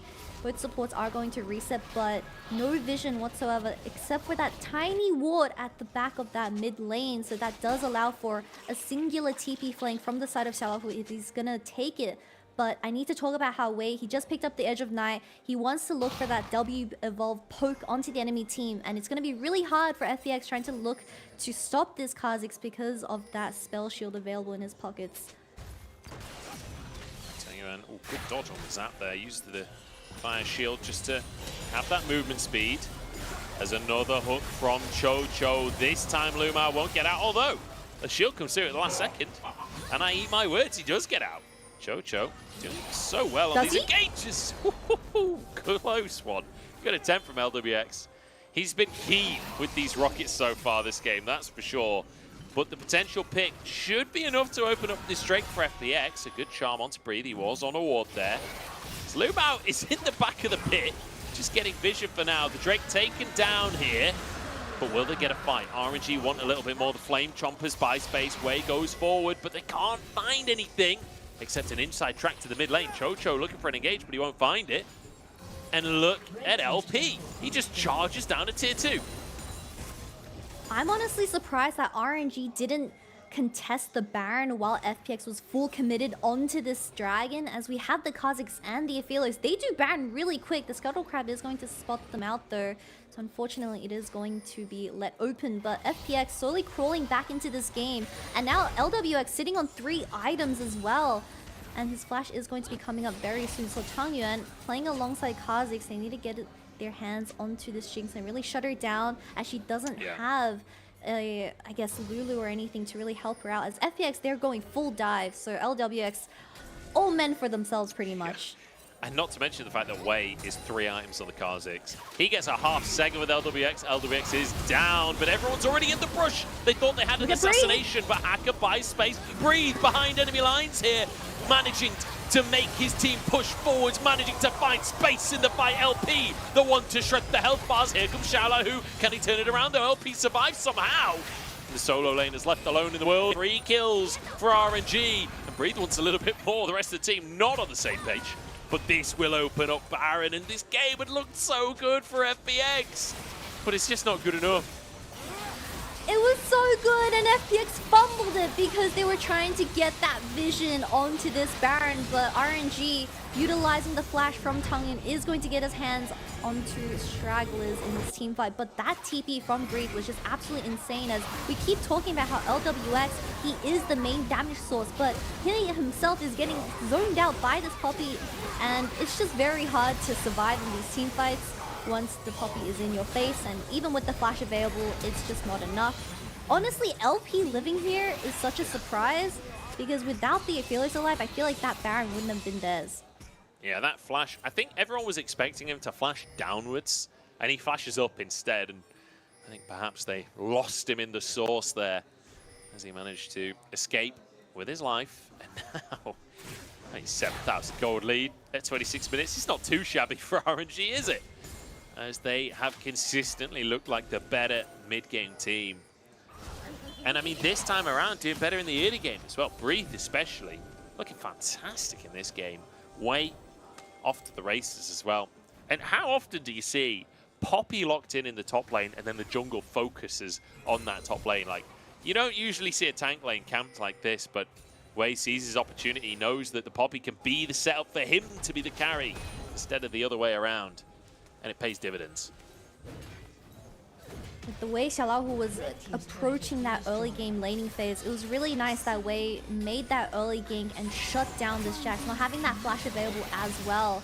But I really want to give credit to LP and Luma for this second game as well. They honestly denied every single gank opportunity from FPX, and that's where they started kind of struggling with this Ahri and Wukong. We haven't really seen a successful team fight playing up those resets for Ken LWX to really create that space, or at least close the space between them and the carries. But now without any vision in their own jungle, I'm not too sure how they're going to approach this upcoming team fight, because the dragon is going to be spawning in 1 minute. They're not going to be able to contest that, and Xiaolahu only sitting on his second item, no hull breaker. When you come to 5v5s and fighting head on, RNG, they're going to be able to take that every single time. Certainly are, as Breathe just absolutely no damage. He's 3 items on the Poppy, but they ain't exactly big damage items. And even against Chocho, who he is 6 levels above, he still did have, what, like 200 damage in that whole trade? Yeah, Poppy ain't being picked up for the damage, that's for sure. But RNG now with the Baron in pocket for another 25 seconds. I don't know if that's going to be enough for them to grab another tower. Perhaps they can get this tier 2 in the bottom side, but you can see FPX moving over to try and defend. They've basically got this wave to take the tower unless they want to just do a normal siege without the Baron, but Charm comes out from Care, trying to buy space. And the last Baron wave will be cleared. So RNG now, they've got to do it manually. They've got to do it without that Baron. Yeah, and Breathe, obviously using that TP for the previous Baron flank, isn't going to have that available for the upcoming few seconds. So you do see both top laners making their way towards this dragon. I don't think Xiaolahu is going to get much done. He has to get that 3-item spike to really start putting extra pressure. Is that going to be the Jax getting caught here? Oh, the Gravitum comes out off the back of the Infernum Q. It's beautifully done, and Lumar follows up. Those are the picks that we were talking about. This is how you got to play these kinds of Rakan compositions. Beautifully done here. RNG find themselves an opportunity on Xiaolahu. And his scoreline looking similar to game 1 at this point. Tangyuan getting priority so that Wei can go for the Drake. That'll be sole point. And RNG, in case they didn't have enough advantages already, there's another. Xiaolahu definitely forgot that this isn't your swamp, buddy, as he was just trying to clear that minion wave in the mid lane before they start forcing the 1-in-4 double tithers from Tangyuan.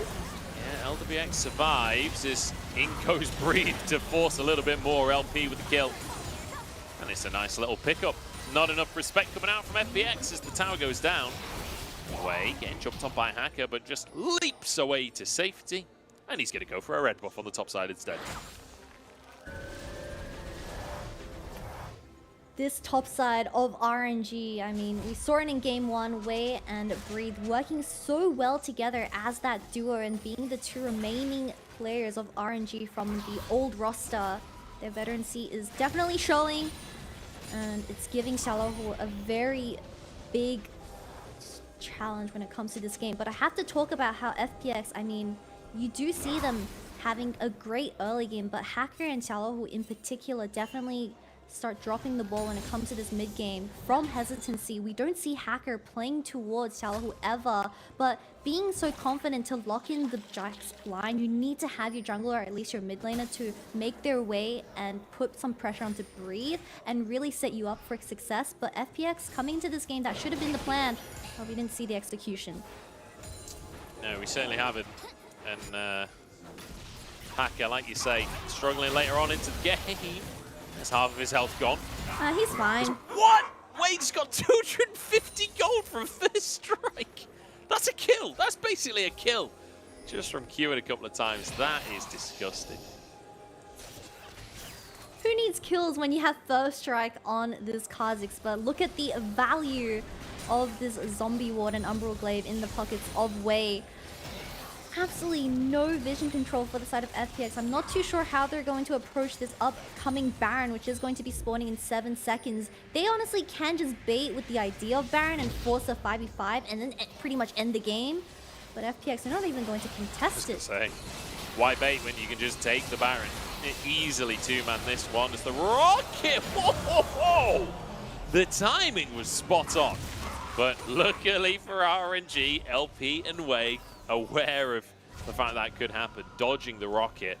That got really dicey for a second though. Well played by LWX, but unfortunately wasn't quite enough to find the Baron. So now, RNG, 10-4. They're over 10,000 gold in the lead. They've got the Baron in pocket. We need a miracle now for FPX if they want to find themselves back in this series, because RNG, they're looking at evening themselves up in the standings.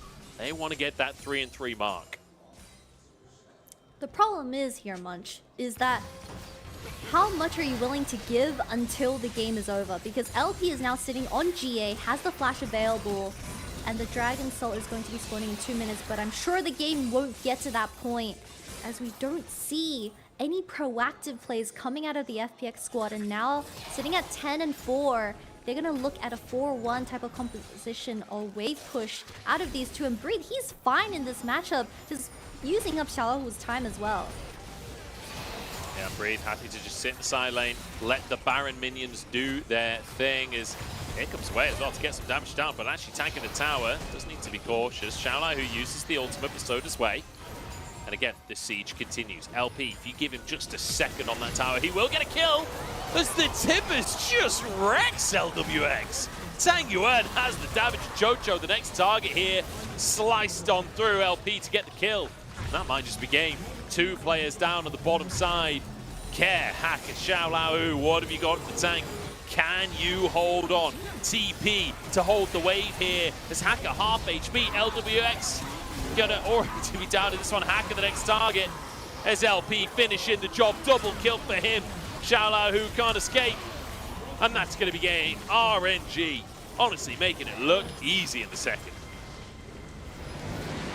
I mean, Tang Yuan saying that he wants to get off work and instantly pulled the trigger onto LWX. Even having that stopwatch available for the 80 carry of FPX, not enough from just the burst that Tang Yuan was able to provide towards those team fights. But from game 1 to game 2, it really just seemed like RNG was in control the entire time, as Wei and Tang Yuan, these two players, when it comes to macro and snowballing their lead, was just excellent at it. While LP getting the Aphelios 2 games in a row, he was extremely comfortable on it and was very consistent when it came to those team fights.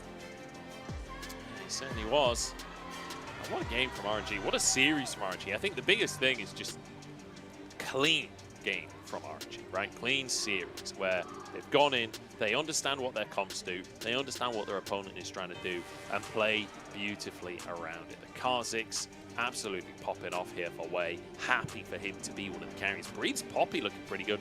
Granted, he was a little slow on some of the Ws during the laning phase, but in the grand scheme of the game, what he was bringing to the table far eclipsed that of what Xiaolahu was managing to do on the Jax. So really, really good stuff.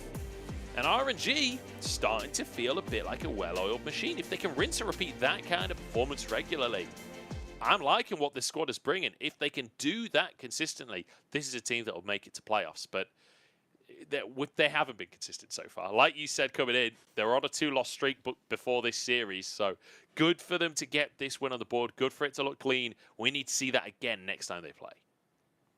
Yep, great bounce back by the RNG squad, and FPX leaving a lot of questions in the air because we see that when you're given that early game lead, they're too hesitant on snowballing. When you're not given the early game lead, they want to wait to scale, but all the objectives went over to Wei. All the towers also went over to RNG. So it kind of just felt like they were suffocating throughout the mid to late game for both of these games. And I just feel like someone has to have that powerful voice to really just full send it instead of giving everything over to the enemy team.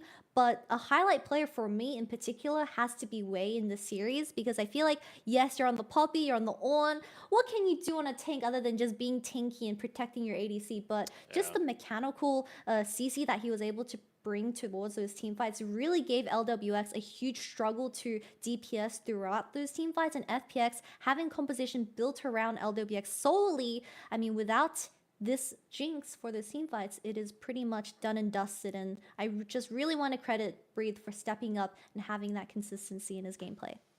Yeah, definitely. Breathe looking good in this one. I want to go back to the point of that Jinx as well. I feel like Jinx, we're seeing less and less of it in the LPL, and games like this are the reason why, where even though the game went fairly long, we did get to 3 items, like, you don't bring enough to the table early on in the game that most of the time I see Jinx these days, I feel like the team that has that Jinx versus Aphelios is so far behind by the time the Jinx can even participate in the game that it just doesn't matter as a pick. Maybe if you're going with a composition that's got a Sion or an Ornn in the top side where you can play more front to back, but with the composition that was drafted with this Jax in the top lane, it didn't really feel like there was any way to try and contest in a 5v5 scenario. So the Jinx just couldn't really bring much to the table. LWX, fair play on the ultimates. Nearly stole a Drake, nearly stole a Baron as well, but wasn't really I got all the way up to the top lane and managed to get a pick, but ultimately wasn't able to bring that much to the table. Yep, and this Kazakh's pick getting locked in by Wei as that response to the Wukong being handed over to FPX. It really seemed like Wei had so much confidence when it comes to his play, and he was very decisive on his pathing, where it instantly shut down Xiaolahu in that early game, and not having that entire top side. You already saw Wei was constantly invading hackers' camps, and he was struggling to get a response play towards the bottom side. It just felt doomed from the very start. So I do want to give credit to Wei. I think this Kazakhs was piloted very well, and on the other hand, we need to see more out of Hacker, because I know that FPX, you have great carries, you have Care that's willing to set you up for it, but we just need a powerful voice when it comes to the communication. That definitely seems like it's missing. However, we'll have to wait and see how they develop as a team, because they have great pieces to the puzzle. Yep, they certainly do. Let's talk RNG, though, because we've got Christina standing by with Wei, who's had a phenomenal day for himself and very deserving of the winner's interview. Hello there, welcome to Post-Game Interview. I'm Christina. We're joined by Wei, the jungler for RNG. Congratulations on your 2-0 victory, and you performed very well in today's matchup. You got MVP in Game 1 on Wukong, and you controlled the game pace on Kazakh in Game number 2. So what do you think of your performance, especially in this game against FPX? 欢迎威来到我们的赛后采访，恭喜 RNG 2-0拿下了本局比赛的胜利。小威今天第一局猴子拿到了 MVP， 第二局的螳螂也是掌控了节奏，感觉今天的比赛打下来，自己的发挥如何呢？今天比赛2场比赛就是跟队友配合比较好一些吧，沟通之类的。I think in these two matchups, I have a very better communication and coordination with my teammates. And I also want to start from the game one because before the 15 minutes team fight, your opponent totally controlled the game pace from the bowling. But how do you guys manage to bounce back from that 15 minutes team fight around the Rift Herald in the jungle? And from that team fight, you guys snowball the game very smoothly. Tell us more details about that team fight. 其实今天从第一局说起，可能在14分钟之前，对面的 FPX 是掌握的节奏非常好，他们从下路也是可以说是滚起了一些小小的经济优势。但是在15分钟那一波上路，你们关于峡谷先锋争夺的那一波团战之后 ，RNG 这边就一往无前滚起了优势。所以说那一波团战可能看起来对于比赛的是一个关键的转折点。当时的更多沟通的细节是怎么样的呢？当时是中野辅抓机会去找对面打野吧，然后自己位置比较差吧，然后后面就是拉扯到了一个好的位置，然后我们打团就赢了。At that time, our mid, jungle, and support was trying to gank their jungler, and I was in a bad position. But in that team fight, we managed to kite, we managed to space to find some good opportunities to take down that team fight. And in game two, you got Kazakh jungler. It seems that Poppy is available for both top lane and jungle. So from your perspective, tell us more. Why did you pick jungle Poppy as a top jungle duo, and what's your take on jungle environment, especially in this meta now？ 那么第二局的时候可以看到，这边 RNG 是选出了波比、打野、螳螂这样的一个上野组合嘛。其实好像看起来最近的比赛当中，波比有在上路出现，也有在打野位置出现。所以你是怎么样看待这个组合在当前版本的适用性？你觉得现在这个版本打野的整个需要扮演的角色是什么样的呢？就是上路觉得波比打武器比较好打吧，然后就优先给他了嘛，然后。打野现在英雄选择的话，一般都是为了搭配中路而选择吧。然后主要是打中野能出去嘛，然后打优势，对。So in terms of the top lane, we think Poppy is really good counter pick into Jax. And in terms of the jungler's options in this meta, it needs to suit the mid jungle matchup. So you can pick some jungler who suits the mid very well. You can play some like mid jungle synergy like that. So final question for you. You have got 3 wins, 3 losses so far. I think you have been experienced a little bit ups and downs. So from your perspective, what do you think of your team synergy right now? And especially your roster changed a lot, especially on Bali. So how do you think of your team synergy? And in order to stabilize your performance, what do you want to improve from your perspective? 那么最后一个问题，拿下这场之后，队伍的成绩是3胜3负，达到一个平局了。相信队员们一直都在积极的寻找适合自己的战术风格。在今年的大名单可能有新队员有一个比较大的变动的情况下，你觉得现在的队伍磨合主要是还怎么样呢？如果下一步想要稳步提升自己状态的话，你们打算改进哪些方面？我觉得无非就是找好那个版本英雄答案吧，然后以及减少在游戏里的失误，对。So firstly, we need to have a better reads and understanding to the meta, and secondly, we need to reduce our errors and mistakes in game content. Thank you so much for joining me. 谢谢薇来到我们的赛后采访。Back to you guys.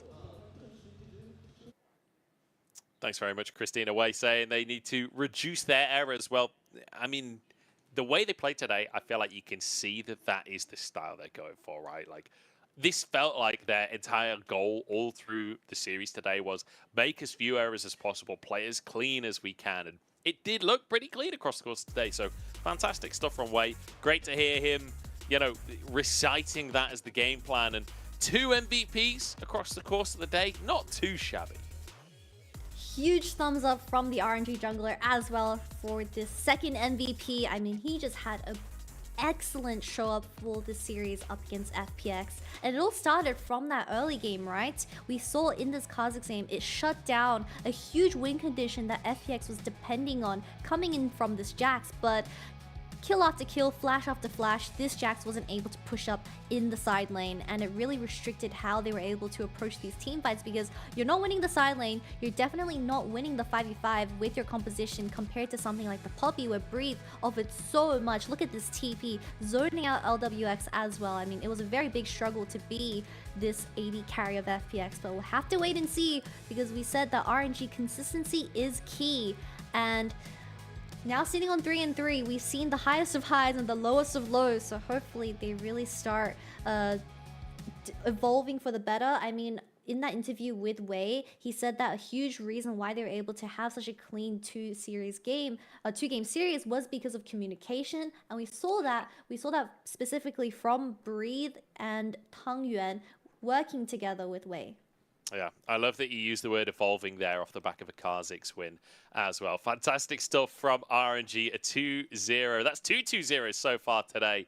And that is going to round out our second series. So I'm going to say goodbye to you, Kitty. Thanks very much for the cast. Fantastic job as ever. We're going to jump into a break, and then I'll be joined by Alk Battery for our final series of the day. It's Ultra Prime versus Ninjas in Pajamas.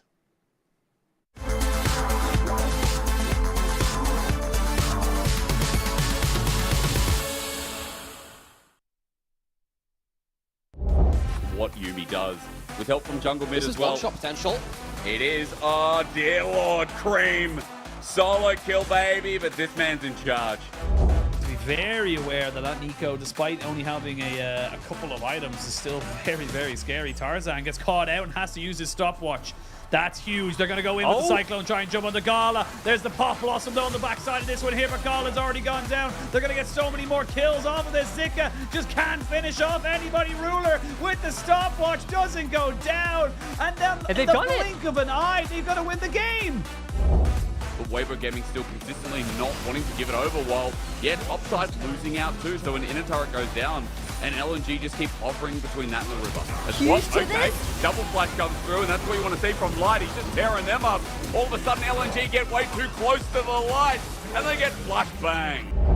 Yeah, having nothing on their side, but still, I mean, I guess when it has just been a game of farming, still having to be feared, maintaining map presence. The one thing LGU have going for them in terms of map pressure is the Jacks down in that bottom lane. They're going to try and force through Suicide back with Scout. 3-man Pop Blossom is good. Is they're going to try and make this one work. Scout goes golden. There's going to be missing. Trying to see if he can get on top of Gala, but an immediate cleanse there from Gala keeps him safe. Moonlight Vigil is only on top of 369, but it's only the one you were going to try and take him out. Double kill coming in here for Zika as they've got JDG routed. Great Pop Blossom started it all off. And now, with 2 people dead, specifically the jungler of JDG, this could be a Baron.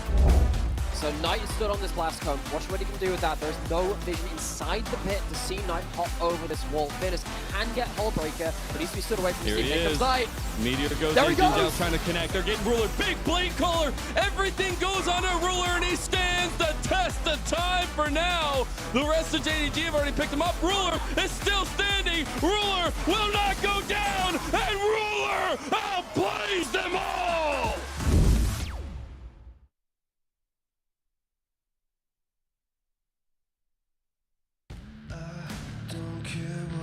Say, yeah, the bruise on my face. Never thought I'd do this on my own. Ooh, yeah, I got something to say. Time to get out the way, get out of my way, get out of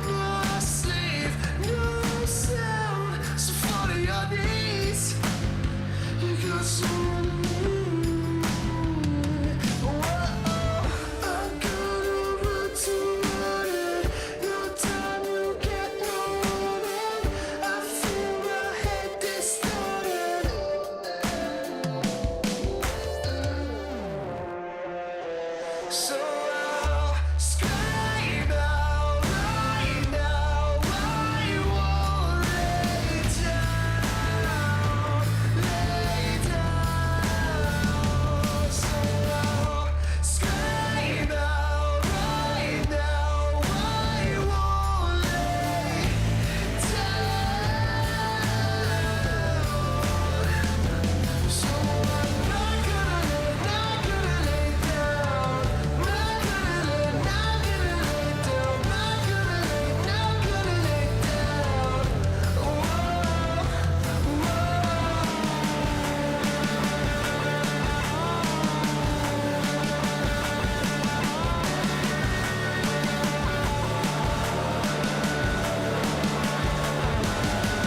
I'm gonna run to run it, no time you get no running.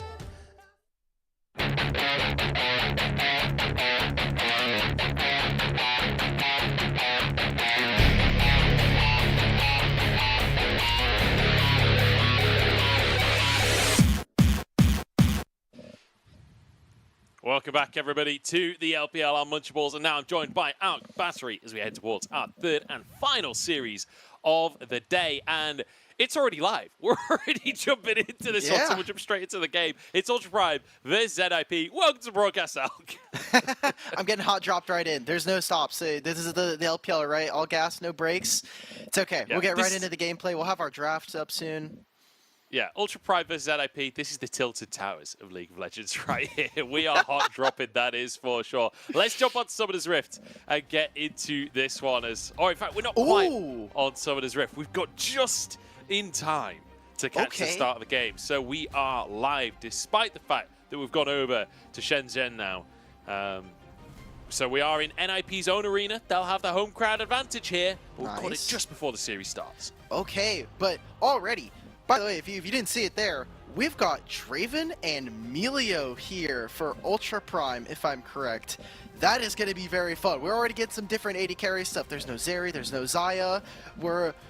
The gentleman's agreement, I think, is starting to come on through. Doggo's Draven is going to be very massive and obviously important for Ultra Prime as they set themselves up to continue climbing up in the standings. Yeah, it's a weird composition from Ultra Prime versus what you usually expect on the other side. NIP, very standard, very stock and standard. The only slight variation, I would say, is, you know, the Gwen in the top side, but that's just a counter pick to Kazante, so still reasonably standard. We'll see how this is going to work out. Doggo and Sword Art, Melio, Draven, Forge on the Lissandra as well. I'm hyped for it. Yeah, this feels like the most quintessential Ultra Prime draft. That laugh was really loud for some reason. I love that. The extra bass kicking on through. Ultra Prime, they are a team that plays through Ning primarily in the early game. He has his Kha'Zix, which is just going to be perfect. Forge on the Lissandra, like you had mentioned, being able to play for his jungler. And Doggo, what else can we say in a league, in a meta that is so focused around AD carries? Get Doggo ahead on this team, and they should be able to cash in a win. Where for NIP, we're still looking at something pretty similar, where Shadow has been the main identity for the squad. Yeah, it definitely has been. I feel like that was true on LGD back when he was on that team as well. Exactly. Shadow definitely, he's got the, you know, main character thing going on. it's always about Shadow. But Ning on the Kha'Zix, we've seen just a moment ago what Wei could do with the Kha'Zix. And, you know, Ning, even more veteran than Wei, which sounds crazy to say these days. Wei is one of those players that's been around for a long old time on RNG now, but Ning returning back to the LPL this year on Ultra Prime. Baolan actually, you know, still in the league, but not currently playing. He's a substitute for the time being. But alongside Sword Art, like, two players that a lot of people really love to see. I think a lot of people at home rooting for the success of this Ultra Prime roster. 3-2 in the standings. They'd be looking to overtake NIP if they can win this series today. As Sword Art and Droll kind of going toe-to-toe a little bit. As let's talk win conditions. Let's talk how NIP are going to be able to fight against the sheer damage on the side of Ultra Prime.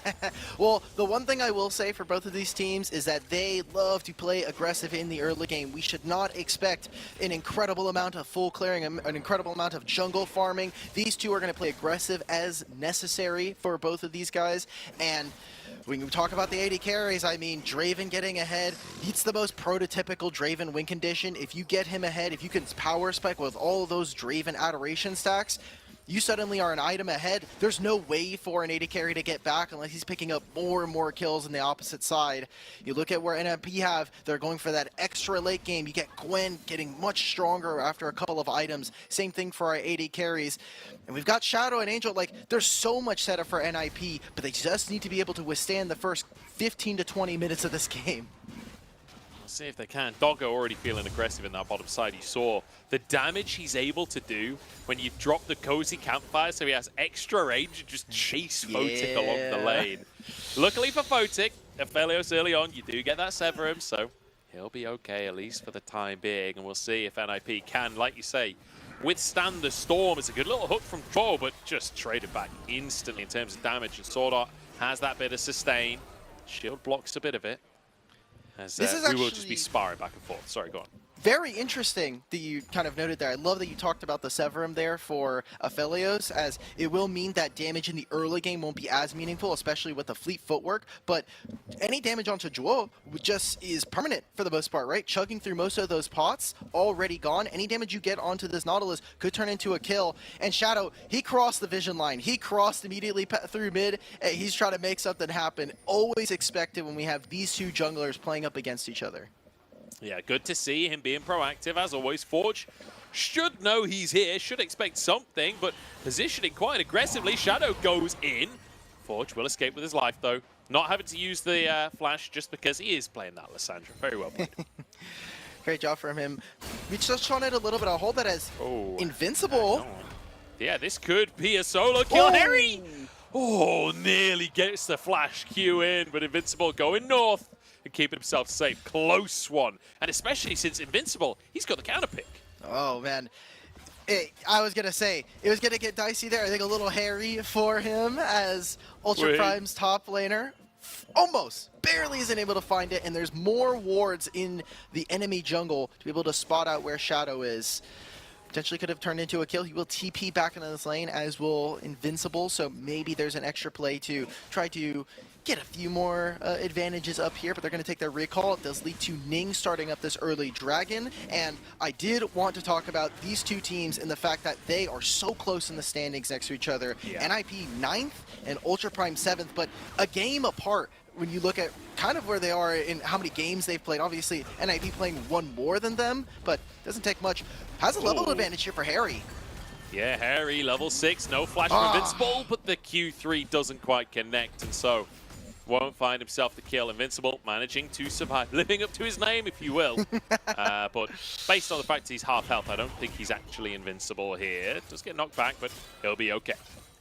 This is now multiple waves here that Harry's been able to push, shove in under the wave after expelling all of his spells. And Invincible's been kind of stuck under his turret, but if you're not able to turn that into kills, then it's just more and more of an advantage for Invincible as he's picking up more gold. It's very hard for Harry to find kills. It's just constant recalls here. It does give Invincible the timer to be able to move down into the river if he wants to. And Ning's on this side of the river. It's funny, we still haven't gotten a first blood. I know that earlier we saw that like 16-minute first blood. These two teams have some of the fastest average game time, and already looks like it's we're taking a bit of a slower pace here. Yeah, definitely. To be honest, today in general has been a fairly slow pace of League of Legends, but I'm okay with that. It gives us a little bit of time, you know, to chew the fat and enjoy the teams that are being brought to the table as well, because NIP, I feel like, are precisely the middle of the table right now in my mind. When I think about where the teams sit, not just in terms of their actual score, but like power ranking style, I feel like NIP on a good day can really hang with the best of them. We've seen some fantastic games out from this squad. When you look at the talent in this lineup, you can understand why, right? Like Angel, he's been all the way to Worlds Finals. You've got Photic and Duo, two players previously top esports, previously B5 that have had success in the LPL. Shadow, a player that's been international from the LEC as well. Like, you anticipate a team like this being decent, but then some days it just doesn't seem to quite tick, you know? It feels like some days they get out on the wrong side of the bed in the morning and they're just not on the same page. And so we'll see what kind of day it is for NIP today. Exactly. It's obviously reflected, I think, in their score for the standings, 3-3. But when you look at their schedule, they've beaten all the teams that are below them in the standings, but the teams above them, I'll have to hold that. Oh, Harry! No! Harry brings himself right into the open arms of Shadow. It's an absolute disaster. He thought he was making the play, but he was the receiver of the play. Is now Forge trading with Angel in the mid lane as well. Invincible first blood on the Gwen with the counter pick already. That is bad news bears for Harry. As now Ning wants to punish, but he's in a minion wave. I don't know if Ning wins this. Oh, he does if Invincible walks into him. Invincible trying to escape from this one, but Ning should finish the kill and answer the top side. Oh, you just don't know where they are. You just don't know where that Kha'Zix is. Not a lot of jungle tracking coming out from NIP. They've not been able to really push many of the vision wards up into the enemy jungle. So good way for Ultra Prime's jungler to even up the score. Sword Art gets hit, but this could be a trade. Certainly could be. Sword Art gets out with his life as Photic takes a bonus chunk from Doggo. But to be honest, the fact that these 2v2s are going so well for Photic and Juwon this early on in the game against the Draven, like, that's a good sign for NIP. That's a really good sign. You'd expect Draven to be dominating. Yeah, I think that could have gone a little bit better, but Doggo, because of the way that Draven axes are kind of executed, they sent him backwards. He's able to move forward there with the Cozy Campfire. I think there's a lot more damage he's able to get there. So Ultra Prime so far, early on in this game, there is a few mechanical, I think, missteps so far. But it is the early game. It's two of our bloodiest teams as well. And I did want to touch on that point that you're talking about for Ninjas in Pajamas, about how middle of the pack this team does tend to feel. Statistically speaking, that's about where they lie. Usually around the 8 to 12 mark between these two teams. And what else can you say other than the fact that, like, Ninjas Pajamas, they do have a really cool identity. It is Shadow, it is him in the early game, and it feels like both of these teams match really, really well against each other, where you have mid laners who are going to play for their junglers, and eventually have these massive AD carries that will come up in team fights and try to play big. Certainly will. And I'll say, when it comes to the team fighting, I'm leaning towards Photic this one. The Aphelios just seem so strong in the current meta, whereas the Draven, it does seem to be dependent on how well the early game goes, right? You do kind of need to find yourself that snowball. So we'll see if that'll be something they can find. Invincible as well, though, having that lead on the Gwen early on in a matchup against Cassante, as soon as you get an item or two, it always just feels so good for the Gwen. So Invincible in a really good spot to try and prove himself. And Harry, after such a good early lane as well, just the fact that he ulted Invincible right next to Shadow, like, it was so unlucky. The timing was just tragic for him. Oh, everybody's making the move. Ning is going to be able to pincer this as well. The dragon has spawned. Saw that Ning, he's just going to throw out the missiles just to check, but they didn't get a full confirmation there. The mid laners are actually going to be fighting over this river entrance. Shadow's got to be able to get out if he wants to stay safe. Will he get out with his life here? Forge just found him, but Shadow dips the other way. It's a switcheroo between Forge and Shadow. I don't know how he didn't even take a single hit during all of that.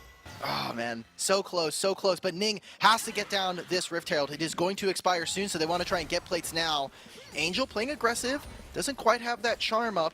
And two things about AD carries here, Lunchable. I heard earlier you were talking about the AD carry matchup between Aphelios and Jinx. I wholly disagree. Jinx is really broken. We saw that one game versus Weibo. Just got to bring that one up. Two, we're talking about Draven. I don't think Jinx is bad. I just think she's not good early enough. That's all. Yeah, that is true. That is true. I just wanted to, you know, yuck your yum there. Oh my god. Hang on, Chwok just taken out of the fight straight off of the bat here, but it's traded back and forth. It's absolute chaos. And the Ninjas in Pajamas, they're dressed for the occasion as they're bringing nightmares to Ultra Prime. 3 kills for them, or 2 kills for them, sorry, in trade for just 1. They'll grab the dragon as well. Doggo did get a cash-in for his adoration stacks, and this is one of the things I did want to talk about. I'll hold this as Harry looks like he wants to try to trade onto Invincible. Does have that ultimate coming up. Might have to revisit this in a little bit. Draven can be a champion that spikes very heavy in the mid game. If you're not going to be able to have those aggressive plays, if you can spike with a ton of adoration stacks around the 15-minute mark like now, you can come up with half an item lead that Photo won't be able to match, as we see all these kills happening over again. Like, this was just a really good start to a fight that Ultra Prime unfortunately, they spent a lot trying to grab this dragon. Yeah, crucially traded for, like you say, the Adoration stacks as Needlework comes out on the top side. Invincible, third one does hit onto Harry. Oh. It's not going to be enough to finish him off, but bit of pressure up there. And now Doggo finished off that Triforce. That's a mega spike. That is a scary Draven 12 minutes in.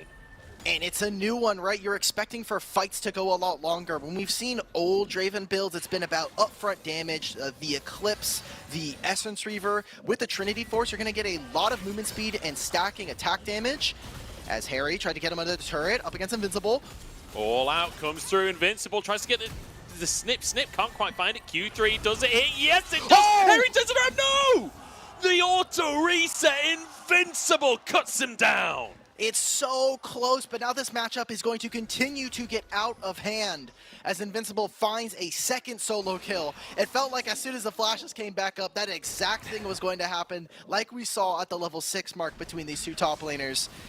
And with Ning showing on top side, Doggo and Sword Art, they're going to have to take the step back, exit stage left, and allow for more plates to go over to NIP's bot lane. I just love that Ning goes up to the top side again, like, maybe I get the bonus skill again? Like, maybe Invincible overstays again? This time Invincible recalls. This time, he doesn't get his free kill.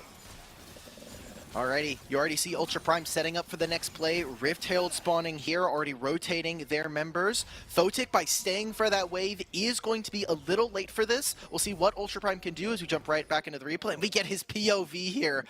If I'm Invincible, I'm sweating. I'm sure you and I both, Munchables, are like, we didn't know exactly how this was going to go, if Harry was going to be able to equalize this. But now he even has a level lead after finding this kill. Yeah. So close. That snip going backwards, I was really worried at that point, but he actually snips mid-air. Yeah. To manage to find himself that kill. As very nicely played. Forge could be in trouble, Shadow moving in, but Forge just zips on out of the play. And that's the beauty of playing against Lissandra. You just can never catch her. It's so annoying. And they really wanted to try and get some bottom lane action. Juo. Oh, he's got a stopwatch though, and here comes Photic to try and clean up. Forge on the backside, but he's walked straight into Photic, who's going to shred him. Shadow buying space in the rest of the fight here. Doggo popping off as well, but it's Sword Art to go down. Last the reset to there. And Angel cleans it up. Double for Doggo, but at what cost? I don't know what the timing was on that, but it seemed like Doggo did go down before he was able to catch that kill onto Juo and onto Shadow. So the cash out, is it too much? We might see some bounties start to head on over to the other side of NIP, but now they're winning across the map. As we take a look at this replay, I mean, they're winning the top side matchup. Juo caught out, but is able to make the most of this play, and it's just a red, white Aphelios moment. We've seen this time and time again ever since this champion's been released. Yeah, so Doggo does get the cash out at very least. Yes, before going down. And then does he get the second one? Not quite. But even still, I mean, that's a huge amount of gold into the Draven. In terms of Doggo specifically, this fight is fine. In terms of Ultra Prime as a whole, not so much. As NIP now 3,000 gold up, and these top laners just will not say die, permanently going at it. As Ultra Prime starting off this Herald Shadow, wants to contest, but a TP coming out from, that's Forge moving over. I thought it was TP from Angel as well, but he's just recalling for now and will not commit his TP yet. He's waiting in the base. He definitely wants to TP somewhere, but he's not sure where just yet. And with that TP, that tells me that Ultra Prime do want to at least feign as if they want to try to go for this Dragon, but now with this Rift Herald, they should be able to take control of the top side. We talked about how Invincible has been kind of owning Harry in the early game. Seems like NIP, they don't want to give up this mid turret. They're instead going to defend it. Such an important turret to be able to hold, as you have this Aphelios, you have Angel on this Ahri. You want to make sure that you're controlling mid, because Baron is such an important objective, and we're talking about these dragons. It's the most important one on the map for a reason. Yeah, Infernal Soul with a Draven in the game. You don't want to let those go over to Ultra Prime. NIP will grab this for themselves. Defending that tier 1 in the mid lane, as you say, and managed to get themselves that objective. I saw the deep TP coming out from Angel. I was a little nervous for Ultra Prime. It looked like he had a good flank angle, but they'll walk away. And Harry, in the meantime, will finish off tier 1 in the top side. So all things considered, it's a 2,000 gold lead 4 ninjas in pajamas, 2 drakes for them as well. And the next objective spawning is that Baron, but I don't think either team will be in a position for a 20-minute Baron.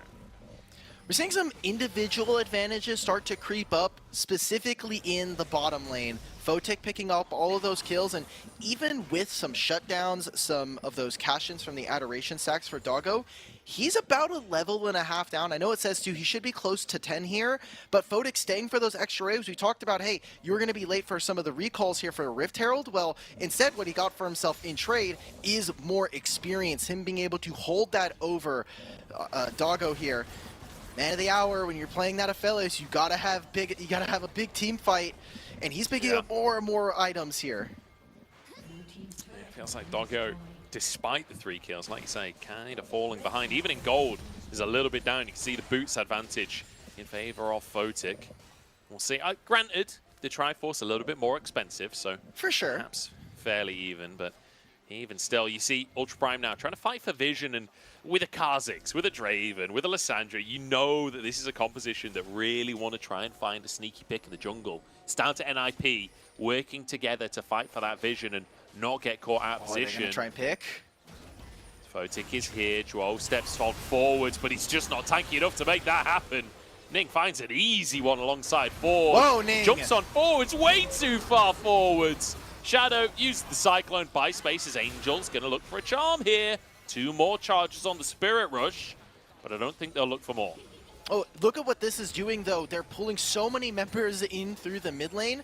Invincible, we've talked about how much of an individual lead he has. Harry moved from top side all the way down here, so more gold going over to the Gwen, and will become more and more of a split push threat as this game goes on, which will be so important for NIP as they look to try to the Everfrost lands, the Charm lands as well. Photic should finish the kill. The Ignite is there, and Photic gets the bonus. Just disrespect from Doggo there. I don't know why he stepped so close to Angel. And now, look how much more they can grab. Sword Art is on the wrong side of the map. He doesn't have a tower there, but Baron is spawning in 3 seconds. Wow. 80 carries down. They're just going to go for it.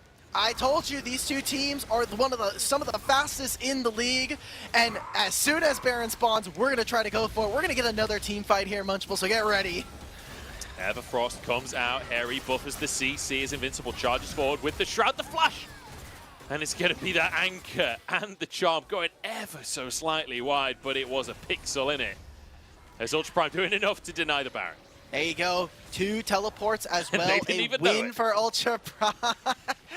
They're not going to go for it. We have a Dragon spawning in a minute and a half. We'll take a replay as to how Joe ended up dying here. Just stepping into Fog of War. This was a good pick for Ultra Prime. Oh, and that ultimate just not able to get this. I wanted to be a little cope here and say that Doggo has like 1.5 items here because he does have the Cozy Campfire giving him just a tiny bit of extra attack range, just like a mini RFC. But then this pick, like NIP perfectly saying, you can't step here, Doggo. I don't care that you don't have Flash. Well, guess what? You step up. There's Angel with the Charm, has the Ignite. Like, you just got caught. I mean, Angel doesn't flash, he doesn't ult, he just walks up to him. That is a big misstep from Doggo, honestly. There's no 2 ways about it. Yeah, Sword Art shouldn't have been there. Sword Art needs to stand next to him so you can get that ultimate. We've got the Baron starting up again. Teleports in for our mid laner. Draw trying to find the engage here. Shadow is fairly low on this one as Ultra Prime want to fight this. It's 5v5 for the Baron. Wait, no, it's not. Forge is dead.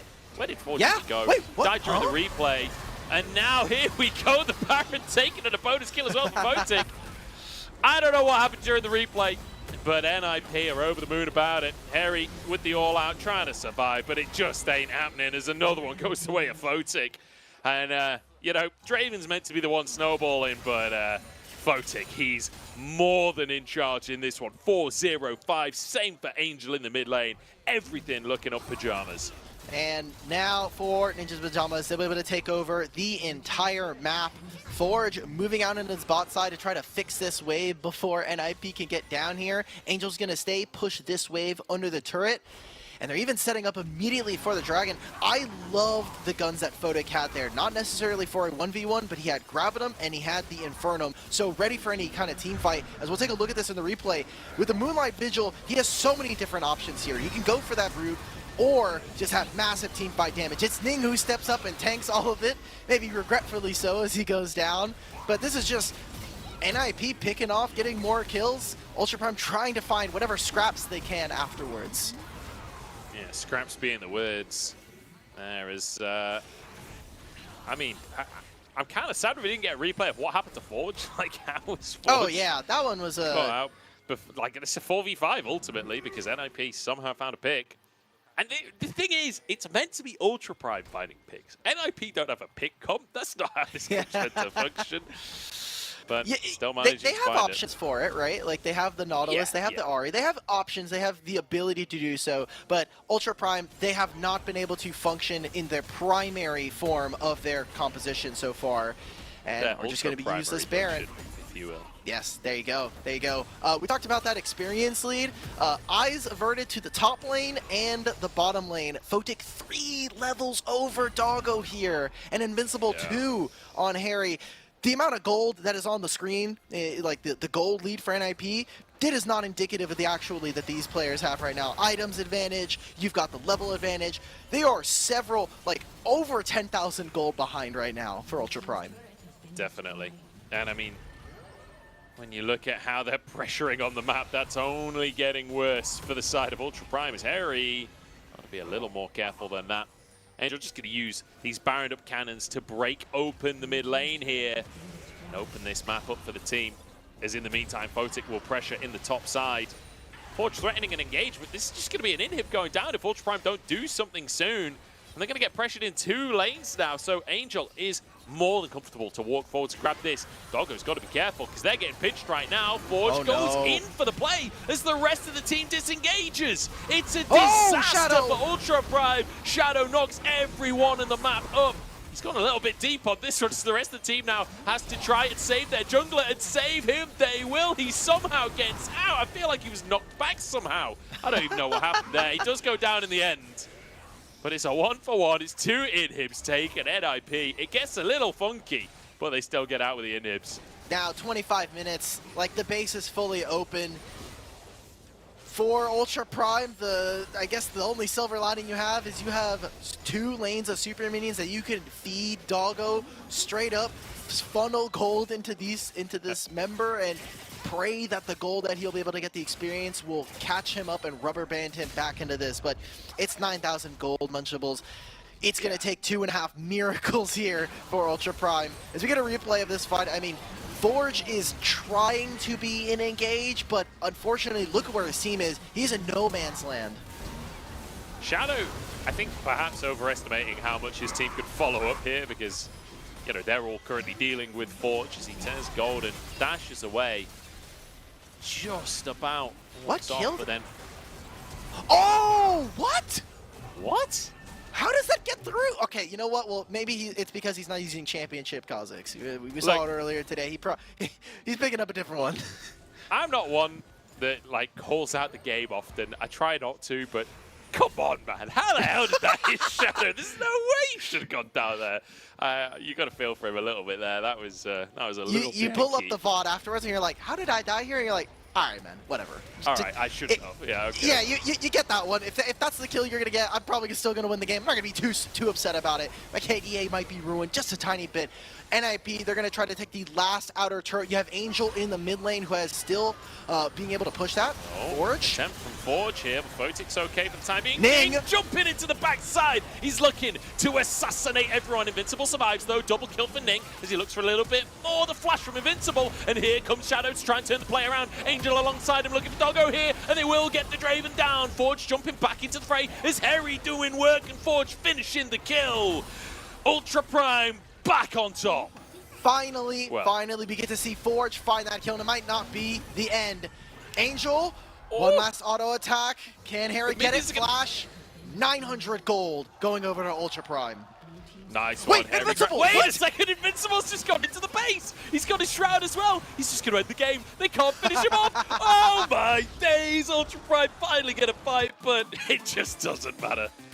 What is it with Week 3 and Invincible ending games? It was Game 1 versus for OMG, where he's in the back line, he's hitting it, he's like, I'm playing Jax, boom, game ends. And here again, up against Ultra Prime, He does it. He TPs right into the base, and he's like, cool, you got some kills. I'm going to go ahead and put us at a 1-game advantage. Full ZDZ vibes there, as AL did pretty much the same thing against JDG. Fantastic to see from Invincible after a fantastic game, all game long from him, managing to end things out. And just as things look good for Ultra Prime, just as they finally get a fight, it all falls apart. So fantastic stuff from Invincible. What a game from NIP, though. Like, I feel like they were in control pretty much from the word go. They didn't give much of an advantage towards the bot lane, so we were looking for scaling. Ning did not get a lot of early damage down, and to be honest, Angel was able to control Forge in the mid lane. I will say the ability to actually roam out of the lane is so much harder now due to the minion changes coming in on this patch, saying the side lanes are going to meet at the same time, so diving away from mid lane is going to be that much harder. It kind of takes away some of the game plan that maybe Ultra Prime were expecting. We didn't get to see too much of Forge up until the very last moments, and just wasn't enough at that point because Invincible just TPs in.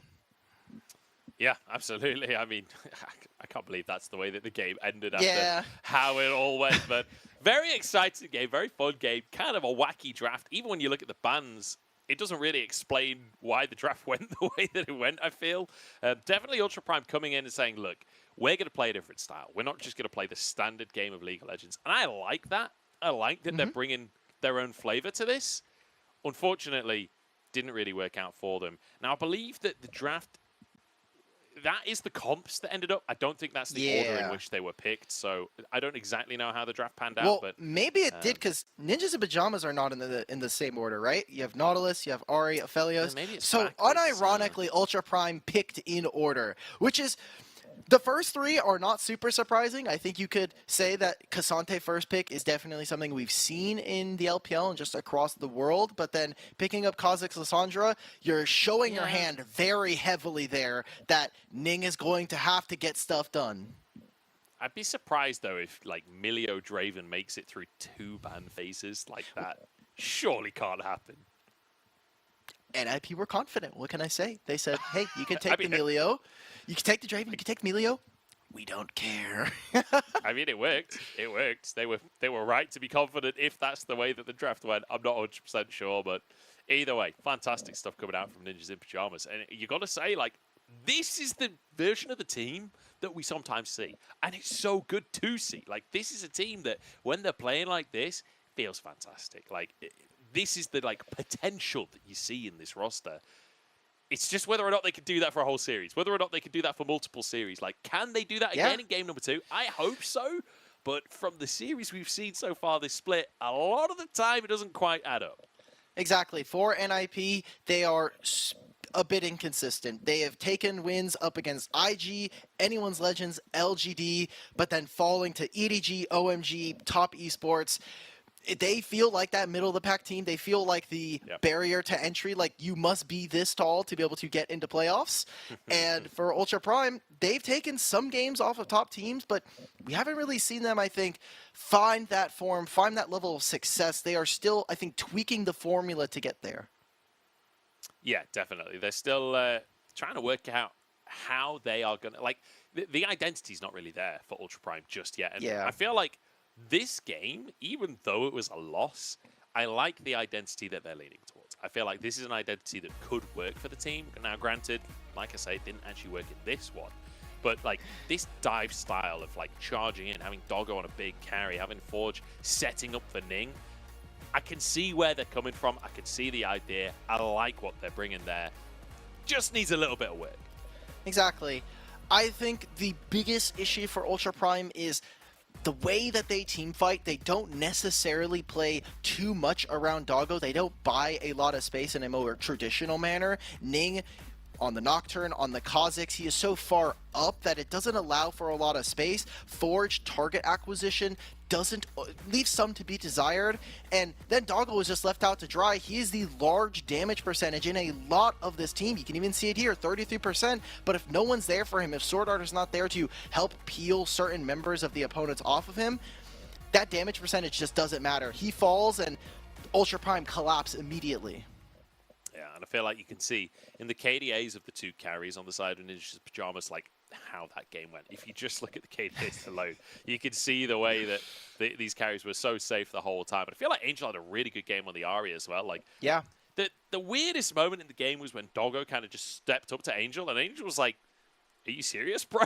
It just like calls him out on it, basically. Yeah, sure, why not? Takes the free kill for himself. That was the cherry on top for me. We're going to jump into a quick break, and then we'll head into game number 2 and see what Ultra Prime have for us, because I really hope it's more of this all-in.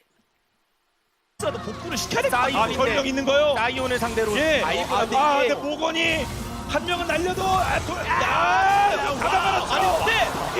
그냥 그러니 스파이더맨. 와, 된 거죠. 스파이더맨. Coming for the throne.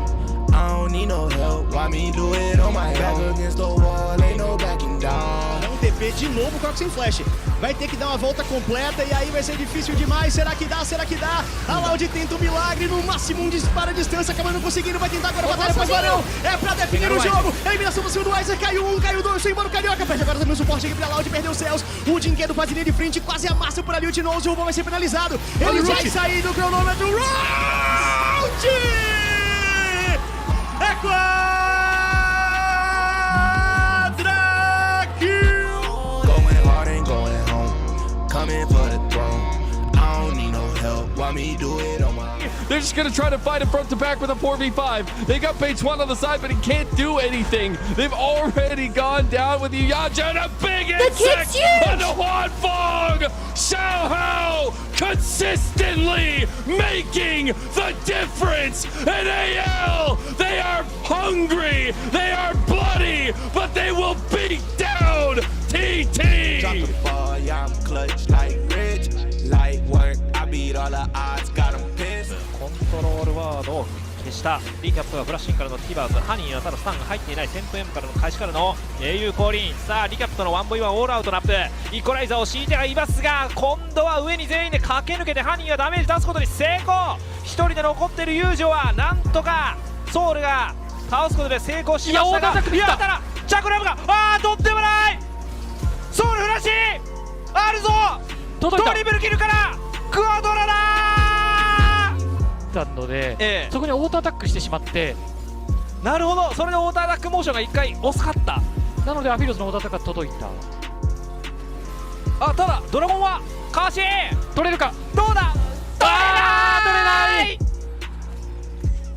実質ペンタ、いやペンタこんなに長いのクワドラってGrown man, call me Mr. I handle biz. Lot of blood, lot of tears. What it took to get here. 불렀거라. 그리고 좀 더 봐요. 근데 앞으로 제리를 못 잡았어요.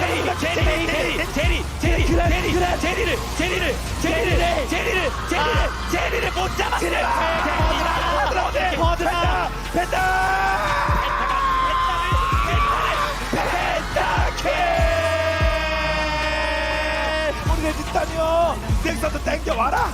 죽여라. 죽이지도 못하면 넥슨 깨면서 최대.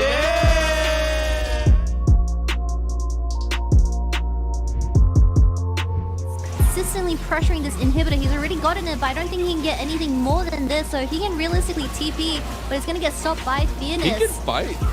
He stole it! Oh my god! Stole the bag! No way! No freaking way! Phoenix steals the Baron! No way! Shield doesn't block it. Are you serious, Rosette?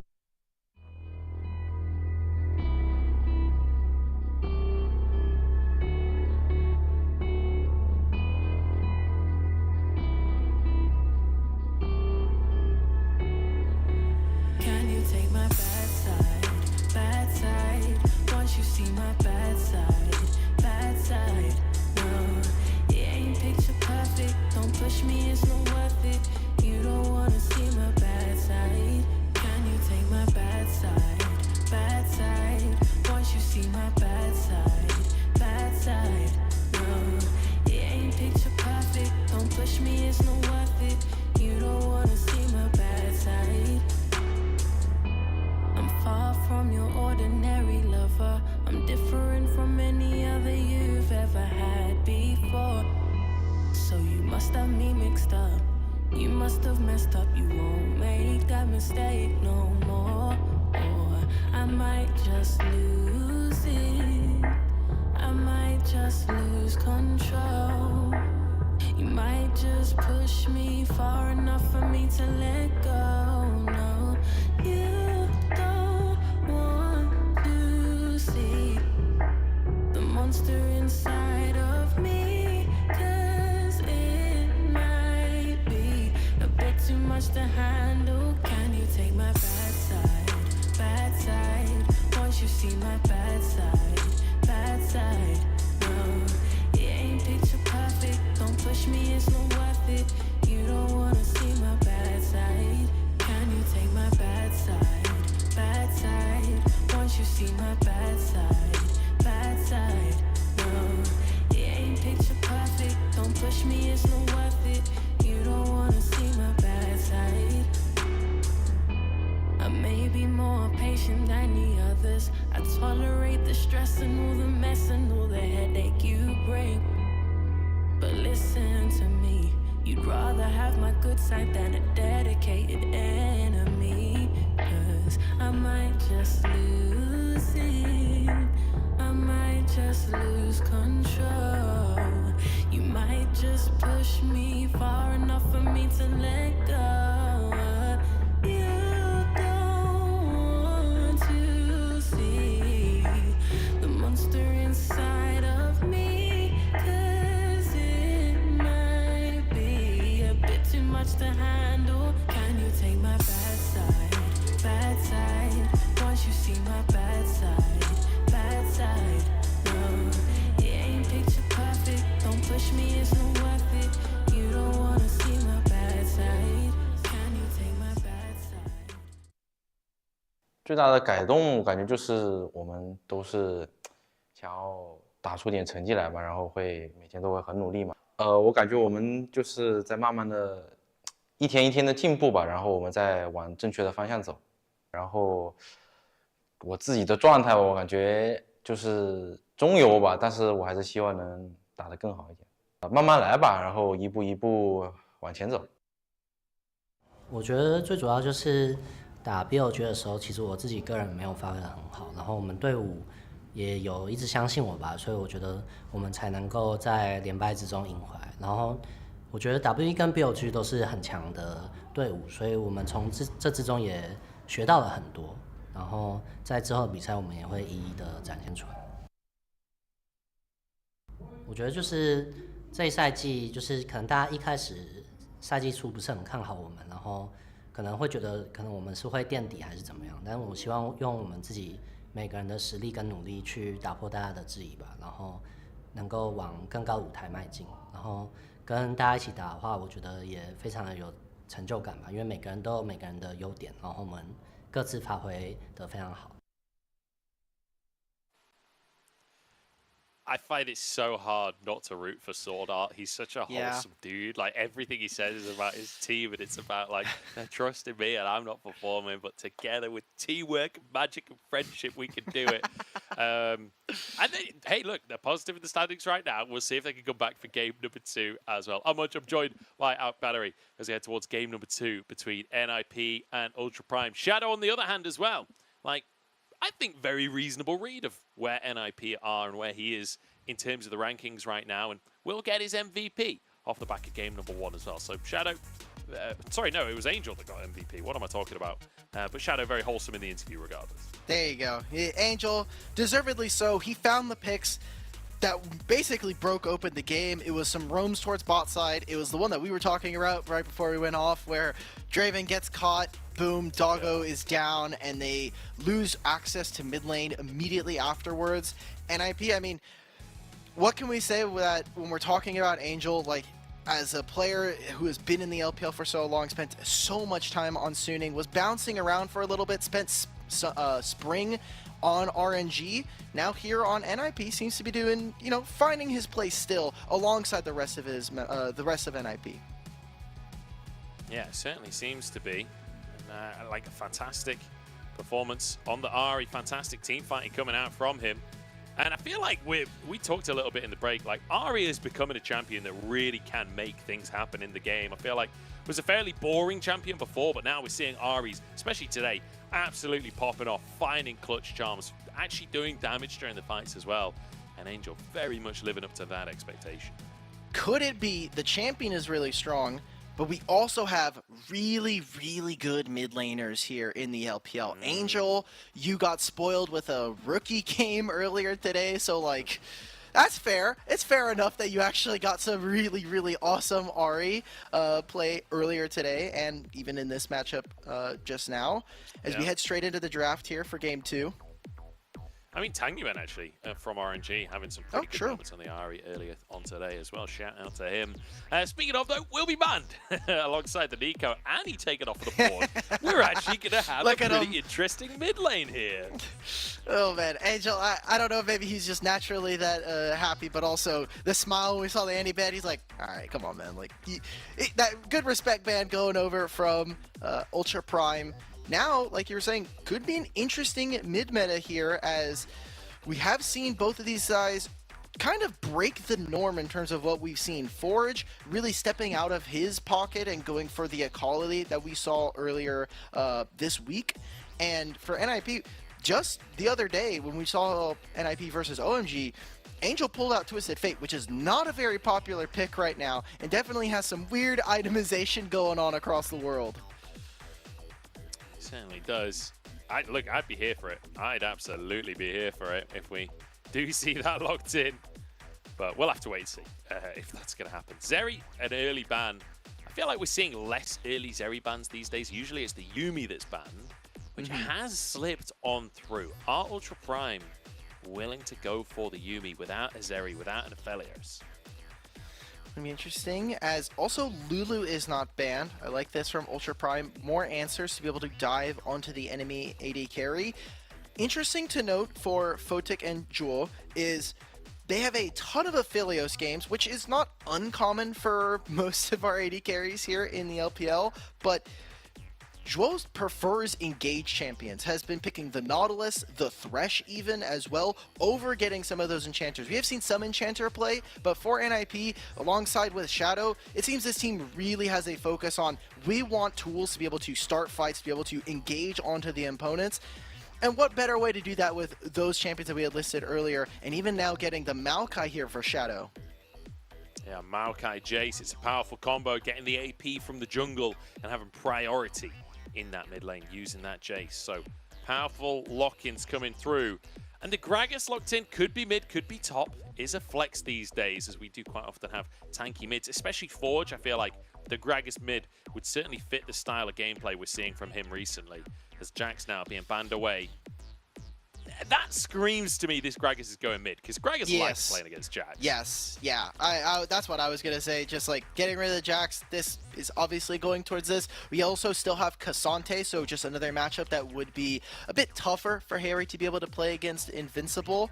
And when we're talking about this Gragas mid matchup, it's gonna be like Jace wants to be able to go in with the melee form, but anytime he does, there's the body slam coming in from Gragas, the heal with the W. It's gonna be very difficult. We'll see what these mid laners can do, because they are very different, I think, for Angel, where yes, it has a very good damage profile, but the ability to weave in and out of fights that Ahri has is not going to be available to him, so we'll be a little bit more squishy and more susceptible to damage. The Blitzcrank banned away by NIP makes me think maybe we do get an Enchanter coming through on their side. The Yuumi still wide open. And I don't think Ultra Prime want Yuumi with a Xayah. That would be a weird combo to lock in. And we'll have to see where Ultra Prime are going to go. Sorry, go on. Yeah, I mean, it does feel weird. They, I think, want to leave their options open.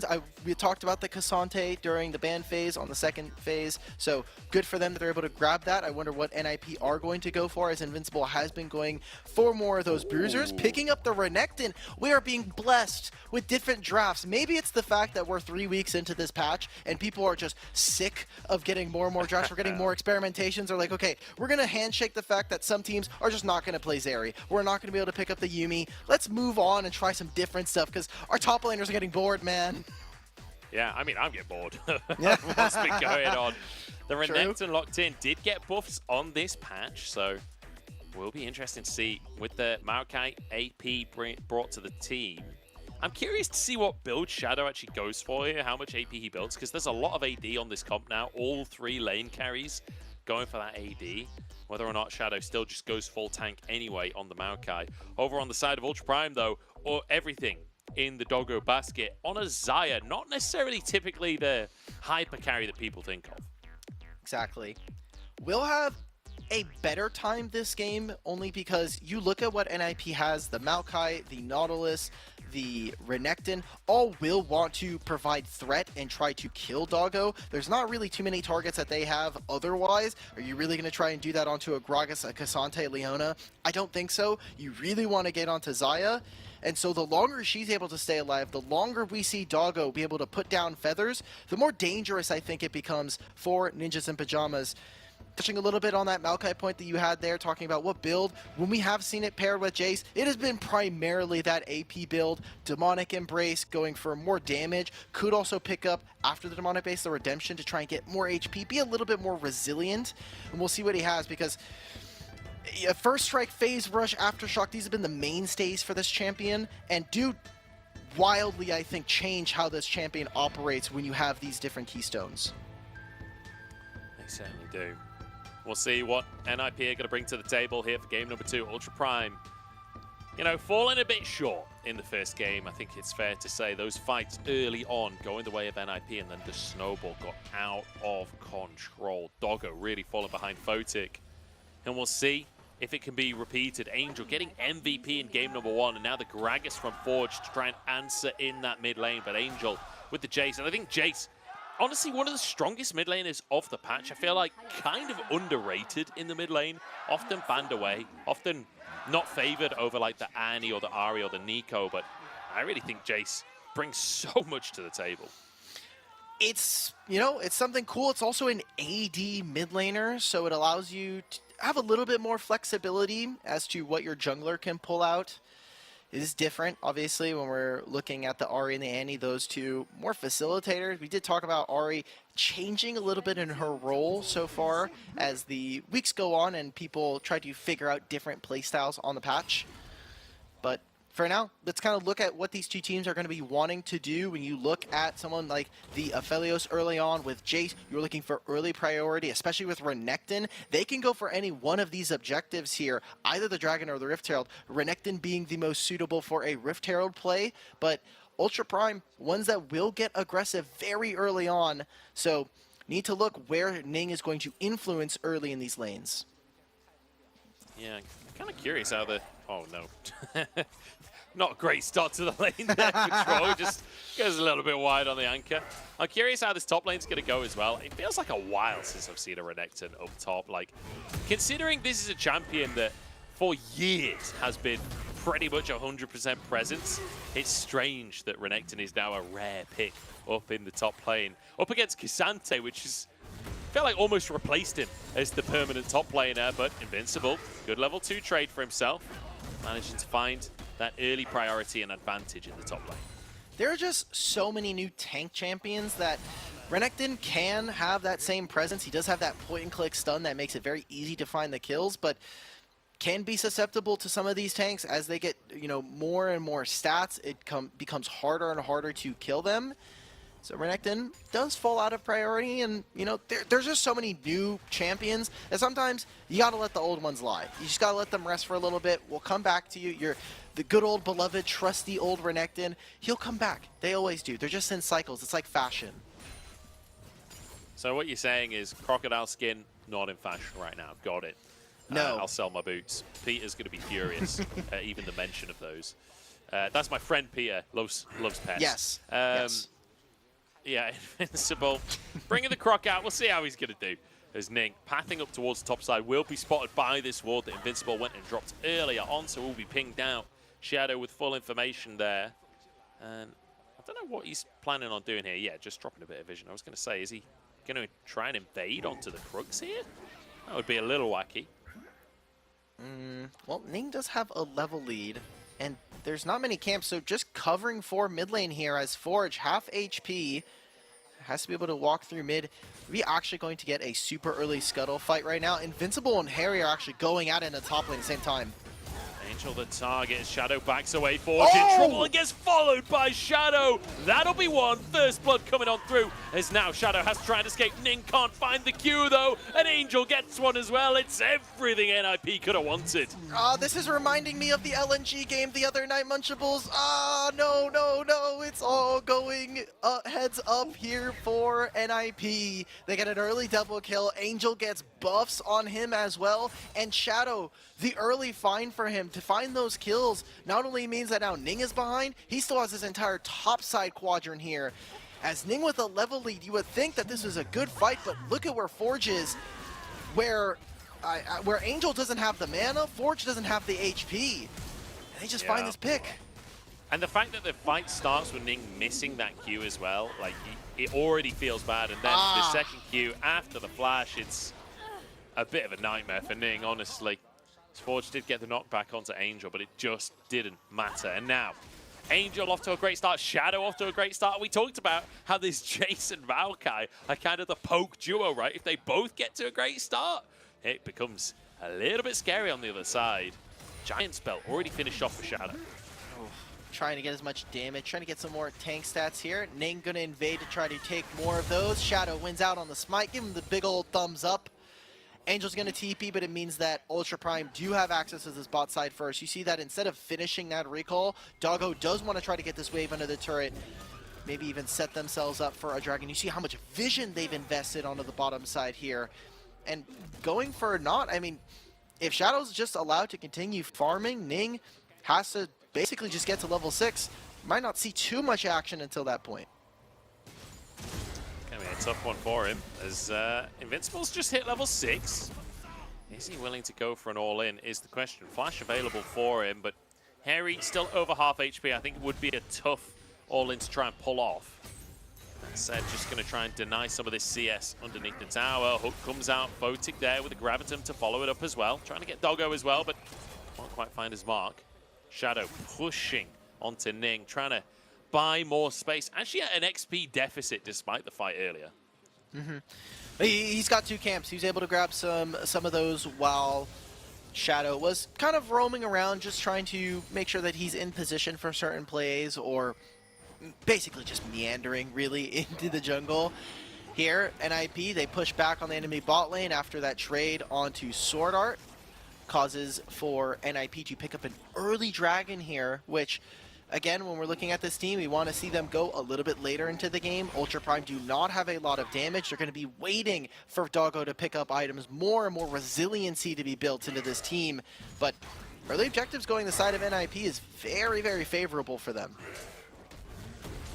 Certainly is. As now, here we go, all out in the top side. Can they find Invincible? Gets a bit of healing, trying to escape with his life. Harry in trouble as Ning steps on forward. He can't win that 1v1. Harry has to be a part of it. Invincible cuts through them, and Renekton is back, baby. The Croc is the king of the top. It's just a bit of a top gap here. Invincible, 2 games in a row. He takes it to Harry, and he's like, you can bring your jungler. I'll win the 1v2. And he's going to be able to get some turret plates as well. No teleport here for Harry. It is just everything NIP's favor. 2 games in a row. Invincible just destroying Harry now. Only just won it out last time. This time, he 2v1s. A bit of a level up from game to game, but the result is the same. Yeah, finding out this kill, I mean, Harry just wasn't in a position. I was kind of waiting for when the ult was. Okay, so he pulls him into the wave here. This has been a common combo. The Q lands, but that flash, the heal from the Q from Invincible means that not able to do much. Without a level 6 here, this play's just not possible. If they both had their ultimates, this is a for sure 1-for-1 at the very least.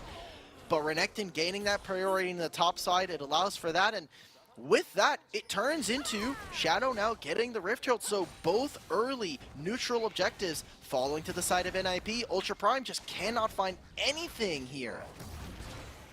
Yep. And I mean, everything is going so well at the top side for NIP that if you're Photic Duo, yeah, sure, you're 10 CS down. But like, I'd be willing to go 20, 30 CS down if it means playing safe at the bottom side. All you got to do is not run it at this point, and everything is looking peachy for you with how well the top side is going for NIP. Fantastic start to the game. Angel and Shadow with a beautiful 2v2. Invincible then one-ups them with a 2v1. What more could you ask from your top side? It's a 3,000 gold lead at 9 minutes. Majority of this has to be on Invincible, who has a small CS advantage, got a plate, obviously just won that 1v2, and we'll see what NIP can use. As you see, Shadow has all of his bot side camps. They have full vision of where Ning is on the top side, so there's nothing for Ultra Prime to be able to get away with. There's no sneaky vision, no sneaky plays that Ning can try to go for. He's going to be right on top of his Raptors, also warded. And while Shadow will be spotted here, you see the pings are coming out. They have to know that this bottom lane gank is coming. This crashed wave is here. There's another wave arriving as well. And Shadow's just getting ready. Has the Rift Herald as well. Here we go. The roots come on through. The wave is underneath the tower. Depth charge going to be used, and Doggo answers with the Featherstorm. They're going to decide not to pull the trigger on the play. I feel like the roots were just a tiny bit early there. Yeah, if the minions were under that turret, I think they could have potentially gone for something, but hey, NIP, they aren't able to time that the best, and Ultra Prime get out with using a single ultimate in trade for 2, so bit of a reprieve for Ultra Prime in this early game where it's felt nothing has gone right for them, finding their first little win. Yeah, and crucially as well, like, if that play happens with Herald in pocket for Shadow, like, that's going to be 5 plays. They're just going to finish the tower. That's GG, there. yeah, literally. Like, the game is just over. So really, not just a reprieve in terms of, like, our play didn't work, but a game-ending play didn't work there for NIP. So massive survival there from Ultra Prime. Drake spawning in just over a minute here with NIP having the first for themselves. Do you know what's just dawned on me? What's up? NIP currently looking at a perfect game. They're only 10 minutes in. Plenty of time for Ultra Prime to change. You're going to that caster fact, curse it, man. Look, I'm just saying it's something we're going to look towards here. Okay. I will make sure that if I see a single turret going down, I'm blowing up your DMs, okay?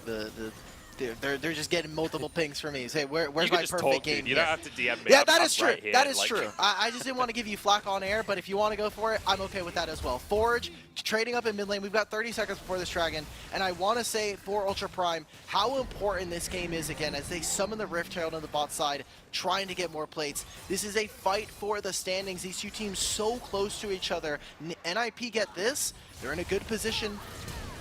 All in comes on through NIP. The perfect game might be dead, but Shadow survives for now. Photic with a combo onto Ning, and he'll finish the job as well. Shadow was just baiting all along. Oh, man, and even Forge throws out the ultimate. Jewel, what are you doing? What are you doing up here, brother? Has to use the flash, and okay, that's going to be him getting out. Remember that Rift Herald was popped down. Forge, I don't know where Forge is right now because he should be mid lane instead of joining for these plays. He's losing out on so much gold in the mid lane. Not only a CS advantage, the Cole is there for Angel. He's getting plates in the mid lane. NIP, they are just taking advantage, and Ultra Prime feel a little lost. Remember earlier when we said both of these teams are middle of the table teams and it should be a close one? And then we saw game number 1, it was scrapping back and forth. Game number 2, this looks like a top team versus a bottom team. They are destroying Ultra Prime here. The fact that the plates are all going, I mean, let's take another look. It looked so bad to start with. Yeah, the ultimate lands. I mean, just Doggo's not here, and unfortunately, Forge just a little too late. Great ultimate coming out from Shadow stops the Gragas from getting into position. And the unfortunate fact about gold is the more that your opponents have, the less that you do, and it becomes harder and harder to actually get back into this game. Now staring down 5,000 gold here for NIP as they are further ahead. They've got 2 dragons. They've got Infernal Soul to look forward to in 10 minutes time. Angel even finishing up the Dustblade here. So it's looking a bit grim here for Ultra Prime, but still not out of it. They obviously still have tools to actually find kills, and not all of NIP are as resilient as a Maokai as Zhuo's Nautilus.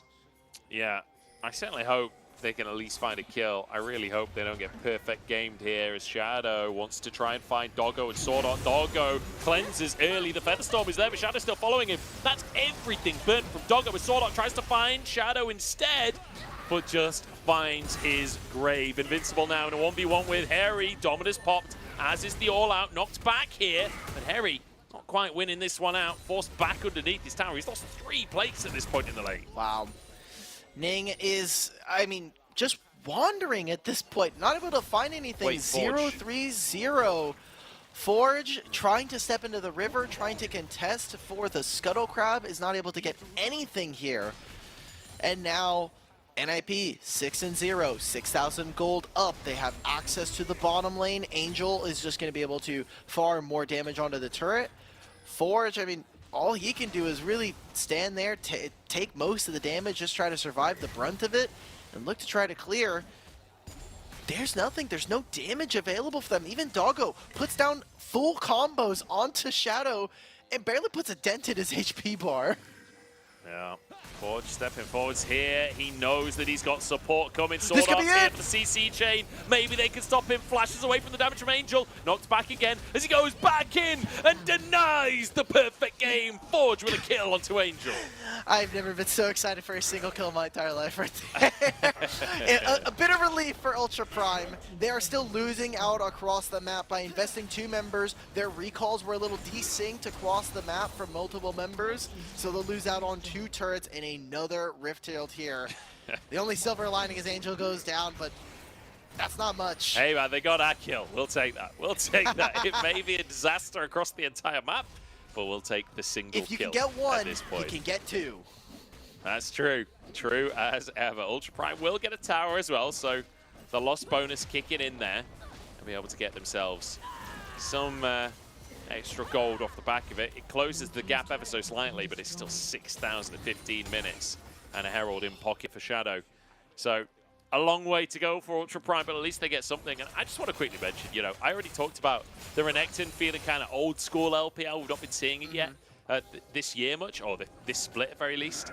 The Leona too. Sword Art bringing out the Leona. I feel like we've gone really old school in this draft, and it's kind of fun to watch. It's good. You know, we get classic LPL. We don't get the resident sleeper that we've been kind of getting for a majority of the games on this patch across the world. It's good to see as Ultra Prime now, they're going to have to make the escape. Doggo goes ultimate. Feather Storm comes on out, flash onto, and will just get shredded. Nothing you can do in that situation as Ning does get himself out to safety. In the meantime, Angel trying to 1v1 Forge. Forge does a good bit of damage there, but whiffs the ultimate. And Angel should be able to finish the job. Turns back into his cannon form here. If he can find a shock blast, he'll find himself a kill as the rest of NIP barreling down the mid lane. Ning is here, Harry Sword Art. They've got to try and defend. The Herald will get its charge. Can they find anything more off it? Votic charging forwards. They might just get a mid in him. It's only 16.5 minutes into the game. The Sword Art pulled back into the Brave Moonlight Vigil, using the stopwatch, buying some time. Invincible the target. And finally, a punish from the side of Ultra Prime. Here comes Angel to try and turn it around as Harry dives into backline onto Shadow. Draw there. And Votic in a 1v3 and he's winning it. How the hell is it going so one-sided? Double kill for Votic. And he wants Doggo as well. A 2-level lead on the enemy AD carry here. Clean's going to be forced. 2 autos. Takes over half of Sword Art's health right there. Votic is a monster. Munchables, I was promised at least a 20-minute game here. It's 17 minutes, and NIP have no qualms with ending the game as soon as possible. 9,000 gold lead, almost 10,000 at this point. If you take a look at this replay, they use that Rift Herald from that mid play, use it into try to go for more. Harry, though, I will say, comes up pretty massive in this play. After this kill onto Invincible, it's this ultimate from Sword Art, and then Harry's able to get into the backline, but Angel has arrived. They're able to disrupt, like you were saying, Votic in the 1v3 there. He has all of those crescendoms just ready to go with all the chakrams. Yeah. NIP coming right out of that replay. They're going to grab their 3rd dragon. Honestly, if he doesn't run out of ammunition on the crescendum there, he probably gets a quadra kill. Like, the fact that it went over to Gravitum there kind of ruined him. Like, he was focusing down Forge with the green and white weapons, and then Angel gets a max range shock blast onto the target as well, setting up that first kill. Beautiful teamwork. out from NIP. 10-2 on the scoreboard, and leaving the mid inhib up as well, knowing they can't really pressure off of supers in the mid lane, and not wanting to give that gold over to Doggo, leveraging every single advantage they can. This is just beautiful to see. It's the part of NIP that we love when we get to actually, when it cuts on stage, right? When we're talking about NIP, it's they can play excellently, but it's just their ability to have that replicable, have that be able to show up in every single series. And here and now, we got to kind of absorb it while it's here. Make sure that we can savor the moment, as NIP, their future schedule is looking a little rough. They're going to be playing up against ThunderTalk, which is a team that is around the standings in them. But then they have WE, JDG, and Weibo. So they're going to really have to take this week 3 momentum, and in the next 2 weeks, really overpower it into overdrive. I have to say, WE, I feel like their standing is inflated currently. Only 3 games played, and not against the toughest opponents ever. So I feel like NIP would be a favorite in that one. But JDG, that's a different kettle of fish. That said, look, if AL can take a game, maybe NIP can too. But even still, NIP, fantastic today. The question is, like, when they're against the top teams, you're not going to get Invincible 2v1 diffing. You're not going to get Shadow and Angel just diffing the 2v2 against Ning and Forge against some of these other top teams. So how do you find your advantages then? Invincible getting the entire gang jumping onto him, doesn't even get to use his Q there. As Angel TP'd on over, a tier 2 taken in the top side in answer. I feel like they could have just kept pushing for the inhib, honestly. Yeah. Could I convince you that was a good death there for Invincible, because it allowed for NIP to grab the turret. Ultra Prime, the Baron has spawned. They are throwing down the gauntlet, saying we are behind. We need to be able to at least stand around the Baron and maybe even corral NIP into their side of the map. But Angel's pushing in through mid lane. This is a weird dance we've seen from them, and NIP are going to pull the trigger now. 4v5, NIP still want the fight here. Photic is fine. Featherstorm used Forge, gonna go down as Angel grabs a kill. And hey, 4v5, easy work by the looks of things. As now, NIP just look towards the Baron. This vision from the enemy, they don't even care. They're just gonna start it anyway. What can Ultra Prime do about it?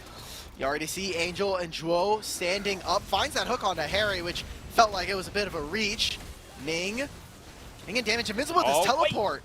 He's come behind enemy lines, and Sword Art will be the target. There's one for him. Doggo completely zoned as Dwarf flashes back into the pit to survive. 3 taken, looking for 4 is Invincible. Chasing down the Xayah. There's nowhere for the birdie to go. Crocodiles win that 100% of the time. Welcome to the Animal Kingdom. Baron will be taken down, and NIP are dominating Ultra Prime. Photic flashed over the Baron wall to interact with that fight. He said, look, I'm not going to even bother with this Baron. Let's get down in business up against Ultra Prime. It's 15-4 here, Munchables. 21.5 minutes. They're going to drag the Baron out. They're going to grab this mid inhibitor, barring these minions no longer wanting to hit this objective. Okay, so the inhibitor is going to be saved. 1.5 minutes before Dragon. That'll be our next objective. That'll be the Soul. And this is the point in the game where Ultra Prime, they're going to have to play their hearts out. 13,000 gold down. Not going wide of Sword Art. Hitting Harry instead. I love how Duo and Angel are just zoning everyone. Invincible is like, raid boss arrives. Yeah, before you get into the other part of this fight, you gotta make it through me as this Renekton. And unfortunately, they do not pass go. They do not collect $200. They just go straight back into the fountain. As we get a fight coming out of the replay. Here we go. Shadow low at this point, but the rest of the team not really able to follow up onto him. And he's got Photic alongside him. Invincible happy to tank for literally infinite time. Double kill for Angel. And there's one for Photic as well. Harry almost gets it, but denied as the triple comes through. Angel having a phenomenal day. MVP in game number 1. Now a fantastic Jace performance in game number 2 as well. Might be looking for double MVPs at this point if Invincible doesn't take it himself. They're going to just push through the mid lane. Yeah. That's going to be game in 23 minutes. The Ninjas are on fire. They're going to take this game. They're going to go 2-0 in this series. And Munchables, you've had a long day today, so it felt only right that we were able to give you at least a quicker series here. NIP, big fans of you. getting that 2-0 for themselves. They're going to move up into the standings to 4 and 3 and start to secure that position into that upper echelon. Yeah, I gotta say, it's only half one where I am. This is a much shorter day than I expected it to be. 3 2-0s, and in pretty quick fashion as well. NIP, honestly, it has to be said, kind of just destroying Ultra Prime there. Yeah. Magnificent performance. And again, this is what we've been wanting to see from NIP, consistency. Both games looking good, winning in different ways across the 2 games as well. Really, really good to see. It was great, obviously, to get NIP to show up really, really strong. We didn't know exactly what form they were going to show up in, but Invincible having 2 incredible games. Honestly, between these two, between him and Angel, the solo lanes of NIP are just way too strong today. I don't know what they ate today, but they need to be able to get that meal re-delivered on every single match day. Yeah, I feel like, at least in the first game, Harry was so close to doing some great stuff. Like, that solo kill was literally nanometers away. But then game number 2, Invincible just leveled up, brought the Renekton back to the LPL and showed us why this is a pick that can still be played, winning out against the Cassante. If we can beat Cassante, and Cassante is a blind pick top that we see all the time, maybe we need a bit more Renekton in the LPL. I'm really sad that we still haven't seen Fiora come back, but, you know, fingers crossed we can see more of that because LPL Fiora just hits different. We have to start thinking, like, what is top lane going to look like? Because the answer so far for split push has really been the Gnar with the Hullbreaker. But if we're going to get more looks like this, not only from Invincible, who has done it multiple times, the Jax now, the Gwen to end the game in game 1, maybe top lane starting to evolve. Maybe we have some different metas. If you're not going to necessarily play all in on your bot lane, you already know that they're going to be scaling. You're going to take double cull on both sides.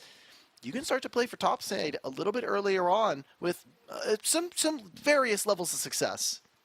Yeah, well, great success for NIP at very least. Although, I will say, that was more Ultra Prime playing for top side and Invincible just outplaying them as opposed to NIP necessarily playing for Invincible. I feel like he played for himself, which, you know, if you can, why wouldn't you? I will say as well, Angel, really, really impressive game on the Jace. Like, throughout the game, consistently landing damage, consistently being in the right spot.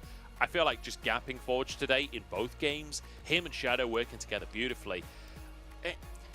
The thing is with NIP, this is a team that every single time I cast them and they win, I get really hyped on them. And then you see their losses and it's like, you can see why they're not a top team when they play against the top teams. But they are the meter stick in the LPL. You said it coming into today, and I completely agree. Like, they will beat everyone below the middle mark. They will, so far, lose to everyone above the middle mark. I'm hoping, though, that they can push a little higher in the standings. I think this is a team with some real potential. Exactly. They've got the pieces around them. When you look at the names on this team, maybe players that weren't able to find success on other rosters, my eyes immediately go towards Shadow on LGD. Just wasn't able to really mesh with the team. Here on NIP, feels like it's gravitating more towards him, his identity as a player, how aggressive he wants to be, and Angel being able to leverage a lot of that experience alongside his bottom lane to really lead this team to victory in games that, hey, you need someone like Angel to be able to push the tempo of the game, push the state of the map, and get things done for you.